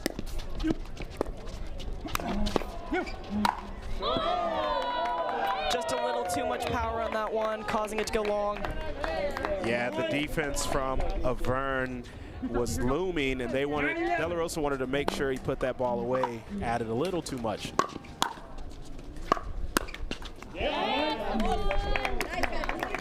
How frustrating are those shots where you just put them on the tape? Yeah, it hurts. I mean, look, everyone's watching. You want it to go over. Sometimes it doesn't. Yours. And we've got like a slugfest going on where everyone's just ripping the ball from the baseline, and kind of a mano-y-mano type game happening here.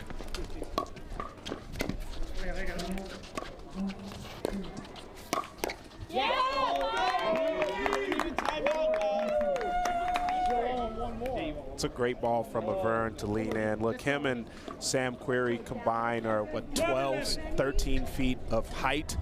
They've got to use that there at the kitchen line. Ooh,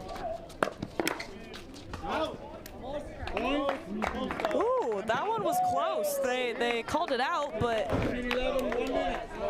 oh, but looks like the first timeout will be taken. What do you think the discussion on the sideline will be for both of these teams? Yeah, for Dallas Pickleball Club, they're thinking, wait a minute, we just came after the changeover. We were up 4 points, now we're down 2. In fact, we haven't scored since the changeover. What happened? We've got to get back to what was working. I think for DC Pickleball Club, they're feeling pretty good right now. And to the point earlier, they're putting more balls in play and giving an opportunity for Dallas Pickleball Club to make some mistakes, to make some errors. And you've seen that, a few here from De La Rosa, a couple from Ben Newell. The DC Pickleball team is now up by 2 points. 10 seconds. Track position, generate. Time in, 13-11. You. Yours, Benny.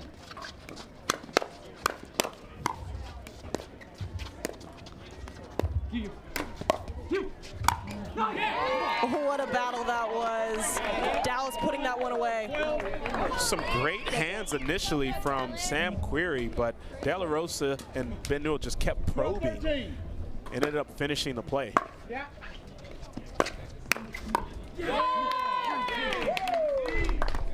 Shot out, point, 14. Yeah, I'm not sure we've seen a kitchen dink rally in this entire game. Straight up firefight.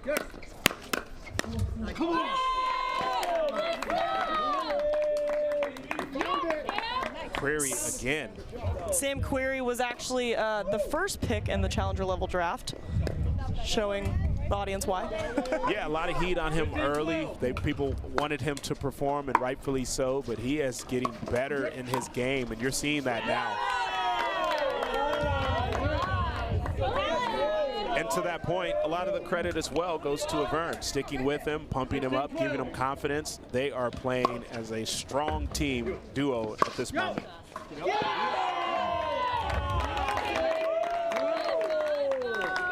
I mean, they honestly can't miss right now. Avern swings away on this one. He's not sure, and it just lands in. What a turnaround.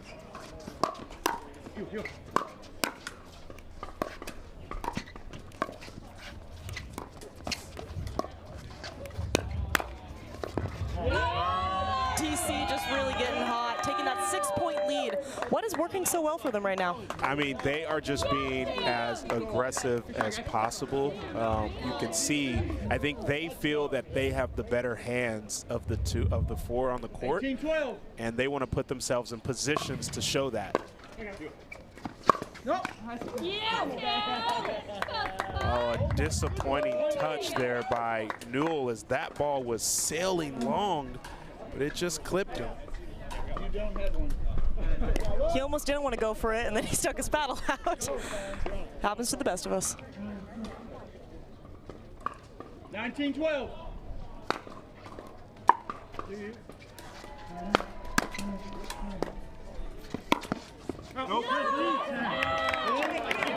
That one just popped off the tape and went wide. And I am just completely stunned with the turnaround in this game, as DC Pickleball team right now has a game point on their paddle. And they finish off game one. What? DC now leads 1-0. I mean, the fact that they hit the changeover and they were down 11-7 and they go on a 14-1 run to win this game is incredible and speaks to the mental fortitude of that side. They just said, let's bring it, and they did. Yeah, you mentioned the mental side of this game. How big is that? And I mean, not just pickleball, but in sports. I mean, I think every player needs a mental coach. Every player should be putting themselves in highly competitive situations and understanding the great things that are coming forward, how they can harness that when they play. There is a ton. But we will let these players warm up, and we'll be right back with the second game of this matchup, women's doubles. Stay tuned.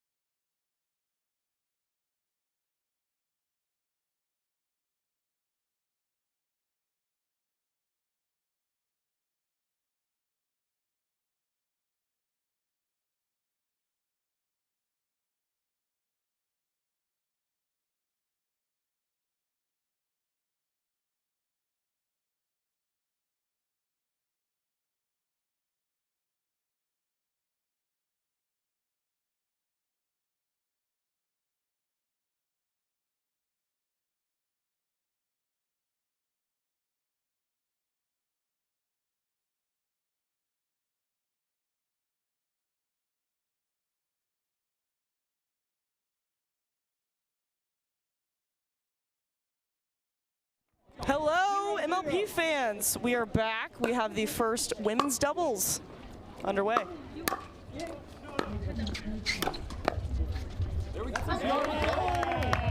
Yeah, we got Shelby Bates and Judith Castillo, DC Pickleball team against Jill Braverman and Christian Getcheva.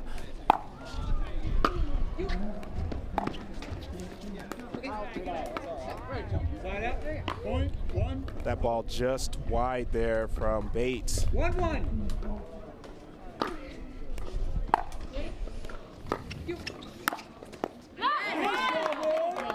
Great look by Bates. Great shot right down the middle. Yeah, she's got a lot of power. I expect her to use it. She's a fiery player. You're going to see her pump her fist 1,000 times in this game. Maybe 500. Good read for DC Pickleball, as that one was just long. And there's one fist bump on the counter.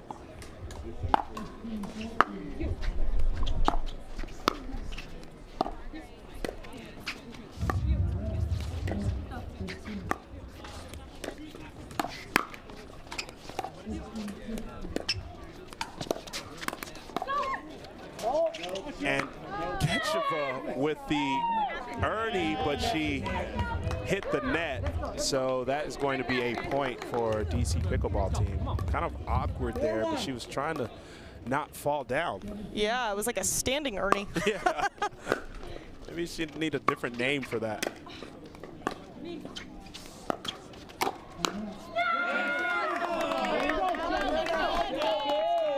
Bates with the two-hand ball right at Braverman as she sprays it a little bit wide, and we are at 4 on the fist pump counter. 5-1.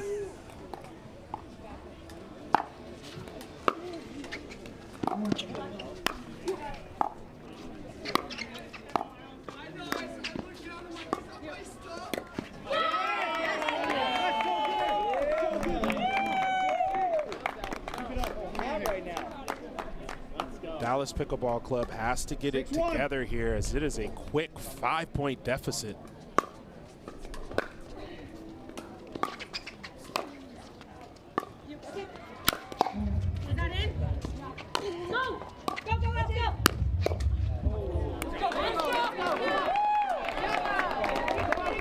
That's some crazy defense by Bates there early in that point, and a good overhead from Braverman as she's starting to get a little bounce in her step now.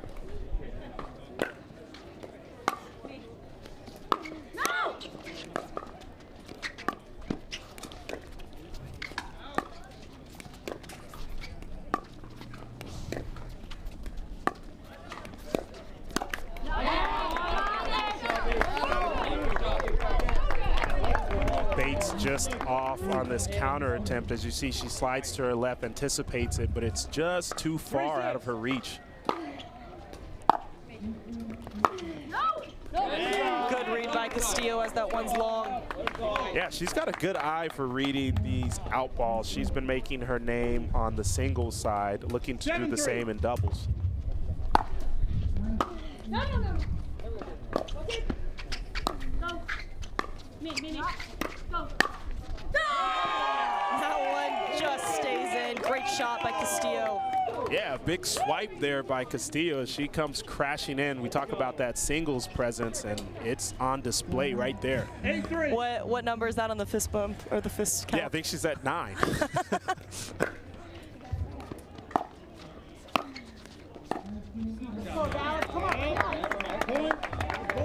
Definitely a ball that she's going to want to make there. She's playing with a 10.5mm paddle, some more pop from the baseline.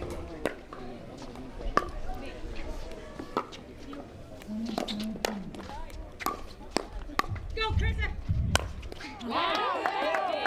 Great placement. It's always so hard. You can't do anything when they hit it right at your feet. Yeah, it is so tough. Getcheva is just a solid player. You're not going to see her make too many errors. She's going to have power when she needs it. Love watching her game.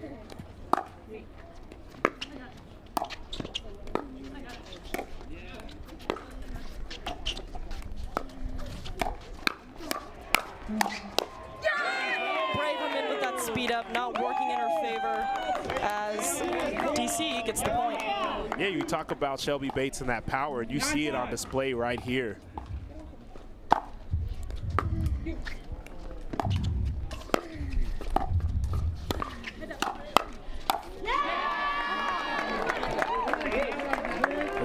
greedy on that one. She hit the first one and wanted to make a statement, but that one wasn't able to come over. 6-9.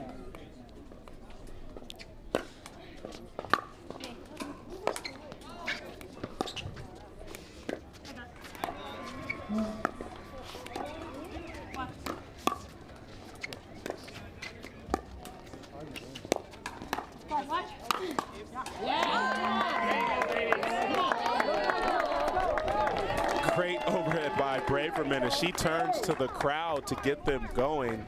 She loves the energy. She feeds off of it. The entire Dallas Pickleball Club does. And they'll be looking to use that energy from the crowd to get them back in this game. I think we lost It looks the ball. like the ball flew out of here. The official had to go get it. Just ricocheted off of Castillo's paddle. That's how you get a free timeout. Yeah.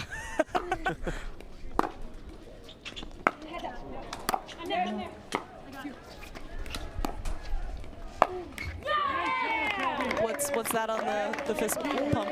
Yeah, listen, I'm out of paper here. You know what? I am out of paper. 10-7.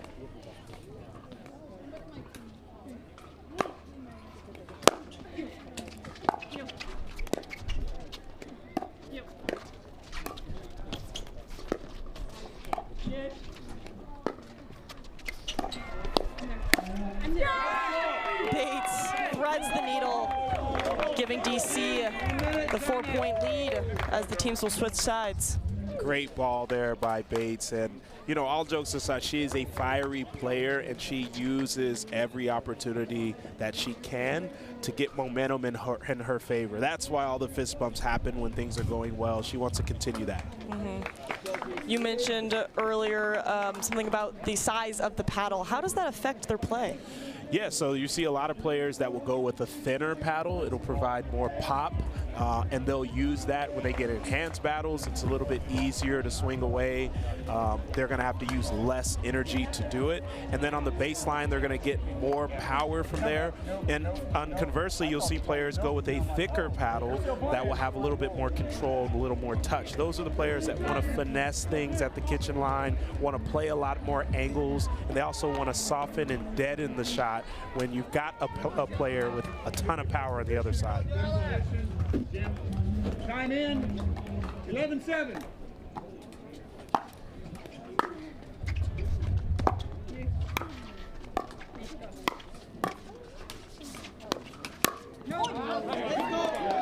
Castillo hits that one long, giving the point to Dallas. Real good leave there from Braverman. She almost knew that before she sped the ball up.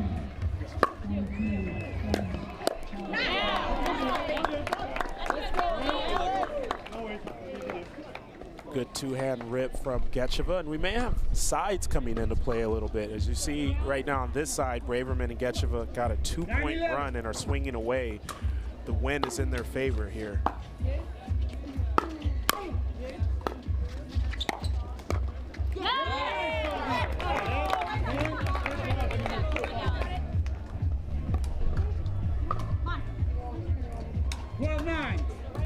Right here, come on, Krista.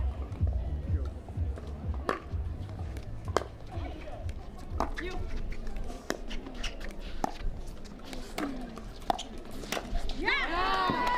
Such a great ball by Gecheva. She turns that two-hand backhand over and jams up Bates for the winner.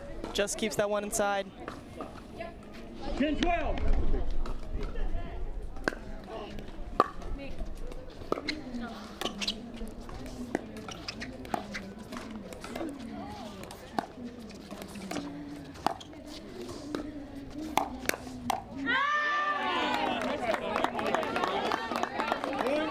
Great combo by Gecheva to set that up and force the out ball. I think everyone on every court heard Braverman call that out.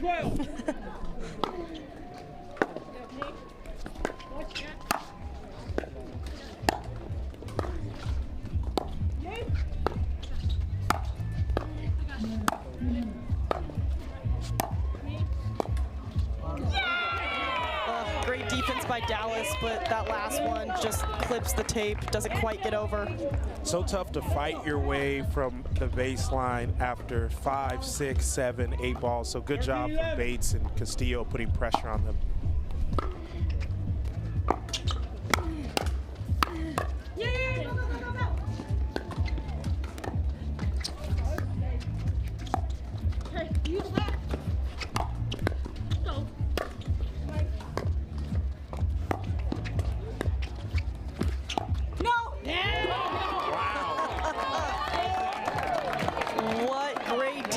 By Dallas.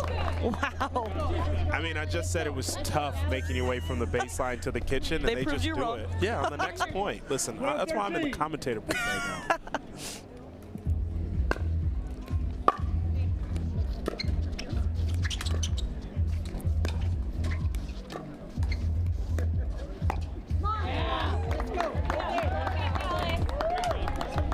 Choosing to slow it down just through Bates off pace a little bit on that backhand dink.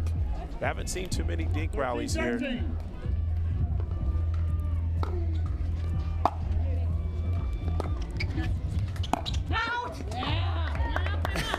Braverman. I think we knew that one was out. I mean, I thought she was going to jump over the net to tell Bates that was out. She just kept walking forward. 14-13.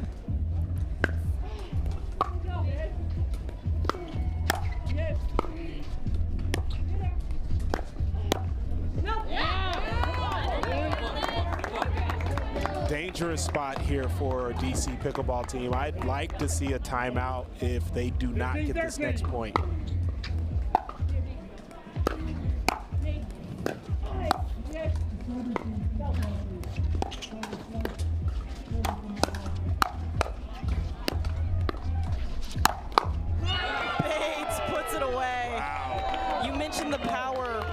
She brings off that paddle. That's a great example of it right there. Sheesh. I mean, she put a lot of power into that. She did not want that ball to come back one more time. 14-15.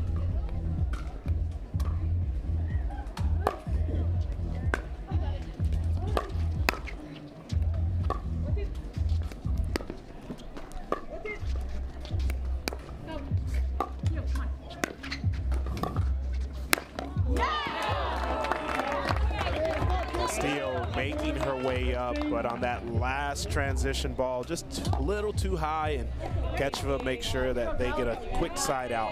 16-14.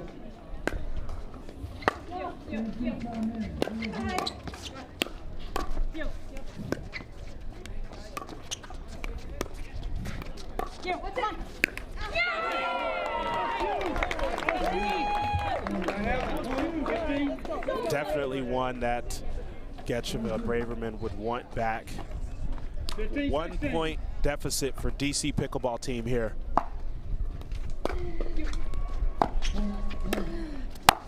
Wow. Such a great placement by Bates. Goes right in between the two of them. A beautiful shot as she comes forward looking for trouble, and she got it. With another fist pump. Yeah, listen, if she puts her fist that high in the air, I'm counting that as 3.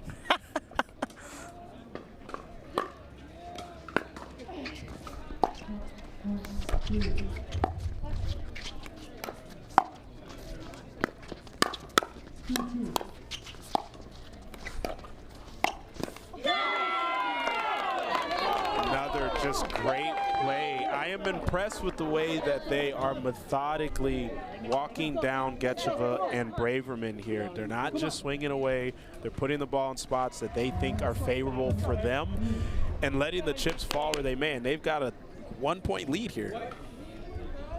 17-16.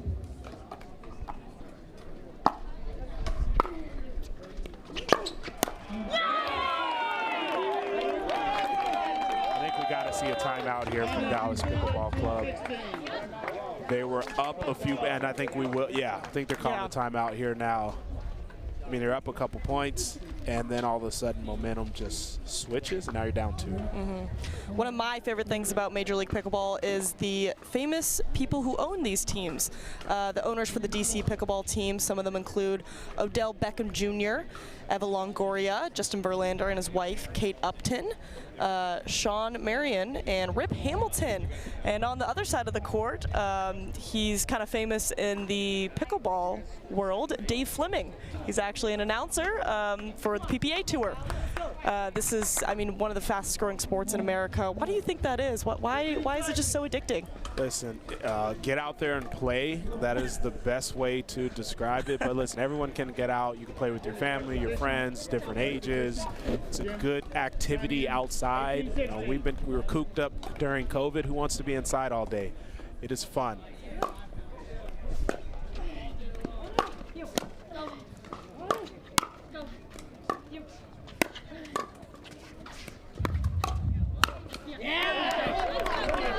That's got to be the blueprint for Braverman. She's got to find ways to attack Castillo. She is the veteran of the group on the court right now.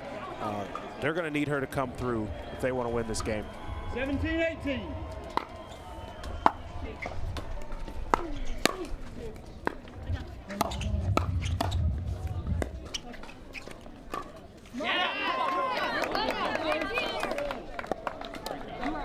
Good timeout. They come back. They string together a couple points. It's 18-18. Let's see if they can take the lead.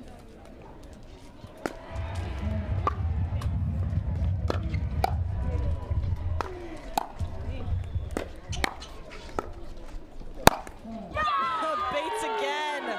So powerful, especially in that forehand. Don't lob it up to her, because, I mean, that's what will happen. Yeah, she needs a shirt that says it. Don't lob it up to me, because she is cracking that ball right now.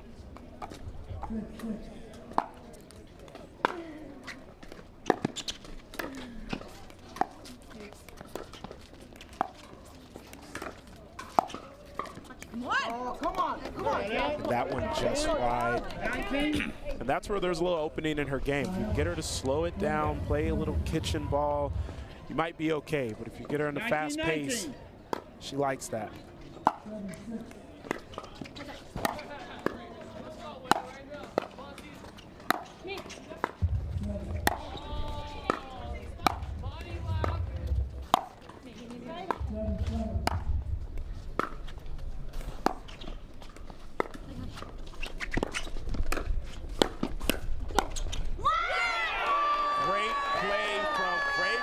She was pinned at the baseline and comes up with a crazy finish here with that ball going wide. Yep, the freeze has now been implemented as it is 20-19. 20-19. This is game point for Dallas.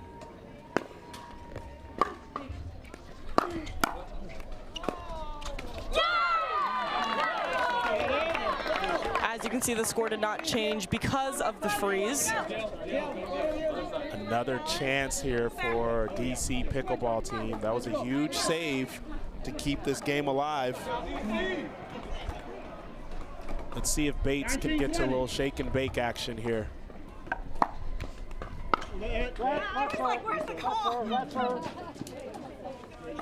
Let's serve there, and Braverman's heart beating 1,000 beats per minute, wondering why the refs didn't call it. 19-20.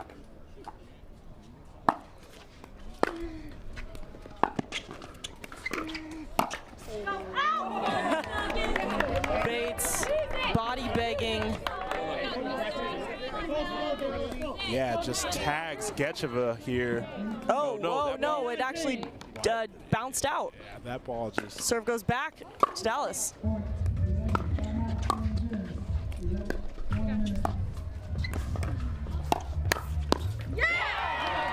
they finish it. Wow, that was just great play by Braverman and Skechers. I know Bates and Castillo not happy about that net ball earlier, but listen, can go both ways.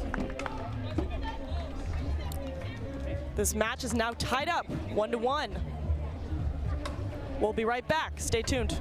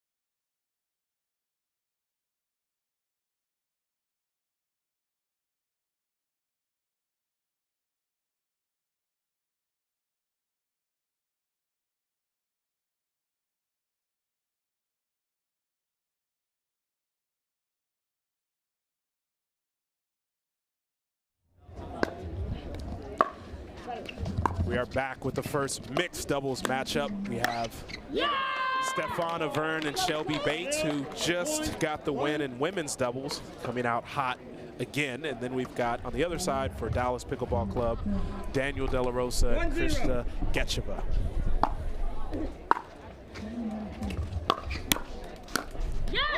Shelby Bates once again, so powerful with that. Don't lop at Shelby Bates, because that's what will happen. She is on fire, and rightfully so, to keep her in this matchup here and go with their #1 mixed team.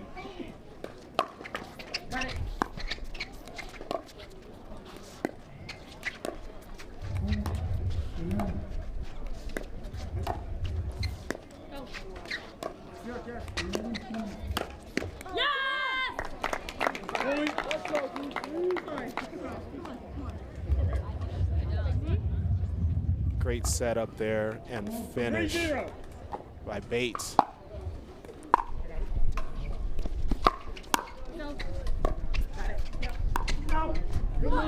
Great read by Bates. DC Pickleball takes the lead early as they're up 4-0. That was a good lead, just a great read to see that. De La Rosa's paddle so low, hard to get topspin on that ball.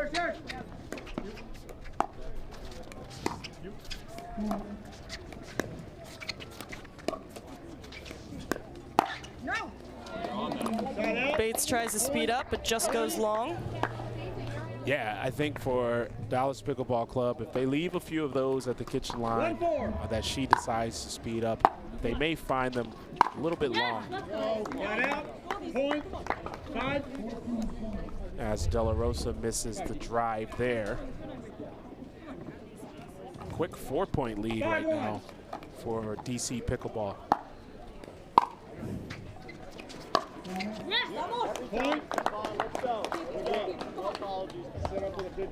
No, I'd like to see a quick timeout here from Dallas Pickleball Club. They've come out, don't really see a lot of energy. I'm not seeing a lot of interaction from the bench, and they're down 5. Thankfully, they got the benefit of a missed serve here from Avern. Let's see if they use that. 2-6.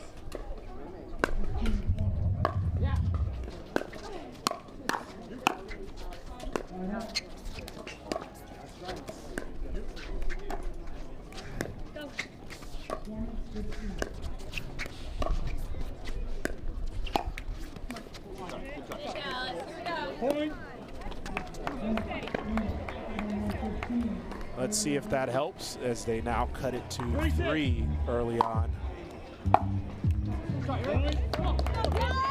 Now cut it to 2. Yeah. As Dallas comes back. Anytime you can get a return error in your favor,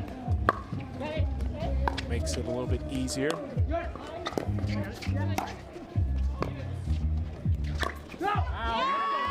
Just long, great read by Dallas. And now starting to find their groove a little bit. You can hear their bench a little more lively. Looks like they've got a little more pep in their step, and they're only down 1.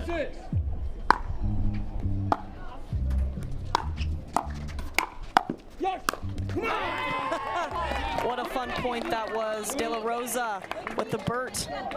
Yeah, De La Rosa flies in here, thinking the point's possibly over, but Getcheva actually has to clean it up.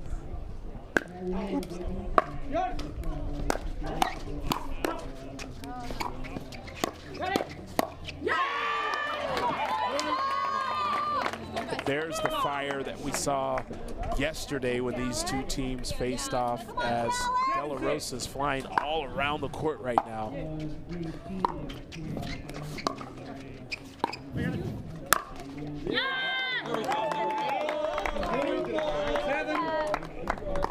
Listen, yeah, there's 2 people on DC Pickleball side that if the ball's in the air, most likely is not coming back from an overhead. Their height's also working to their advantage. Absolutely. Wow, what a get from Bates as that ball hits the net but actually stays in. Makes for an easy put away from De La Rosa. 8-7.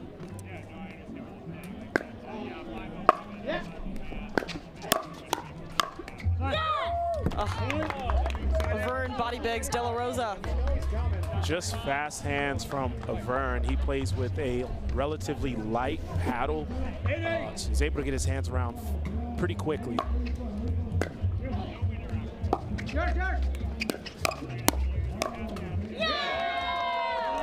Once again, splits him down the middle. Yeah, he's starting to heat up. I think, you know, he's a player in this matchup that can take over and put some points on the board for his team.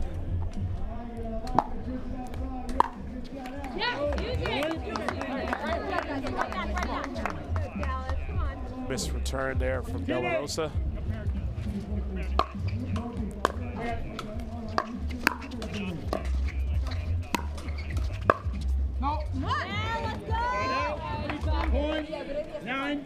Avern went for broke on that forehand drive from the baseline. He saw an opening, but high risk on that shot.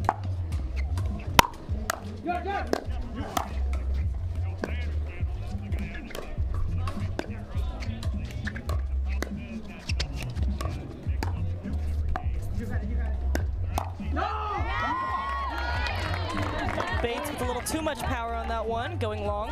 Yeah, it's a great ball here from Getcheva to speed up and kind of jam her up a little bit, and then Bates could not control that back in the court.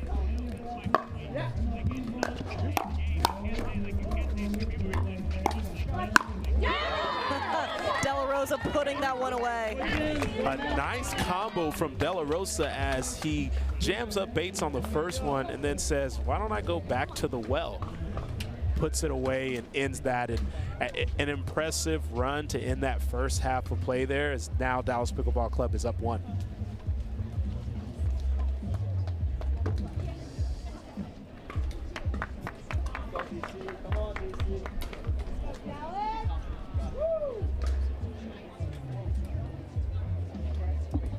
Such a pivotal game here too, with it being tied 1-1. This mixed matchup really decides a lot. I'd love to see the statistics on when a match is tied 1-1 and a team wins that first mixed matchup, how often do they go on to win the entire match?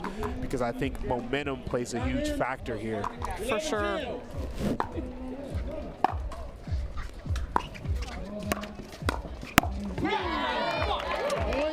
Splits them right down the middle. A little miscommunication between the two as they both put their paddles up and try to go for that one.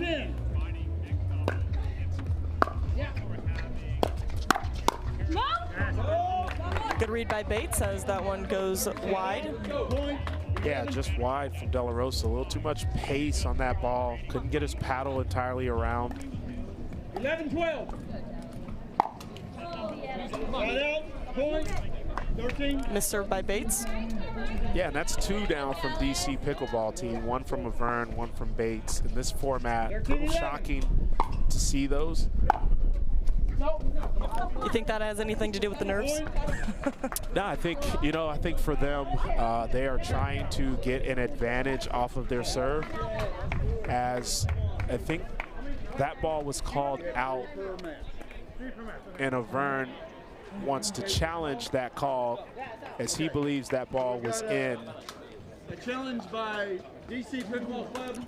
Yeah, one of the new rules for this MLP San Clemente event is that each team gets 3 free challenges. Looks like Avern will be using their first one on this.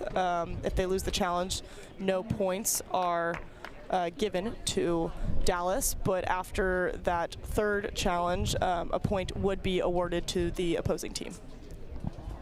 Yeah, cool format. I like the fact that they have a mechanism in place for players, referees to get the call right. I think ultimately that's what fans want to see, is just the correct call be made, no matter if it takes a little bit extra time. But back to the point where we talk about aggressive serving and these players missing some of those serves in this format. This call was confirmed pretty quickly as being an out ball, but they've got to manage how often am I going to be aggressive on my serve in this format, knowing that it could cost our team a point. 14-11. 14-11, we're back in play.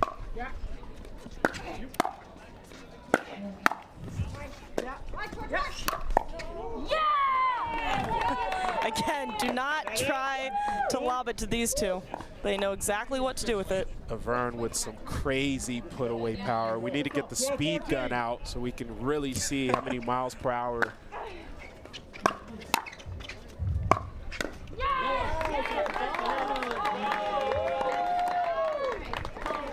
Big drive here as they have now cut the lead to 1, DC Pickleball team.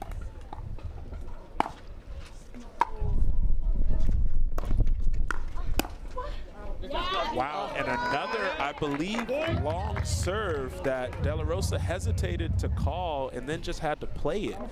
That one looked to be somewhat because of the wind.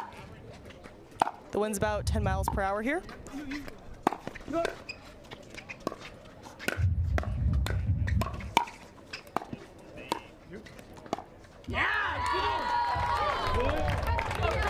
Base just off in the reset. We talk about maybe the only opportunity there in her game would be the short game at the kitchen line. Avern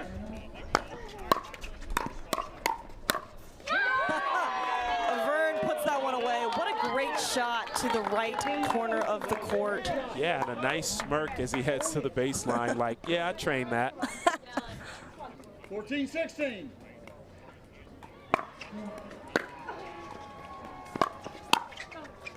Yo! Yeah! Good eye! Oh, De La Rosa screams out, good eye, as Avern just swings that a little long there. 17-14.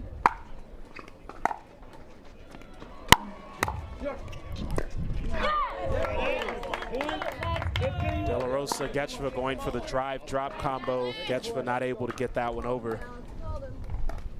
15-17.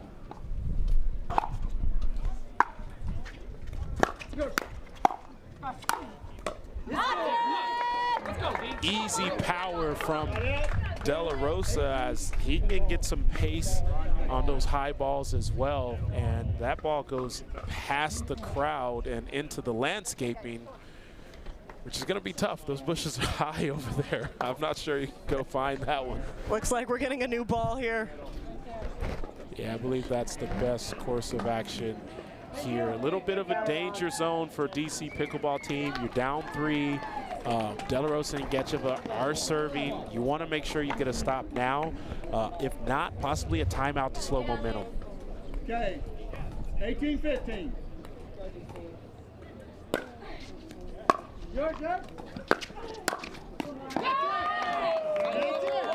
It's a great play by Avern right there.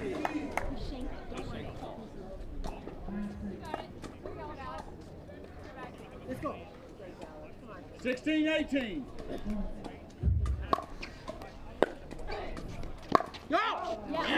Good read by Dallas, as Avern just had a little too much on that one. Yeah, he's a little disappointed on that one. Feels like it was there. Just 19-16. hit the ball a little too much on the rise. Yours.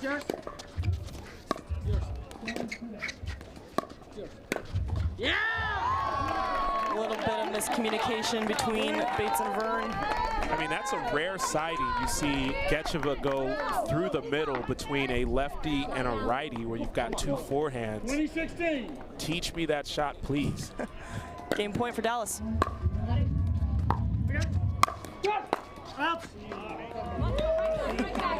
A great leave and duck there from Bates as they save the first game point here. 17-20.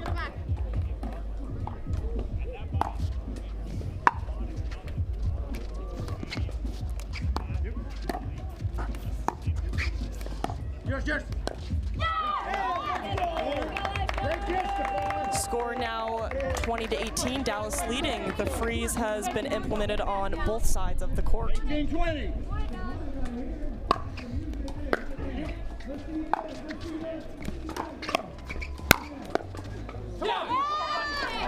Great swipe from De La Rosa with a lot of power, and let's see if they can close this game out here. As you mentioned, both teams are frozen and must win points on their serve. And all it takes is one as De La Rosa Dulce comes in for the poach and the finish in this game, 21-18. Dallas now takes a 2-1 lead. Stay tuned.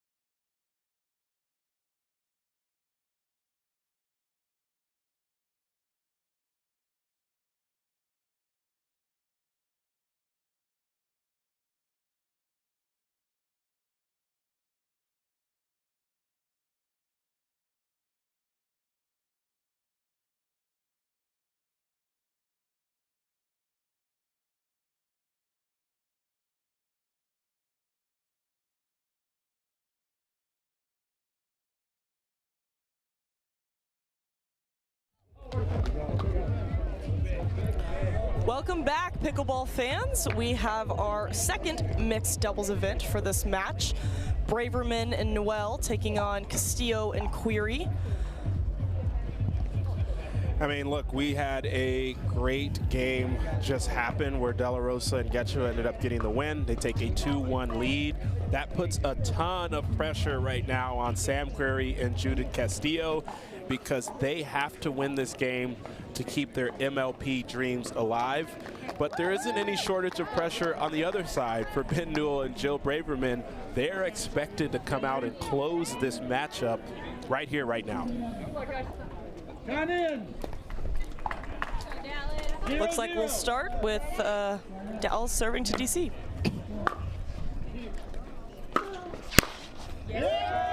Great first point by Query. Yeah, it's just, I mean, he's using his length as Ben Newell comes sliding in, not able to get that. Knew exactly where to hit it as he saw him running up.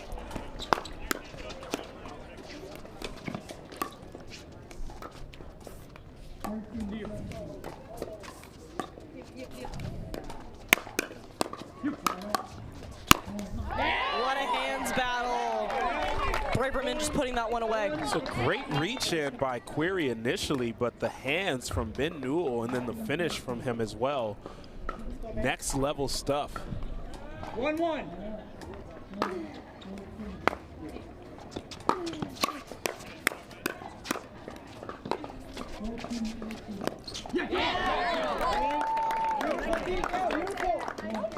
Braverman able to just get one more ball over as it clips the tape, but just a credit to her sheer will.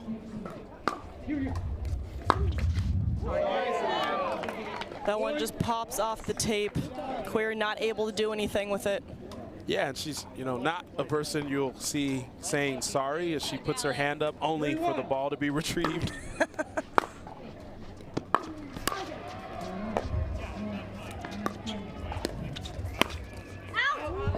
That one's just wide by Query.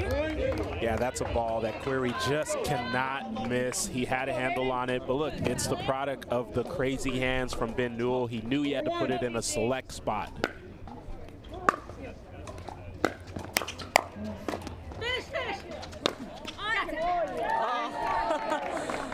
Newell body bigs Castillo as Dallas will take the 5-1 lead early in the game.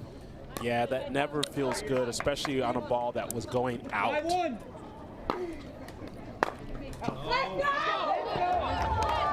And now Braverman turning to the crowd as that ball goes out. They know the importance of this game. It is a 5-point lead here for Dallas Pickleball Club. 6-1.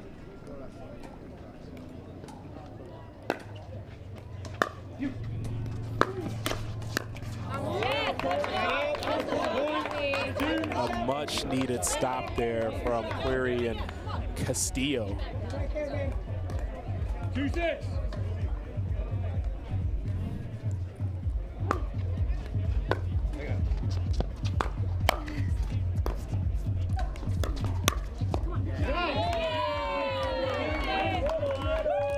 Just a good play there from Query to come out on top of that. Again, do it again. Newell's paddle was there. He just wasn't able to get any motion on it. 3-6.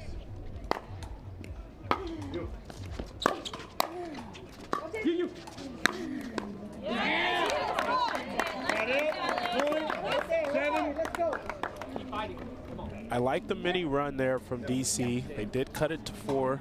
7-3.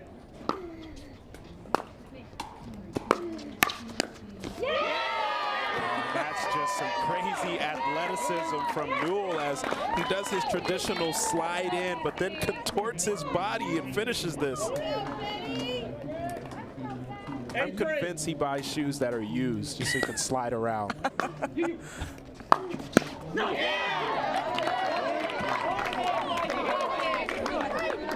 Dallas extends their lead at 9-3. Yeah, Newell is just slapping the ball around right now.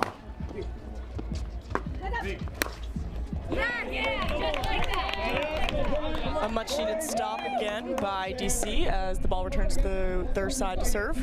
Hard to get the ball away from Query's outstretched hands. He did a good job putting an angle on that one, making it tough for Ben Newell.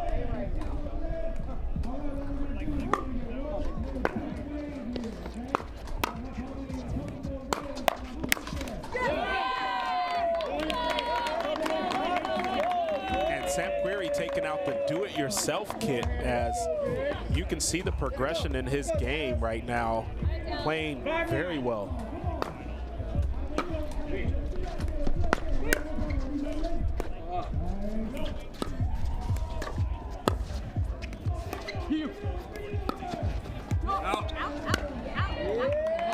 That ball just out. Braverman trying to stretch out Castillo. Got a little carried away on that in and out forehand dink.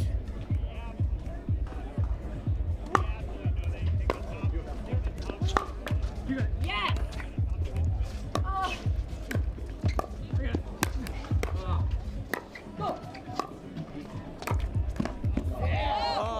And Query went for the highlight reel there. But Braverman did a good job putting the right amount of pace on this ball. It just dipped in front of him.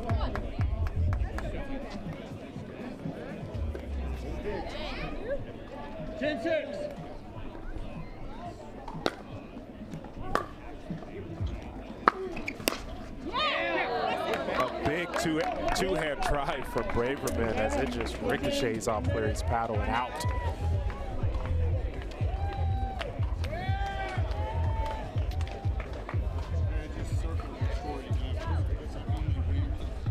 I mean, we talked about it. The last game was a pivotal one for momentum. And this one is, hey, look, your MLP dream is on the line right here for DC Pickleball team. You already put your #1 mixed team out there. They couldn't overcome Daniel De La Rosa and Krista Getcheva. You need Sam Querrey and Judith Castillo to come up with some magic right here to get over the top. What do you think's working so well for Dallas right now? They have all the confidence, in my opinion. Braverman and Newell are just swinging away. As you can see there, swung away into the kitchen on that serve. But that's the only thing they can't afford to do. Silly errors and mistakes like that. 7-11. No. Great read by Braverman as that one soars out of bounds. Yeah, on paper, Newell and Braverman are the better team here in this matchup. And so if they play their game, they play clean, they feel that they can come out on top.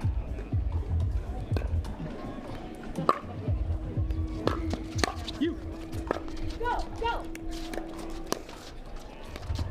Oh, yes. You heard Braverman yell, "Oh shoot," and smiled that one off as she realized that was not the best timing for an Ernie. Yeah, it was a good thought as she was running in trying to bait them to hit a hard ball, but Castillo just sees in there and drops it right in. Nice. And Braverman redeems herself there with that powerful two-handed backhand. Yeah, Castillo's gonna really have to understand the shots that work in singles and the ones that don't work for doubles. And that's one of those singles shots that may work. But here in doubles, it puts your partner in jeopardy. You.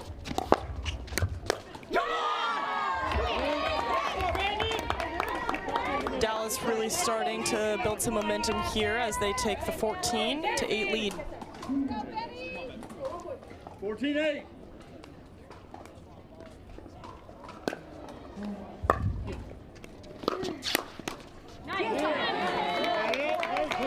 Good try there from Newell as he wanted to keep this ball in on the side, and it just trails a little wide. 9-14.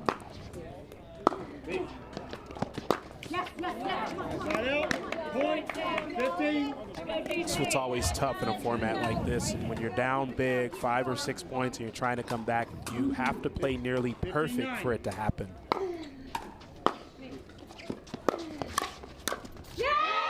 Oh, what a shot by Newell. Just keeps that one inside. Beautiful forehand. That's when it's really affected to have a lefty right there on the right side. He's playing phenomenal right now.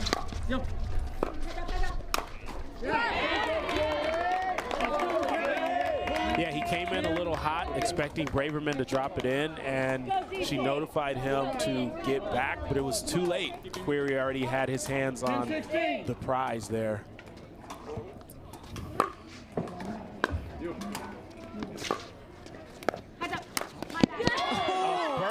Sam Querrey, as you could hear his feet stomping on the ground all the way here to the booth, but wow, what an athletic move from him.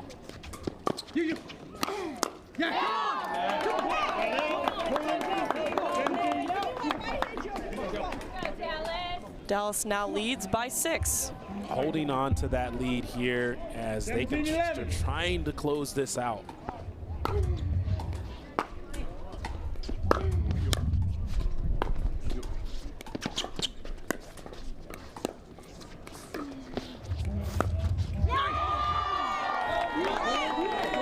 That's such a high IQ play from Braverman as she taps her brain there to say, I know what I'm doing. 18-11.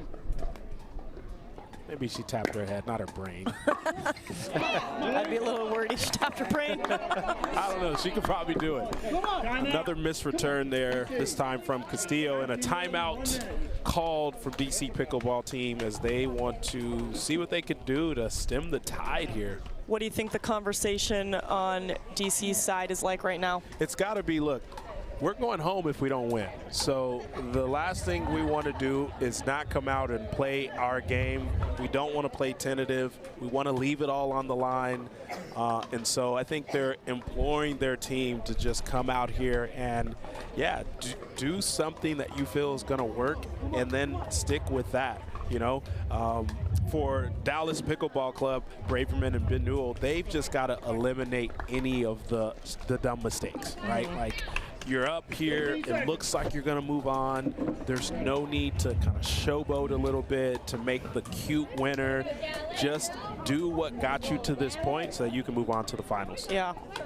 Braverman will take back the serve to Query. Time in, 19-11.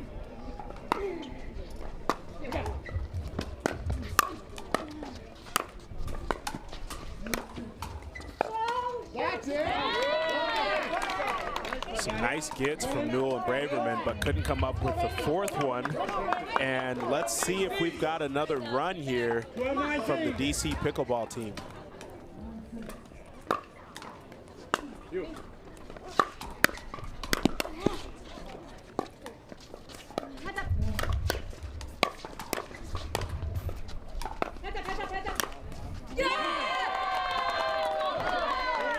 Great put away by Query.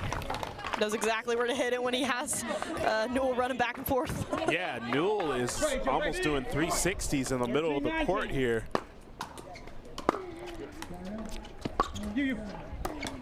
Oh, you can see the strategic change from Castillo. She was driving that ball earlier. Now she's just dropping it in, trying to play some more pickleball.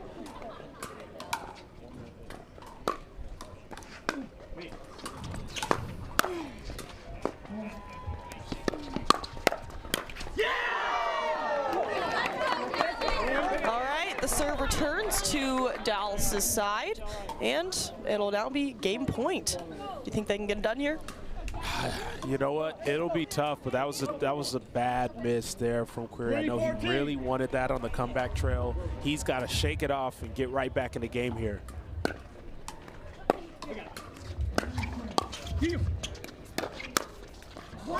And he does as he tags Ben Newell, which is hard to do with some quick hands. I think Newell thought that ball was coming a little faster than it was. Good change of pace. Let's see if Query can get things going for his team here. Oh,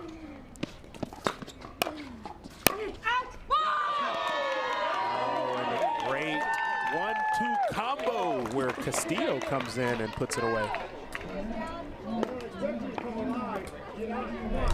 The two-handed backhand could just be so powerful. It just looks so beautiful too when people hit a two-hand backhand in pickleball. You said Dallas would need to stop, you know, missing those silly mistakes.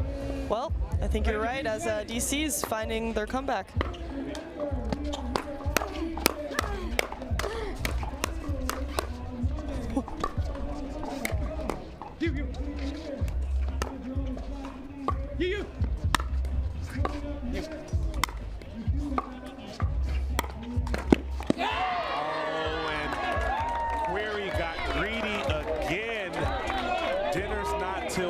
He wants it at 5:30, goes over there and just could not convert on that ball after a really good play all around.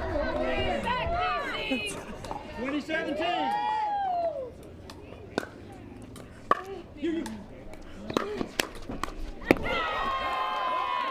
And we play on. The drama continues here. The freeze has now been implemented on both sides as DC just reached 18. However, they still trail by 2. 18-20.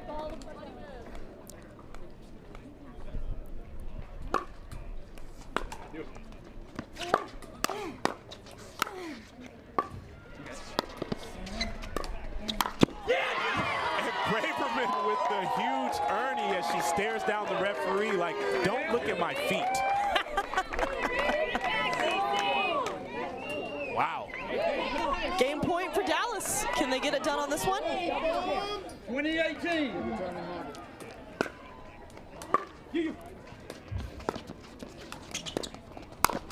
Another Ernie to end goes straight to the fans. Wow, what a play. 2 straight Ernies to end this game.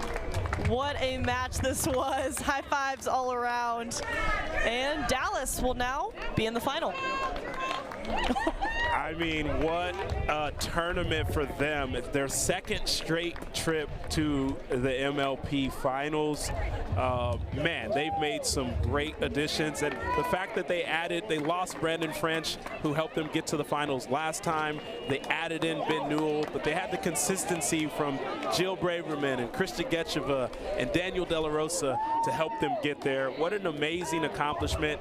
And let's not forget, DC Pickleball team, this is their best finish in MLP overall. So they're doing a great job to get to this point. They got a bright future ahead of them.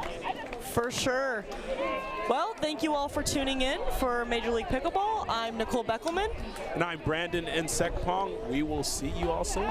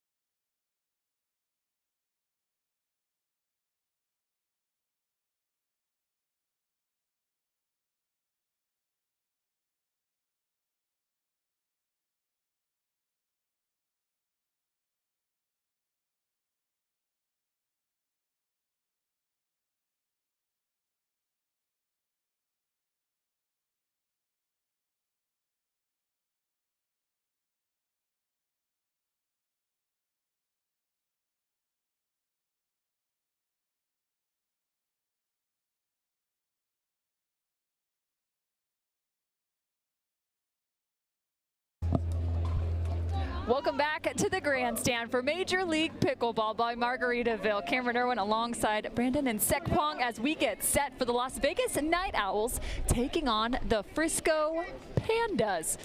That's an all-time name right there, the Frisco Pandas. Let me tell you that much. We start with women's doubles as we have Yana Grechkina, Lena Pedigameta, Mary Brasha, and Jessie Irvin starting us off. Excited for this matchup, Cameron. We have got some women with some firepower out here.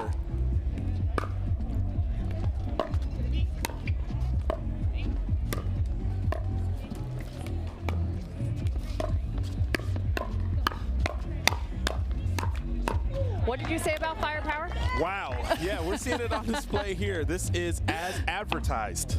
So, of course, this is a matchup out of the Premier level. Both of these teams still looking for their first win of the day.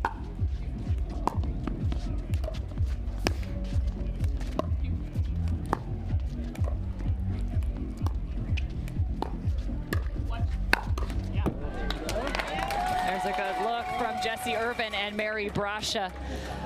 The Seattle Pioneers and Los Angeles Mad Drops also in this group, which would be Group C, one of the 3 groups with each of our 4 teams in A, B, and C, 12 total in the Premier level.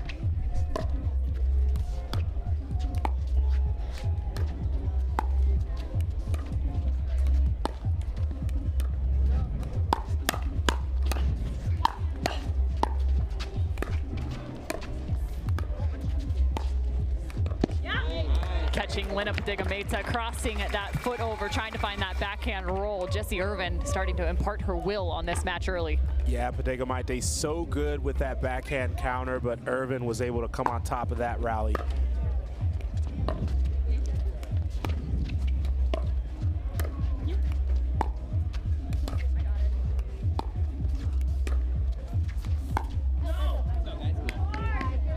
Irvin goes for the winner through the middle with the one-hand backhand. And Cameron, you talked about both of these teams are 0-1 on the day, and they definitely don't want to go 0-2 here. That third round of the Premier level play will be played tomorrow. So just 2 matches for each of them.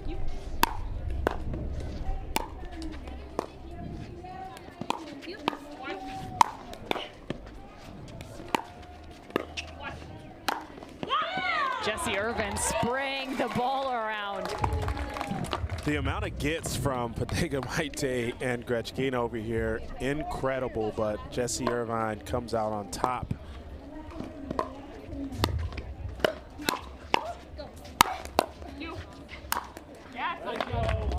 Jessie Irvin came on over to the Las Vegas Night Owls along with Colin Johns as part of a trade from the Florida Smash. They traded Vivian David and Kyle Yates that direction. So Las Vegas Night Owls with a new look.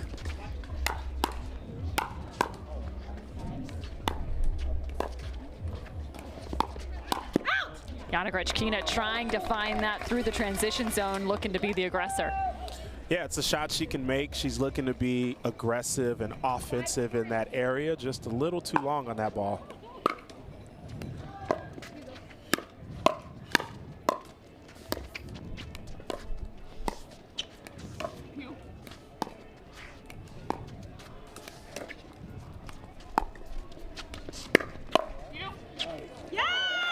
The defense becomes offense from Mary Brasha. It's a great ATP from Pedigameta. She yelled you to Grechkina, but that ball just too good from Mary Brasha.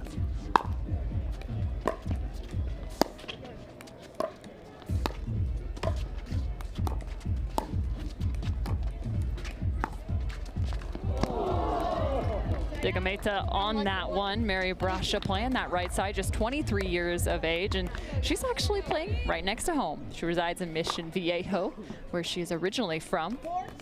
She went on to play tennis at Biola University. Graduated just a year ago.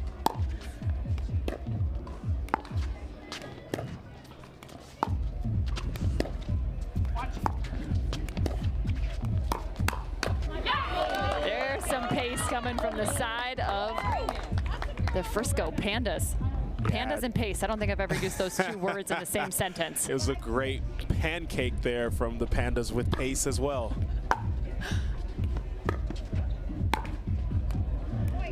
New owners of the Frisco Pandas. Dude Perfect, as well as Dak Prescott. Looking at the contract for Dak. Whew, that man. 160.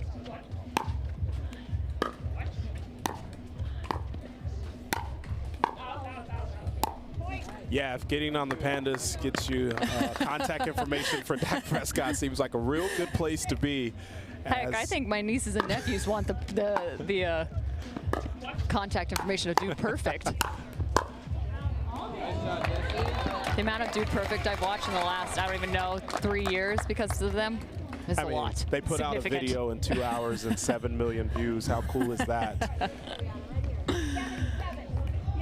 Even at a pickleball tournament on a cruise ship. Come on now.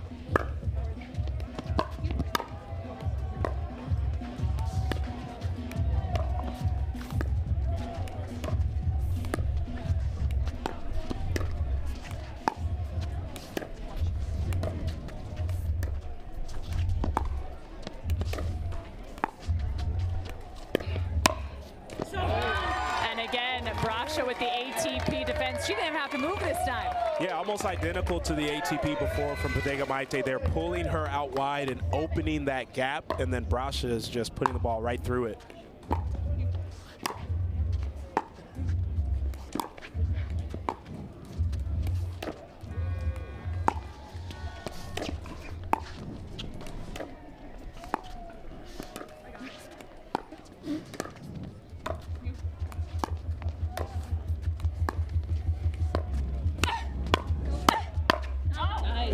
Back-to-back backhands for Bodega Maite. When Bodega Maite starts that yell, it is so intimidating there. Great play by her.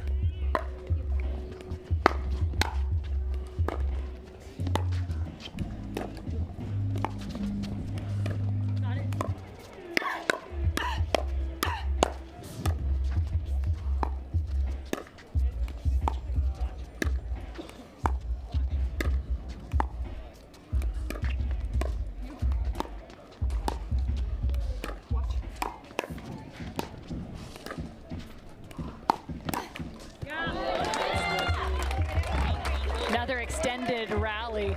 This time it's going the direction of the Las Vegas Night Owls. Yeah, just a great play from them, and they need that. Listen, they're up 1. I think they feel that they're favored in this matchup. Got to put it together here.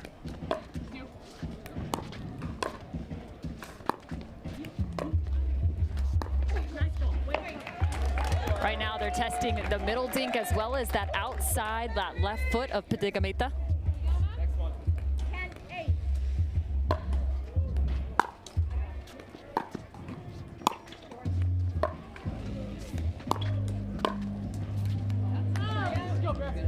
Brasha wants that ball back as she is one of the most consistent players out here in MLP.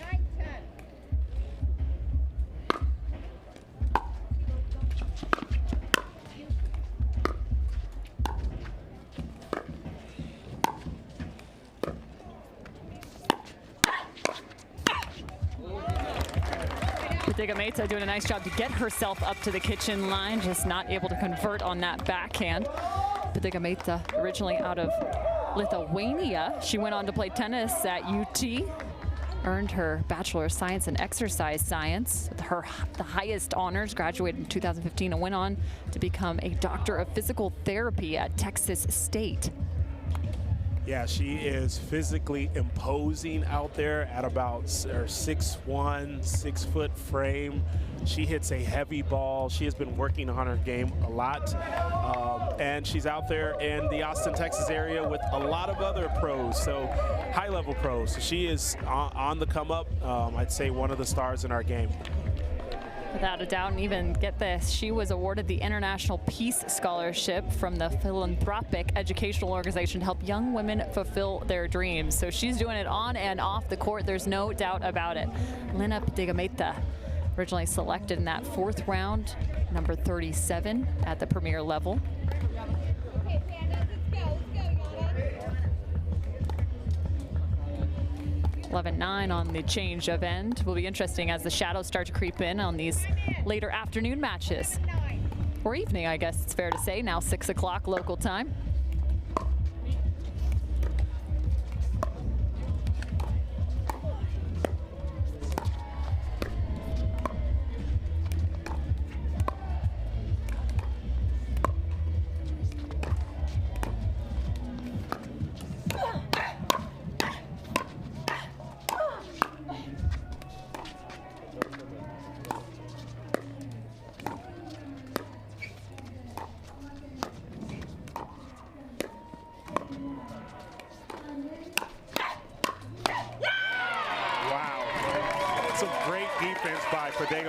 Early on in that point, but Jessie Irvin stuck with it, and her and Mary Brosh able to come out on top of that. Really awesome play. 12-9.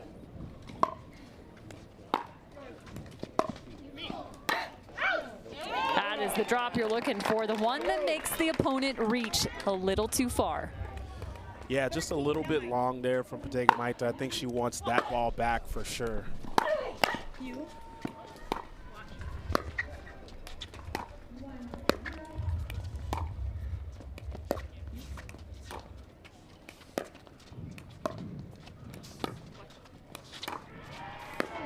Man, that's one heck of a dink from Jessie Irvin. She backed up. It was even behind her, and still she dropped that on the left foot of Patega Maita. Yeah, Cameron, a little bit of a danger zone here for the Frisco Pandas. I think that's a good timeout by them there. They're starting to target Patega Maita on that left side a little bit more. She's had a couple errors, nothing that she can't get herself out of, but they just need to regroup, settle down, and find out what's working so they can grab some points here against Florida Smash. Well, we mentioned some of the ownership groups. One of the owners for the Las Vegas Night Owls, another fantastic quarterback, Tom Brady, a part of that, as well as Kim Kleister, former #1 world tennis player, also in the International Tennis Hall of Fame, 41 singles titles, 4-time tennis Grand Slam champ. I mean, the list goes on and on. So fun to get to see the big names come into the game of pickleball, especially those coming from tennis. Time in. 14-9.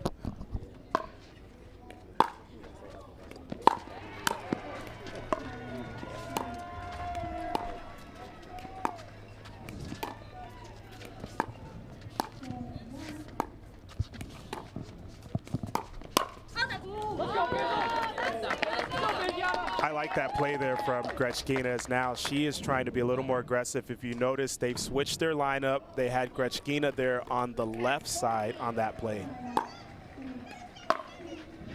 And they go back to it with Lena on the left. Yeah, it looks like they switched right back out of that. Now they're playing their original setup.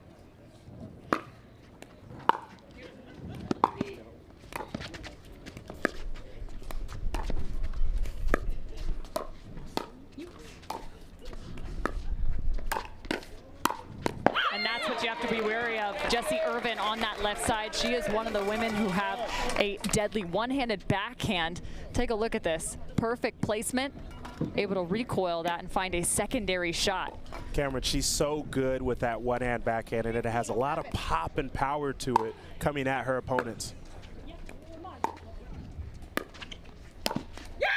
Jessie Irvin, one of the greats. I mean, this is a woman who has 45 medals already on the PPA Tour, 8 of those being gold, 5 so far in 2023. Jessie Irvin is at the top of her game. When she gets the yelling like that, look out.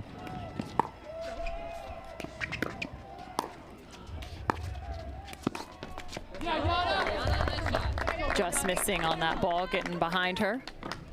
Yeah, great play from Grechkina as they are switching their line setup again, now putting Grechkina back on the left side.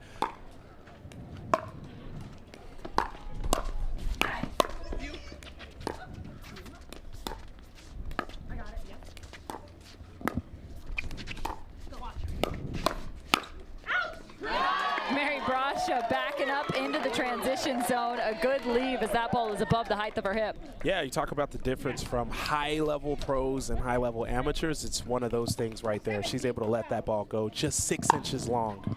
17-10.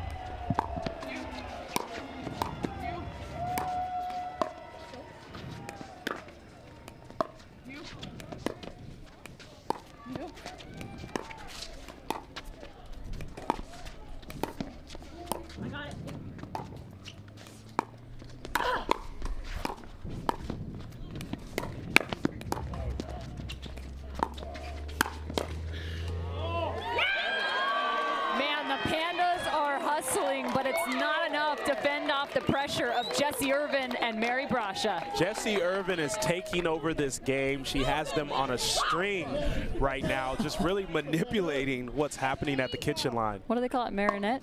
Yeah, that's it. Irvinette, as that's. Just.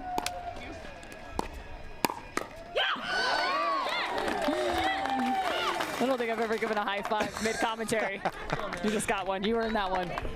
I'm honored right now. But I was going to say I'd like to see a timeout here from the Pandas, and they do. You have a team that's on a run like this. They are feeling good. You can even hear the crowd going crazy right now for the Night Owls. And by crazy, you mean hooting. Hooty hoo! Cameron, try not to dance, okay? Yeah. Try to stay unbiased here, okay? I'll do my best. I'll do my best. With a 7-point lead, the Las Vegas Night Owls are looking to strike first in terms of the match score. Men's doubles will be coming up next. Not to mention, we will play through both of our mixed doubles competitions as the seeding becomes important through this group stage.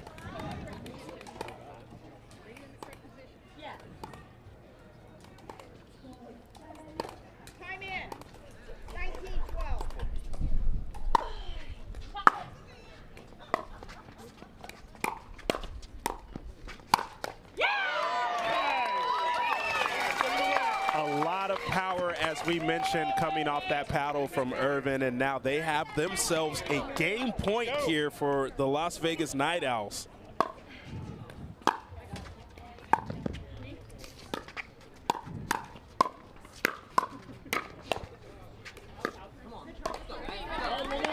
Rally scoring for the Frisco Pandas, so 13-20. I would usually say a mountain to climb, but I think it's more of a bamboo shoot.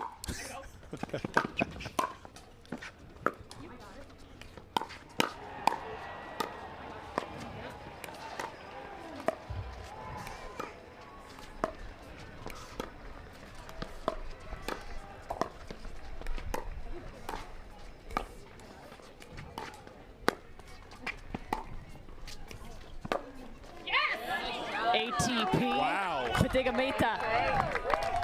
I mean, she waited to the absolute end to hit this ball. It nearly double bounced before she curled it back into the court. What a play.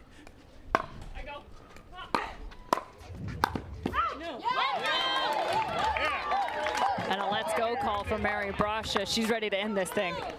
Yeah, Grechkina trying to make something happen, flying in, just a little too hard on that ball.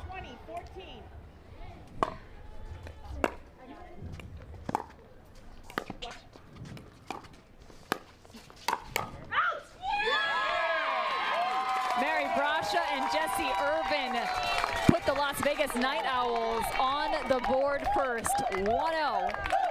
In terms of the match score, you can see the elation on both Mary Brasha and Jessie Irvin's face right now. How does this set them up for success? This is great momentum-wise. I think they felt that they had the upper hand for the women's matchup, and so they did what they were expected to do, come out and get a W and give their guys a little bit of a stress-free environment and what I anticipate is going to be a sensational and tough game here between the men.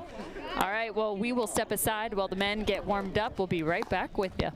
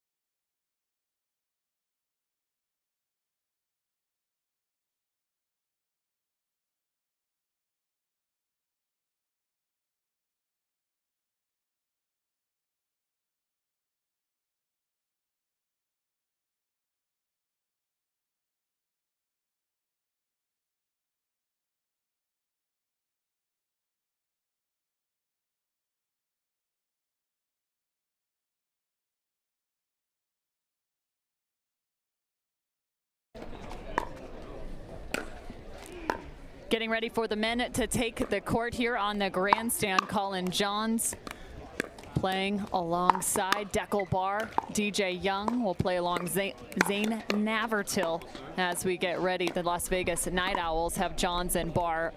This is a duo that we've seen make a PPA final this year. What kind of threat do they represent? Yeah, listen, these guys are great friends off the court. Barr and Johns, they travel together, they have businesses together, and they also had, as you mentioned, deep runs in PPA and other tournaments together. So they're feeling comfortable. There's a reason why they made the trade to bring Colin Johns to this team. And honestly, with them being 0-1 right now in this format, they need to prove it here. They need to prove why they made the change and come out on fire and grab a 2-0 lead in this matchup. Deckle Barr, just 30 years of age, and Colin Johns turned 30 not more than a handful of days ago. Both these guys, like you mentioned, good friends. And Deckle Barr, also the co-owner of a business with Ben Johns, two of them actually, Pickleball 360, as well as Pickleball Getaways. You want to go vacate your life and play some pickleball at the same time, they are the people to find. On the other side, DJ Young, one of the most creative players that you will see in terms of his locations. He has some great counters. When his counters are on, he is destructive. Playing alongside Zane Navratil, who's one of the best in terms of taking the ball off the bounce and finding the speed ups. I mean, this is a duo that could be, in terms of a speed up and counter combination, really tough to have to face. Yeah, this is a tough matchup both ways, because for DJ Young and Zane Navratil, they as well are great friends. They live in the same area, they train together, they play together, they've had deep runs. I'd argue that DJ Young has had his best play alongside Zane Navratil, and Zane Navratil's playing his best pickleball ever in the last 6 to 8 months. So I expect them to come out on fire here as well and play their game.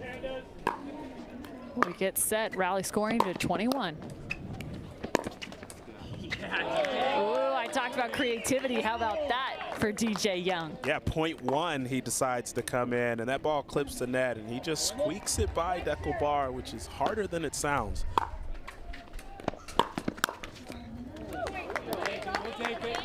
A nice drive there from DJ Young. You're going to be seeing that a lot. He gets easy power on those drives.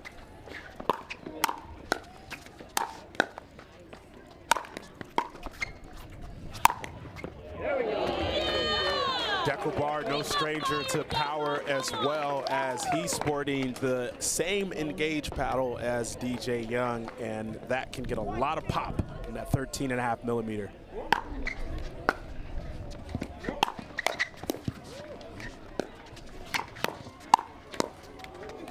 Deckle Barr flipping that off the backhand side.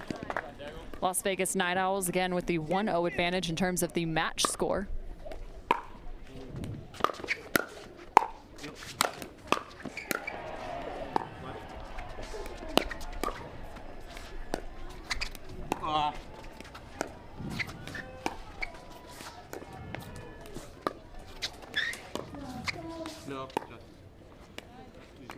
Deckle Barr calling that ball just wide. That ball looked just wide. DJ Young questioning Navratil to see if he saw it. Navratil explaining. He's still looking back at the line. I don't think it's still sitting there, Yeah. DJ. Well, if you look long enough, the line could move, and he's wondering, not this time.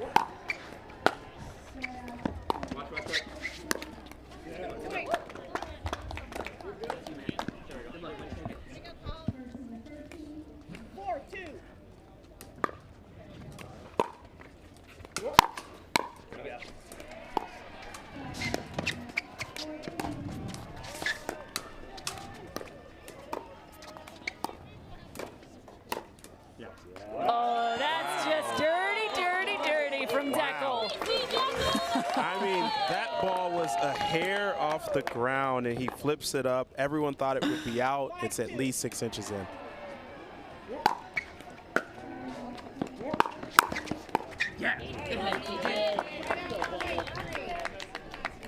Cameron, you talked about the counters from DJ Young, and you see it there where it's easy for him to get a hand on the ball, just hit it straight down. That serve is out there from Zane Navratil. 6-3.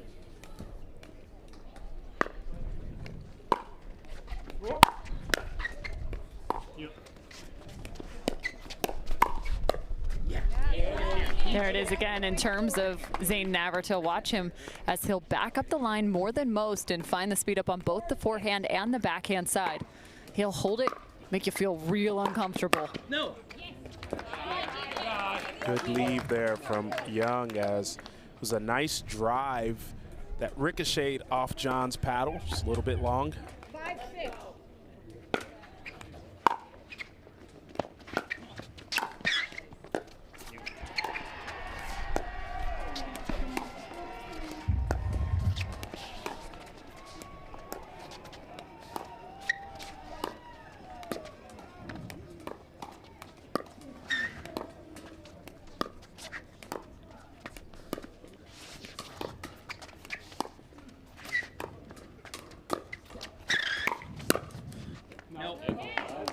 Wow. Colin Johns was all over that counter there, but just overcooked it a little, and it's deep.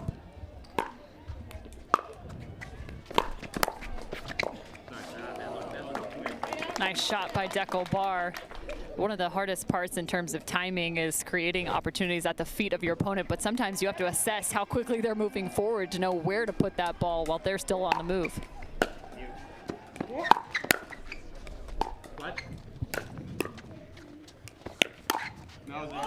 That was a massive rip from Deco Bar from the baseline. I don't think I've seen somebody take a cut at a ball that hard in a minute. Yeah, and then just casually walks away. It says no, Zane, as he hits him with the ball there.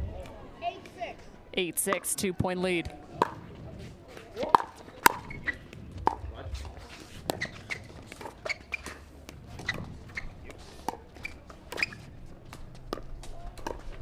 Deco Bar not even looking to drop the ball, and it's interesting, it looks as if he's going drive off the baseline, and Colin's not even anticipating in terms of wanting to poach that ball from the right. They're just looking to drive and drop on that fifth. Backhand side. Instead he goes with the backhand drop, can't quite work around that one. Yeah, because Deco Bar's drive is so heavy, Colin tends to stay back a little bit just in case it ricochets off a paddle to give him a chance.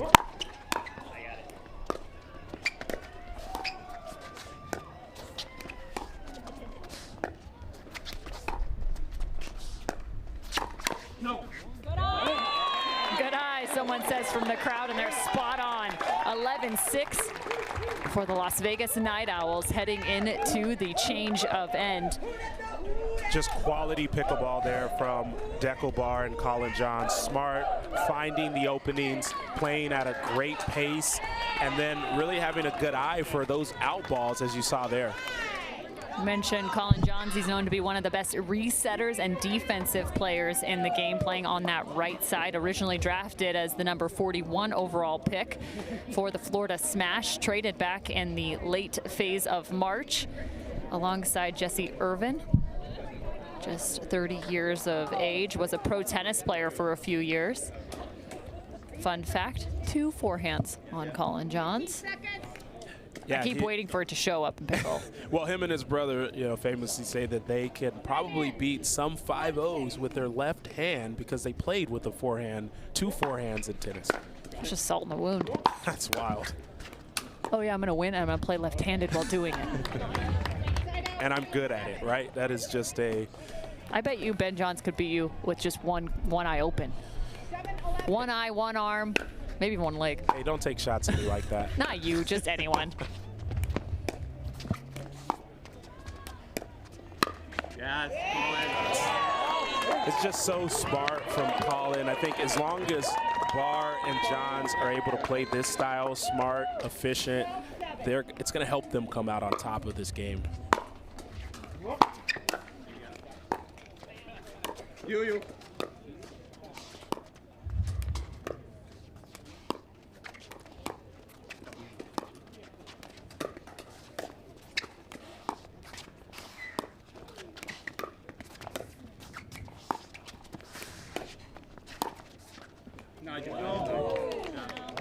Wow. Another ball from Deco Bar as he flips it as he thought was close, possibly in. DJ Young says that ball was just an inch or so wide. And Deckle right now is deciding if they want to challenge the call just because, to make sure.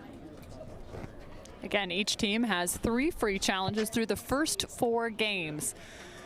If they go to the Dream Breaker, only 1 allotted free challenge. Now, those challenges kind of come and go in terms of the freebies based off of whether you challenge and it's overturned or it stands based off of who is calling that challenge. We'll get into that depending on if we see one here. Yeah, and listen, it's so cool that MLP has mechanisms to get the call right. I think as fans, players, we all just want to make sure that call is right. And so the fact that they have a structure in place for that to happen is awesome to see and speaks to the development of this league. So that challenge is going to take place right now. Call was out of bounds by DJ Young, correct? Correct. So we will see if that ball is going to stand or be overturned. We do not have the view in terms of showing you here on screen, but just know that video challenge is taking place by our officials on court. Colin John's Deckle Bar back out on the court, awaiting. So they have since challenged this. If the call is overturned, DJ Young and the Pandas will lose one of their free challenges. And the Las Vegas Night Owls will maintain their 3. And one thing to know, we talk about how roles are so important here. We've got 2 teams that would define roles.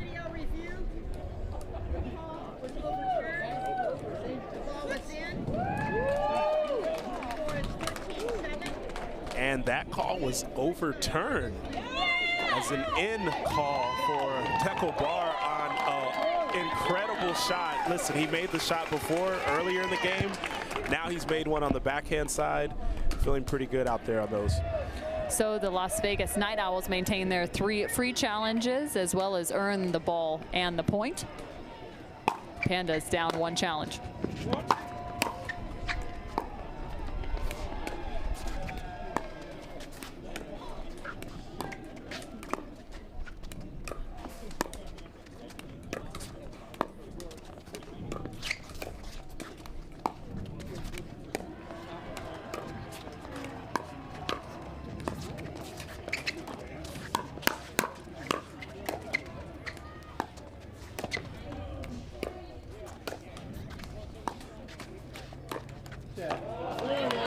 Trying to find the scorpion. I don't know.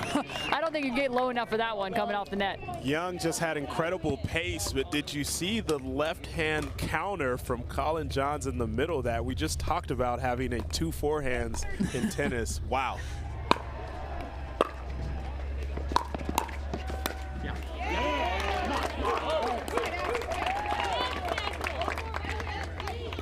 Navratil wanting to be aggressive there. Ball a little bit low.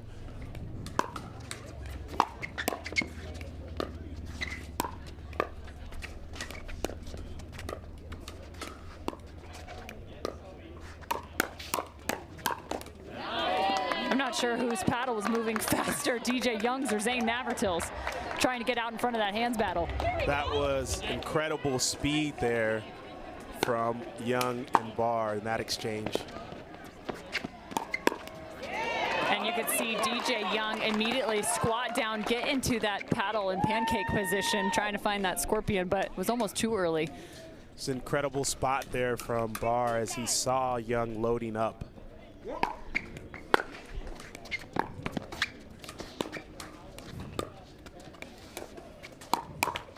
And there it is again. He starts to see him drop down. These 2 know each other's game, don't they? Yeah, one of the disadvantages of going to the scorpion approach is you can give away what you're doing a little bit early.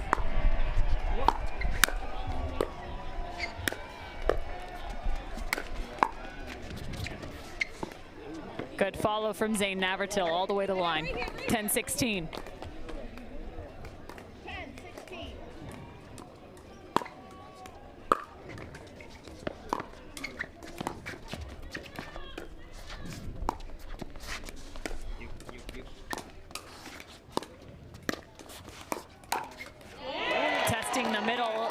and finding the backhand of Bar.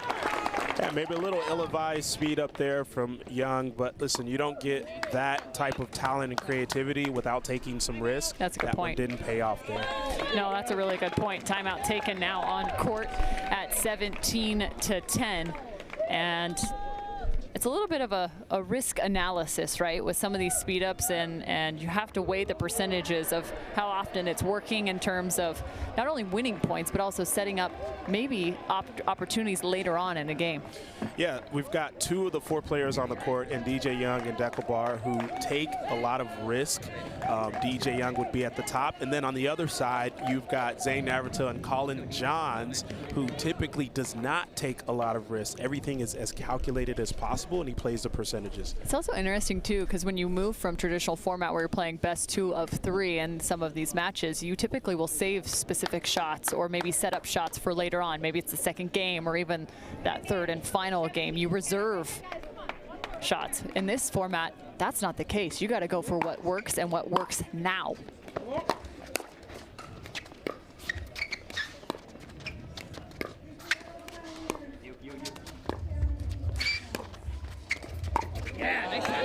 What a ball from DJ Young. And what did we talk about? The creativity, the risk. Well, this is one that pays off. Watch this.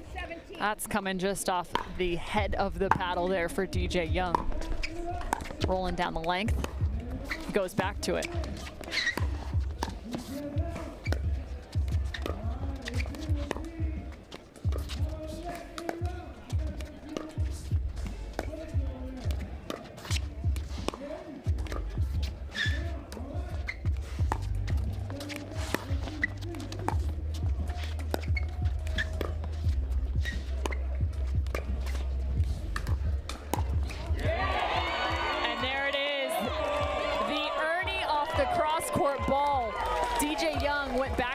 Time and time again, and there are a few people who can do that. That is some crazy extension. One thing to note, Navratil and Young have switched sides, and Young is playing the left now. Why? Yeah, I think they're trying to find out what works. Listen, they're down 6. They know they don't want to go down 2-0, and so, hey, we've got 2 capable players. Let's flip side and see if we can generate some momentum.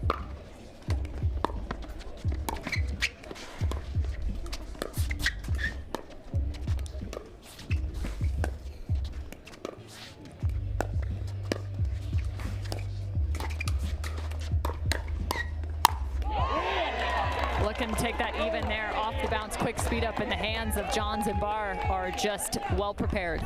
Yeah, all 4 of these players reside in Austin, Texas, and you can see the familiarity in each other's game right now.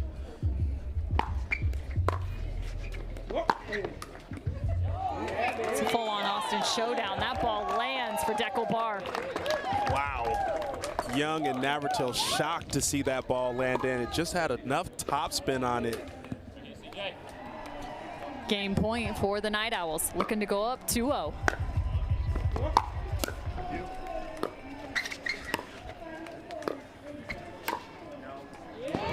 And they do. Hootie hoo for the Las Vegas Night Owls, 2-0. An awesome display of pickleball by Colin Johns and Barr. Just patient, pick their spots, error-free mostly, and they come out on top of this one. 21-11, we head to mixed doubles next. There needs to be a response, and a big one right now from the Pandas.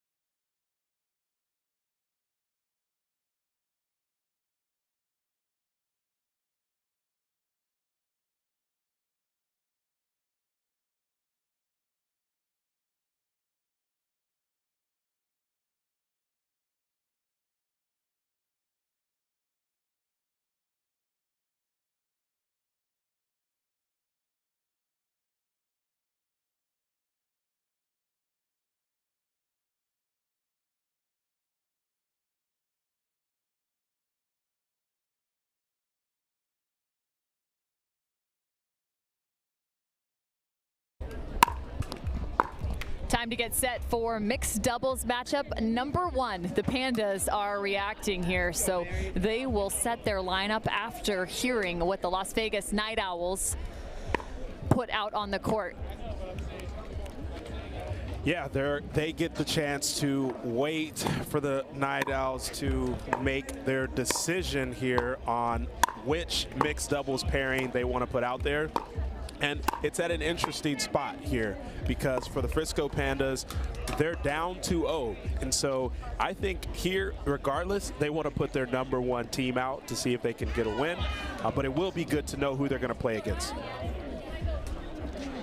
So let's find out what the pairings are for this mixed doubles matchup as the Las Vegas Night Owls are up 2-0. Again, we will play both of these mixed doubles matchups regardless of whether the Night Owls win this third game.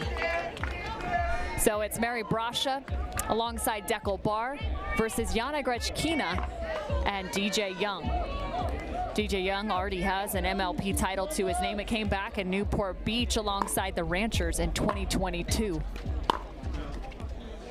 Right now he's got to dig deep to find a little extra something for the Pandas. Yeah, he can't let that miss there deter him. He's got to stay aggressive and as creative as possible here. Geez, that's a heck of a drive. Right now, Dekel Bar's drive is on, and when that happens, it is trouble for the opponent. So would you rather keep him at the baseline and deal with his drive, or have him come to the net and impose his will at the kitchen? Listen, I just want him to go home. He's on the other side, there was no option C. There was no option C. Yeah, I think keeping him at the baseline and hoping that you can block those drives at an angle is really the best course of action. Oh my goodness. I flinched and I'm on the outskirts of the court. Young came in ready for action. Hard to size that ball up because he didn't want it to come back with a block from Dekel Bar.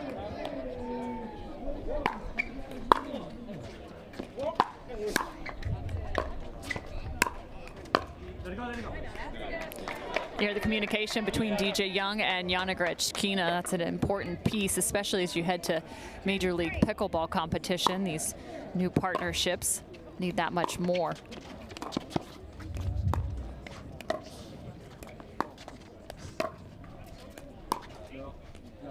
Yana Grechkina looking to go backside on Dekel Bar.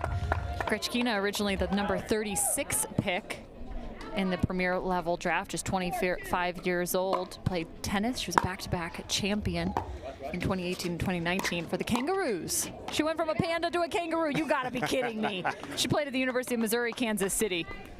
Unreal. Yeah, how cool is that?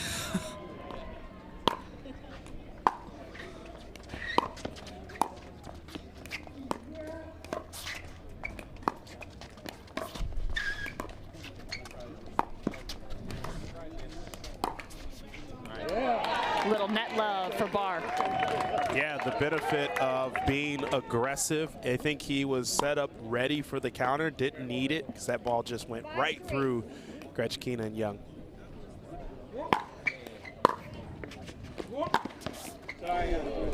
That's tough right now for Yana Grechkina. She's also staring into the sun on that right side, so in terms of vision, it's that much more difficult to pick up the ball.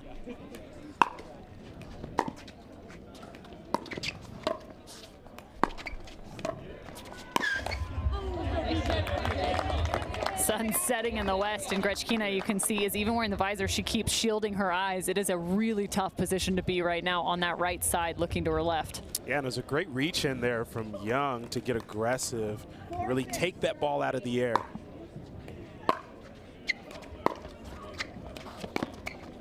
You?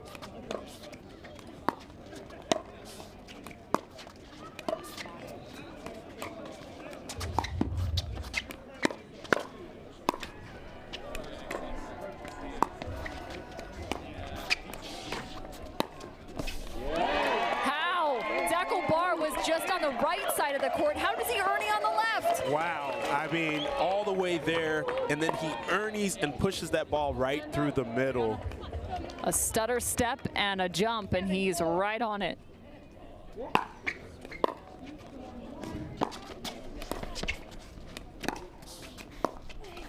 Honestly, with how high deckle bar gets up on that serve. It looks like he's literally tennis serving. He's up on his toes, full jump practically, and still keeping that paddle at hip height. He is playing some of the most intimidating pickleball right now.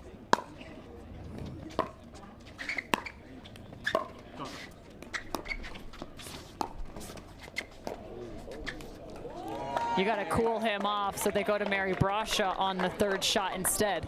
Grechkina just missed the Ernie, threw off Young, and they've got some confusion setting in there for the Frisco Pandas. And I like that. See if you can push deckle bar all the way to that right side, even if it's just off center on the right. Might either find the Brasha backhand drop or get deckle bar just enough out of position. Yeah, you're exactly right, Cameron. It's harder to hit a drive when you're fully on the move, and so if they can get him to shift that weight before he hits, might yield better results for them. It also puts DJ Young as the counter puncher there in terms of that fourth ball coming his direction, as it would be more line to line in that regard. 11-5, so some adjustments needed to be had for the Frisco Pandas. 5-11. Yeah, look, for them on that last play, DJ Young just barely missed that volley into the net. And those are the things that you don't want to happen. You have a team on the other side in Las Vegas Night Owls. Deckle is playing on fire. You want to do things to stop him, not to continue to fuel him, which would be silly errors and mistakes. So they've got to clean that up, and then they've got to figure out how they can attack Mary Brasha on the other side to kind of gain some momentum.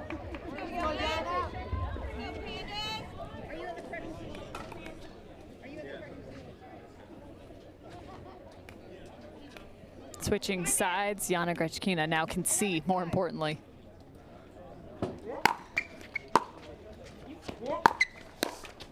And deckle bar is on the right side, even though he starts on the left. I almost called him a right side player there for a second. Whoops. Yeah, listen, he's an all-side player, as you may see in a couple of points here.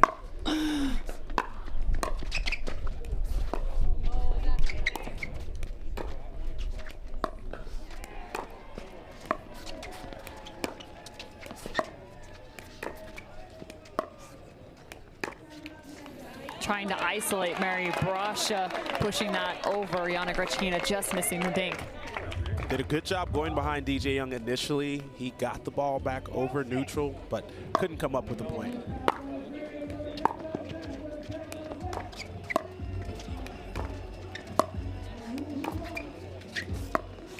ATP for Yana Grechkina, chasing that off the net. Always nice to be going for the ATP and then get a little extra room when it kicks off the net. Great job by Grechkina to push that ball back in the center of the court.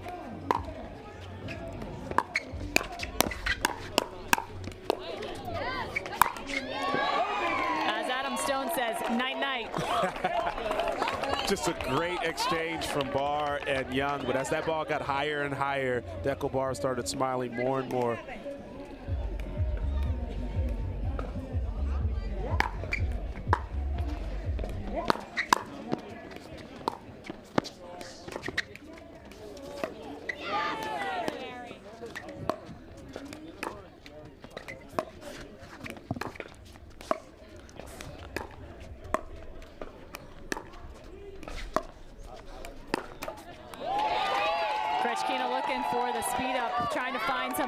In the transition zone there. She took 2 steps off the line. Mary Brasha just playing so solid. She got that ball off the tape. She kept it in play, and the crowd is chanting her name right now. Oh, yes, they are. You.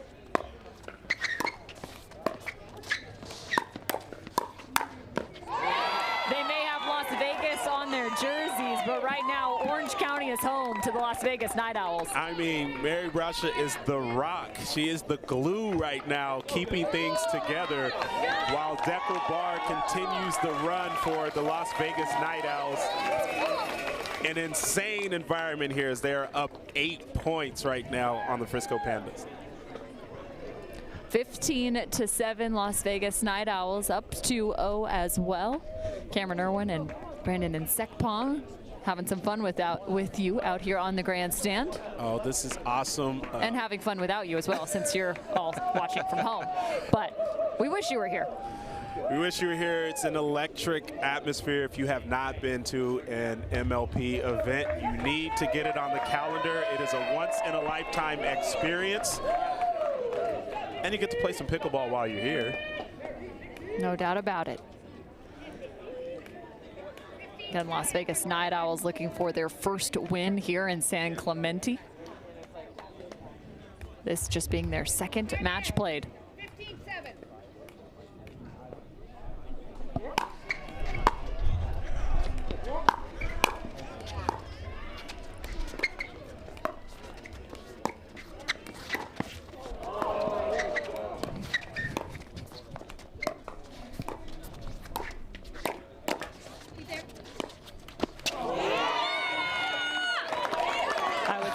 Safe to say there was some scattered play across that point. Bar hit a forehand from the full extended backhand side in the middle of that play. They have Yana Grechkina on the left now. DJ Young on the right. They're going to challenge this out call. And I think similar to what Zane Navratil and DJ Young ran into, you're down, nothing's working. Let's extra switch timeout. Sides. Well, yeah, outside of the challenge, but let's switch sides and see if we can get some action going. Let's see if something can work. You typically don't see the male and female switch in mixed doubles, but if it helps get them a rhythm and get some momentum, why not? Be curious to see what comes of it after this challenge. So our officiating crew working through the challenge right now as they review this call. New VAR system in place. Cameras with 120 frames per second. They have upped that here at Major League Pickleball. Be able to give themselves the best view possible on those lines. Cameras on each of our lines as well. They're currently looking at those in another video booth just adjacent to the court. We get to find out after the fact. Yeah, listen, Major League Pickleball is doing big things time after time. I mean, I love the additions they've done to this event, and I'm sure we'll see more to come. I've heard talks about what they may do to the actual ball, how they possibly will switch it, paddle regulations, how those will change things at MLP. They're starting to be the front runner here in the pickleball scene on the way things are done, and they're doing an awesome job.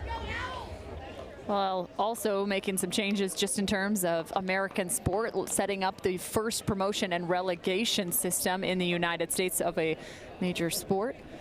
That all coming to fruition come 2024. So this season is all about the setup. Hence, we have 2 seasons in one in 2023. Season 1 culminating here in San Clemente, as then we will head to another 3 events. We have the Super Finals come Monday for both the Premier and the Challenger levels.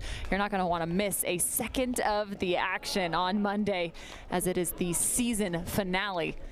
Over $5 million in prize money here in 2023. Largest prize purse in pickleball history right here on the MLP by Margaritaville. So the call has been made now. After video review, the call is overturned.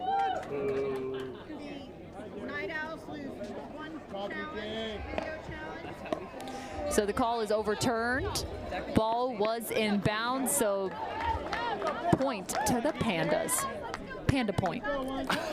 I knew that was coming. It just was too much of a good setup. A point to the Pandas. I like that. A panda point. I mean, you can't be called the Pandas and not expect a little something coming your way.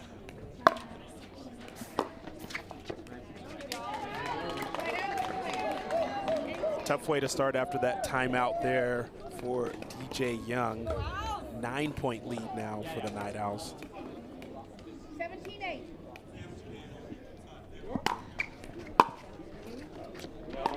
Point. Ball out of bounds off the return. Yeah, for the Pandas, they've got to find some energy here. No, they're down 10. The game is not over.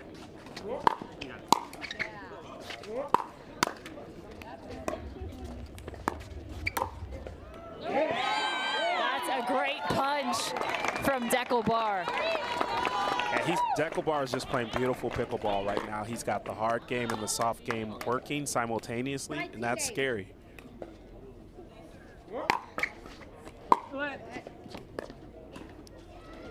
Let's serve. 19-8.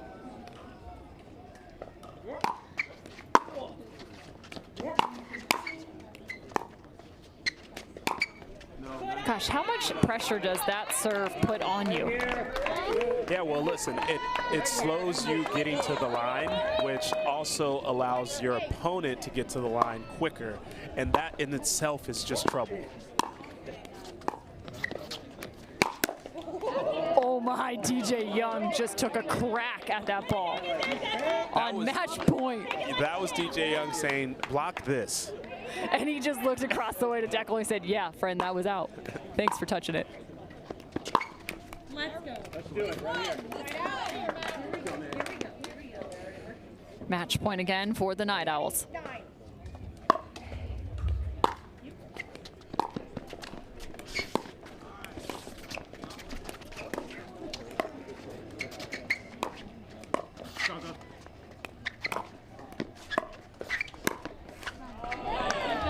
Find Deckelbar shifting too far middle. Yeah, and I think Grechkina and Young got away with one there because as Grechkina did the Ernie, it looked as if her paddle broke the plane, but the referee did not make a call. Deckelbar is inquiring if they can challenge that.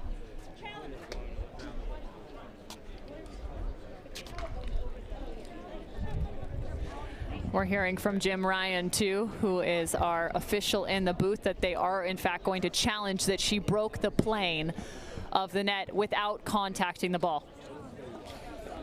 That is a challengeable call. So they're going to check this.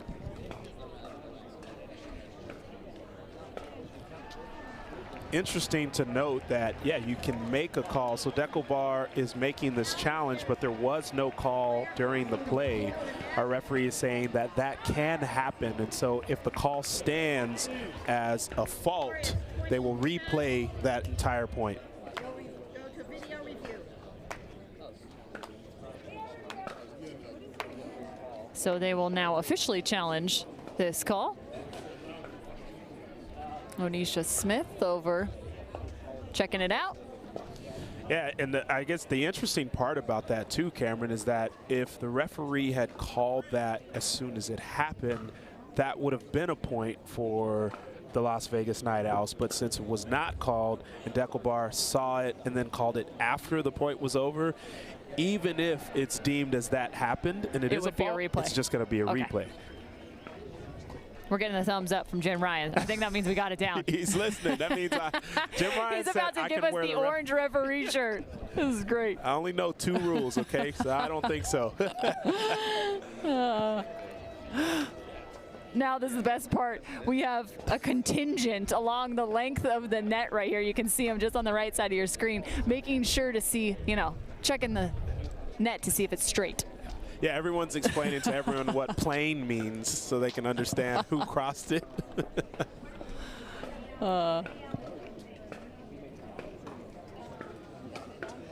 Jesse Irvin having conversation with the Pandas.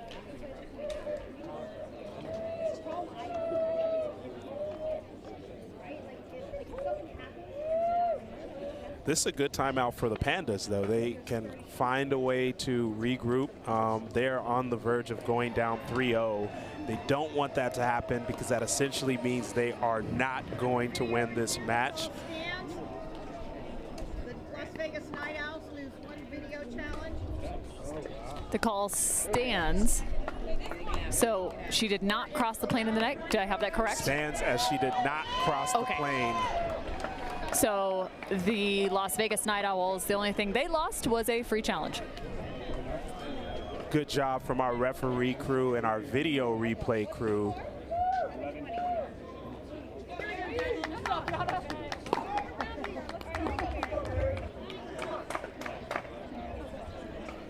Go, Mary. 11:20. And Cindy, it's 11:20.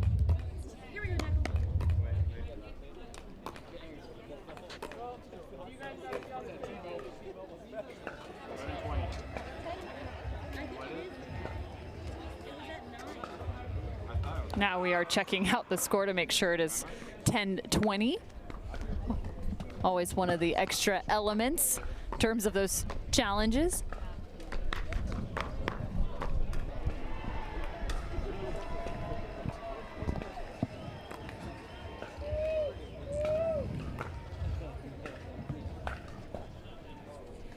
Las Vegas Night Owls looking to close this out. We will still play that fourth game, the second mixed doubles.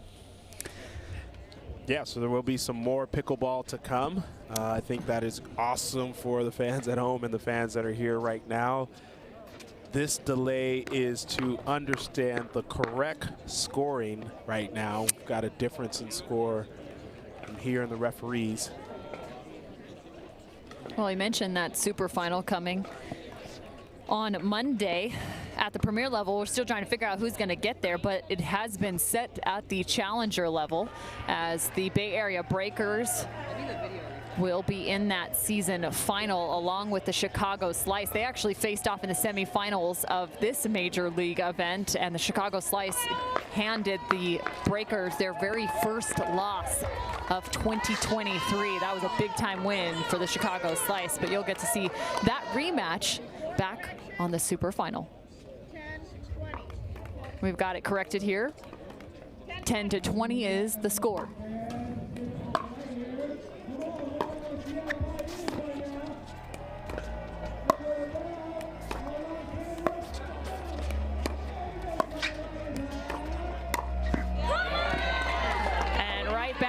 Of the video challenge, Las Vegas Night Owls protecting.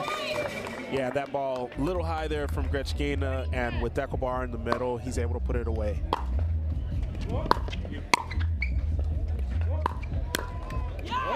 A drive from the baseline for Deckelbar to seal the deal for the Las Vegas Night Owls, 21-10. Time to update that scoreboard as it is now 3-0 in favor of Las Vegas. Zane Navratil steps out.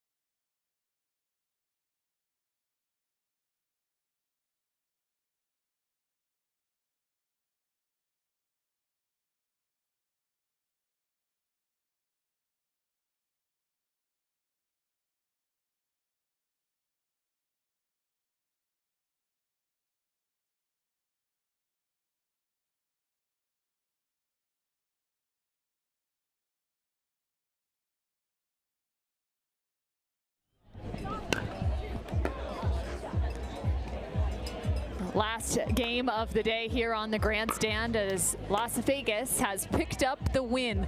But one more mixed doubles matchup to go. Zane Navratil and Lina Padigameta playing alongside one another for the Pandas. Colin Johns and Jesse Irvin alongside one another for the Las Vegas Night Owls. Just 21 points to go between these two teams.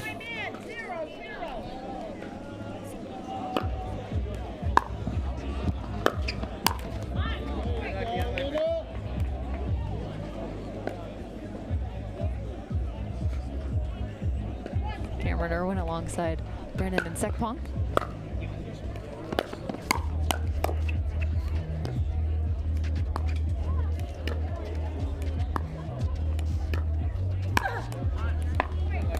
That's one of the tough angles right there from that right side on the forehand reaching in. If that passes your midline, your range is somewhat limited. Yeah, absolutely. Got to extend fully.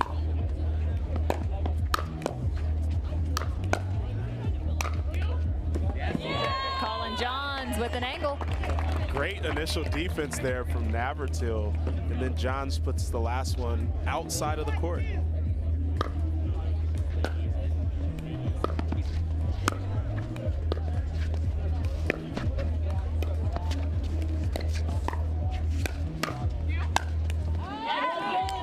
Two defensive plays from the Night Owls, but the third they can't come up with.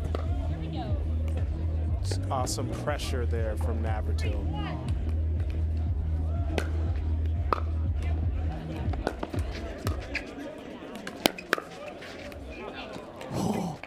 Wow. I didn't even have words. I just said, oh. I mean, Navratil coming in, swinging away. They may have already lost this match being down 3-0, but I guarantee you him and Padigameta want this game. And the block shot up the line. Nice redirect from Irvin. Yeah, really got her paddle extended out there and pushed that behind Navratil.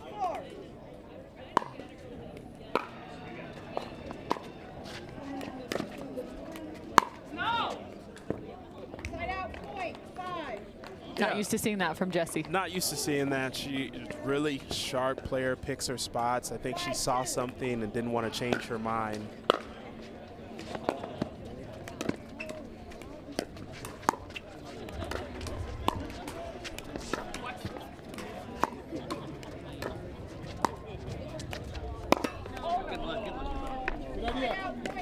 Looking for the ATP. See how much space Lina really had here. Yeah, maybe could have let that ball drop a hair and push it in the back corner. Tough call.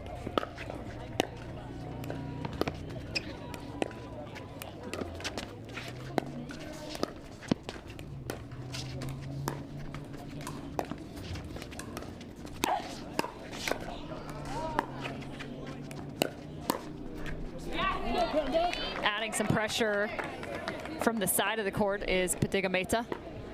Yeah, the Ernie from Padigameta early in that point, and just a great play.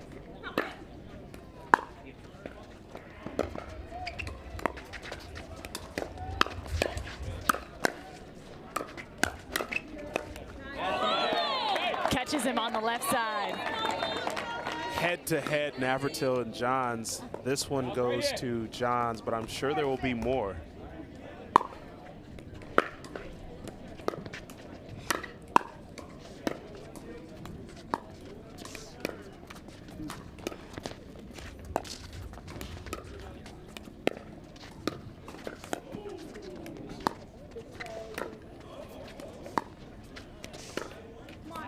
Both Jesse and Colin have some of the quietest feet in the game of pickleball. Watch them through the transition zone. It's really fun to watch how quickly they get those feet set and stopped, and how little motion you'll see even on resets.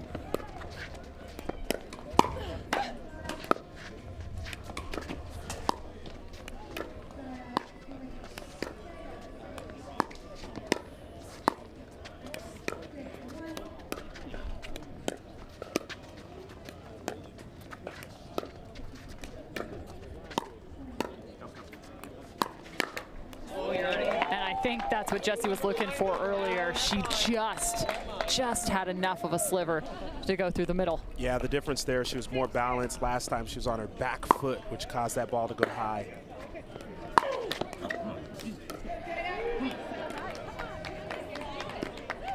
Big drive from Irvin, just does not come over there. Pandas with the lead, 7-6.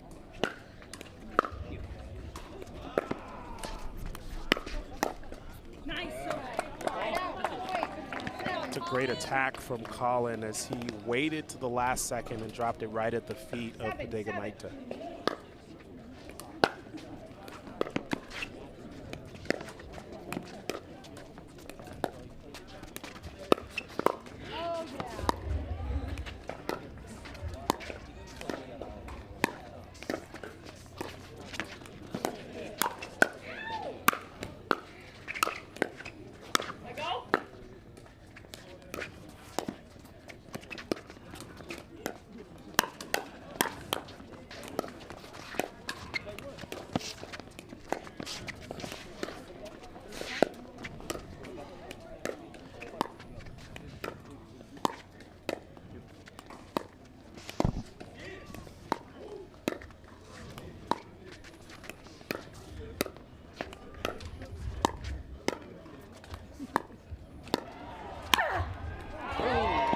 Jessie finally looking for the speed up. That point had to be how many contacts? I mean, had it all. Resets, pressure at the kitchen line.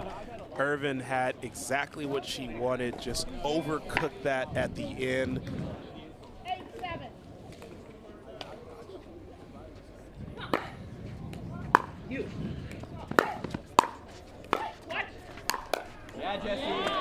Jessie on the outstretch. She has probably some of the best power on full extension on the women's side. Yeah, and you add in the misdirection as well, makes it tough for her opponents.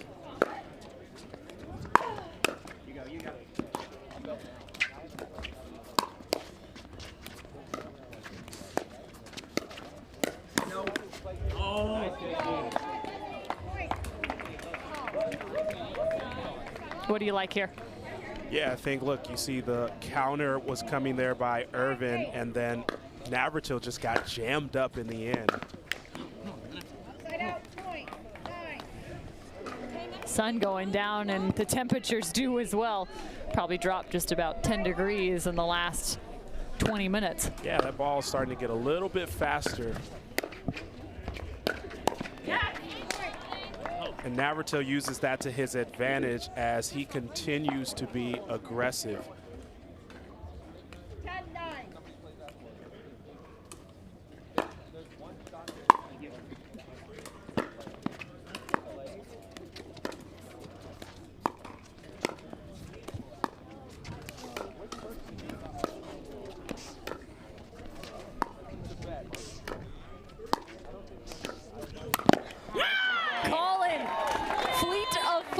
Wow.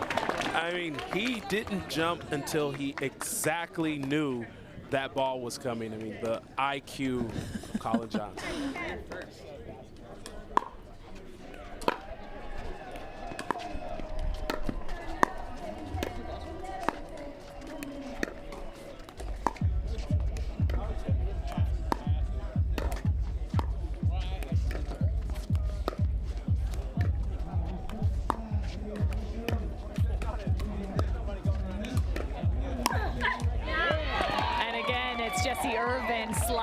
Just about 6 inches left to open the forehand. She sees an opportunity. She's taking it right now. That's the speed up she was looking for earlier. She puts the correct amount of pace on that one, and it drops in as they take a 1-point lead in this matchup. By doing that, she's forcing Zane Navratil to have to cover a little bit more middle, try and get him off that left side. Because right now, Linna's having to push right and try and come back with the two-hand backhand. And that's the setup they want. They want to funnel the ball cross court to Linna. They want to try to push her out. And then if she pops one up, they would love for Jessie Irvin to just lean in with that forehand and really kind of catch Zane Navratil in the wrong spot, or just put the ball through the middle. So the end change at just a 1-point game here.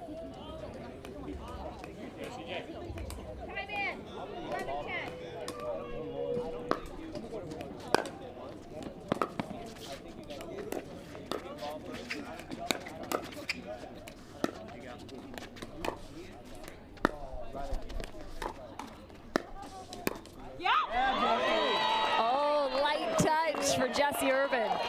I mean, this is right on cue. They funneled the ball to cross court to Padega Meta, and look, she just pops that ball right behind Zane Navratil. 12-10.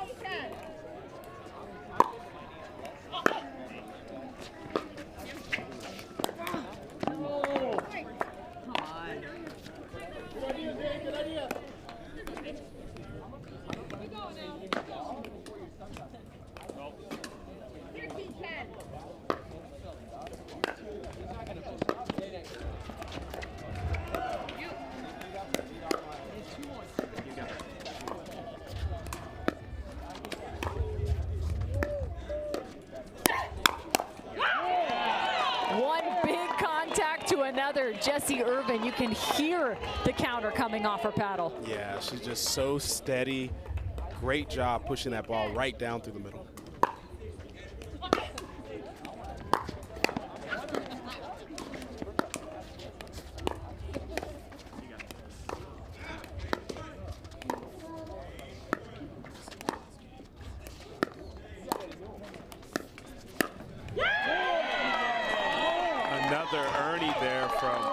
He is just reading Padega Meta's paddle very well. He saw it open up, and then he goes and jumps.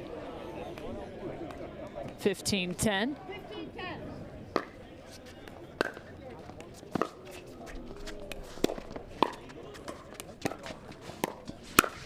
No! St. Navratil looking to his partner for the encouragement right there. The Seattle Pioneers and LA Mad Drops on championship court. Seattle Pioneers up 2-0. However, in game 3, it looks as if it might tend the direction of the LA Mad Drops. 11-15.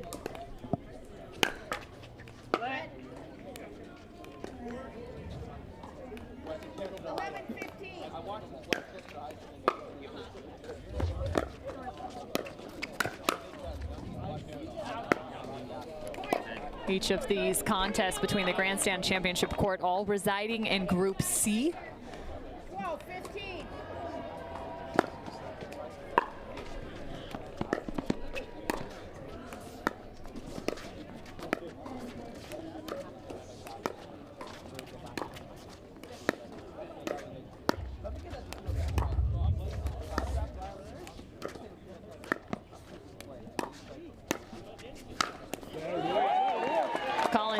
From up above as the lob comes his direction. Yeah, I think Padega Meta wanted that lob to go a little bit deeper. She probably should have looked at down the line. John saw it early and was able to put it down. 16-12.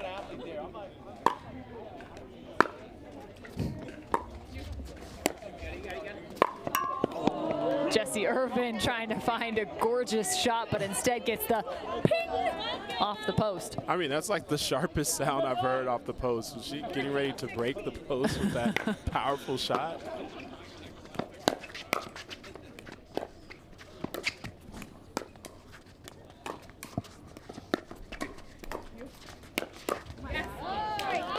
Zane's starting to get more active with the feet.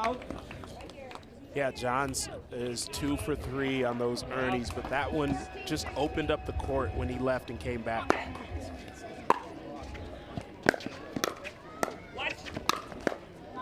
Ooh, that might have been long, but it was right at the feet of Padega Meta.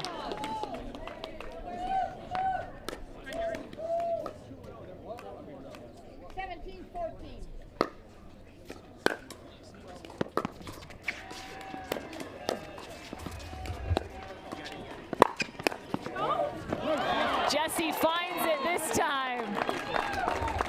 So much spin on that ball from Navratil, but Irvin able to get all the way around. She's one of the best on those forehand ATPs. Speaking of reads, Zane Navratil has one of his own. Yeah, he'll add that to his Instagram highlight reel. He jumps the corner here. 15-18.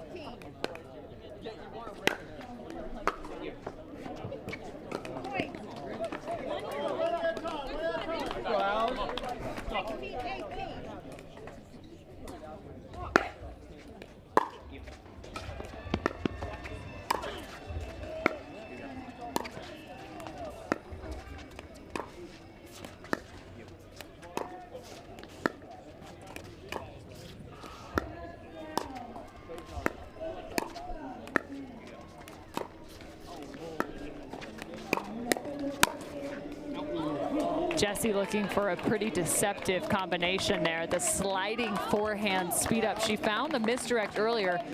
Here she finds the chicken wing, but can't finish on the backhand side.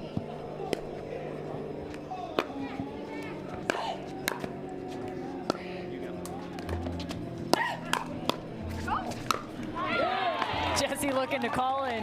Tell him to go. Yeah, finish the play. I've done my job. And Colin comes in and puts that one at the feet of Bodega Maite.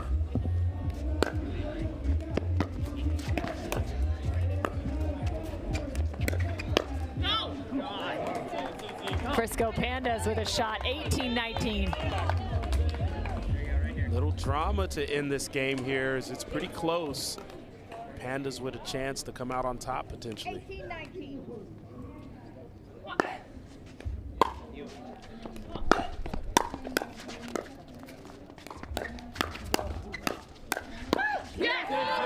And make it 19 all. Here we go. Must win by 2. The freeze doesn't come into effect till somebody reaches game point. 19-19.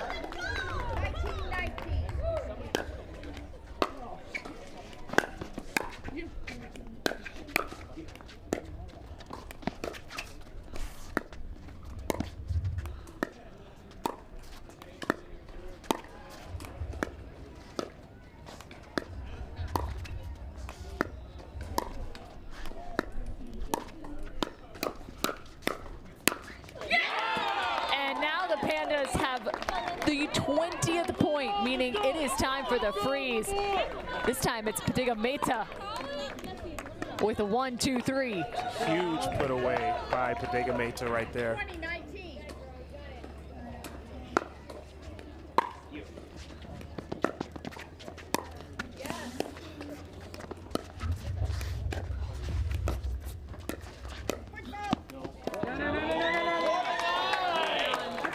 They're going to have a conversation here because a foot fault was called on Bodega Maite, but she touched the bottom section of the post. It's actually more of just a platform, and that does not count as part of the post. So she's actually okay. They will replay this. You can see the black space just underneath the post. Yeah, great job by our referee crew coming in to get that corrected.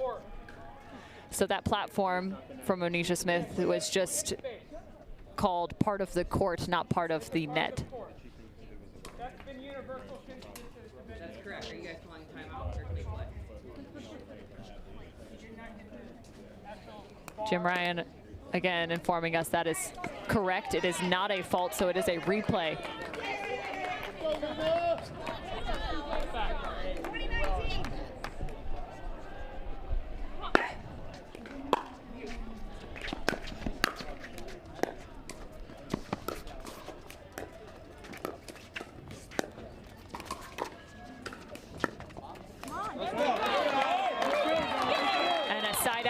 For the Las Vegas Night Owls. A reminder, they have the match in hand at 3-0. Just looking to find a few extra.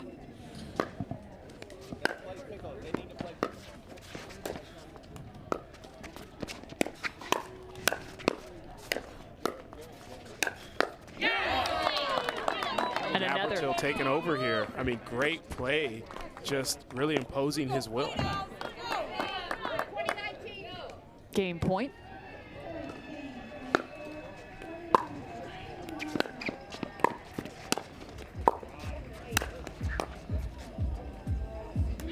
That all started with a tough serve from Zane Navratil. They kept the pressure on, and the Frisco Pandas walk away with 1. It's a huge win for the Las Vegas Night Owls in this entire match. And I think for the Frisco Pandas to come away with that last game there, it's good momentum going into tomorrow. They are down 0-2 in this MLP format, but they want to come away with something and some type of momentum out here this weekend. Well, that concludes our coverage out here on the Grandstand as the Premier Level took the court for the first time today on day number 2 of Major League Pickleball San Clemente. We'll be back with more coverage tomorrow morning. You're not going to want to miss a second of Major League Pickleball. This is the best it gets.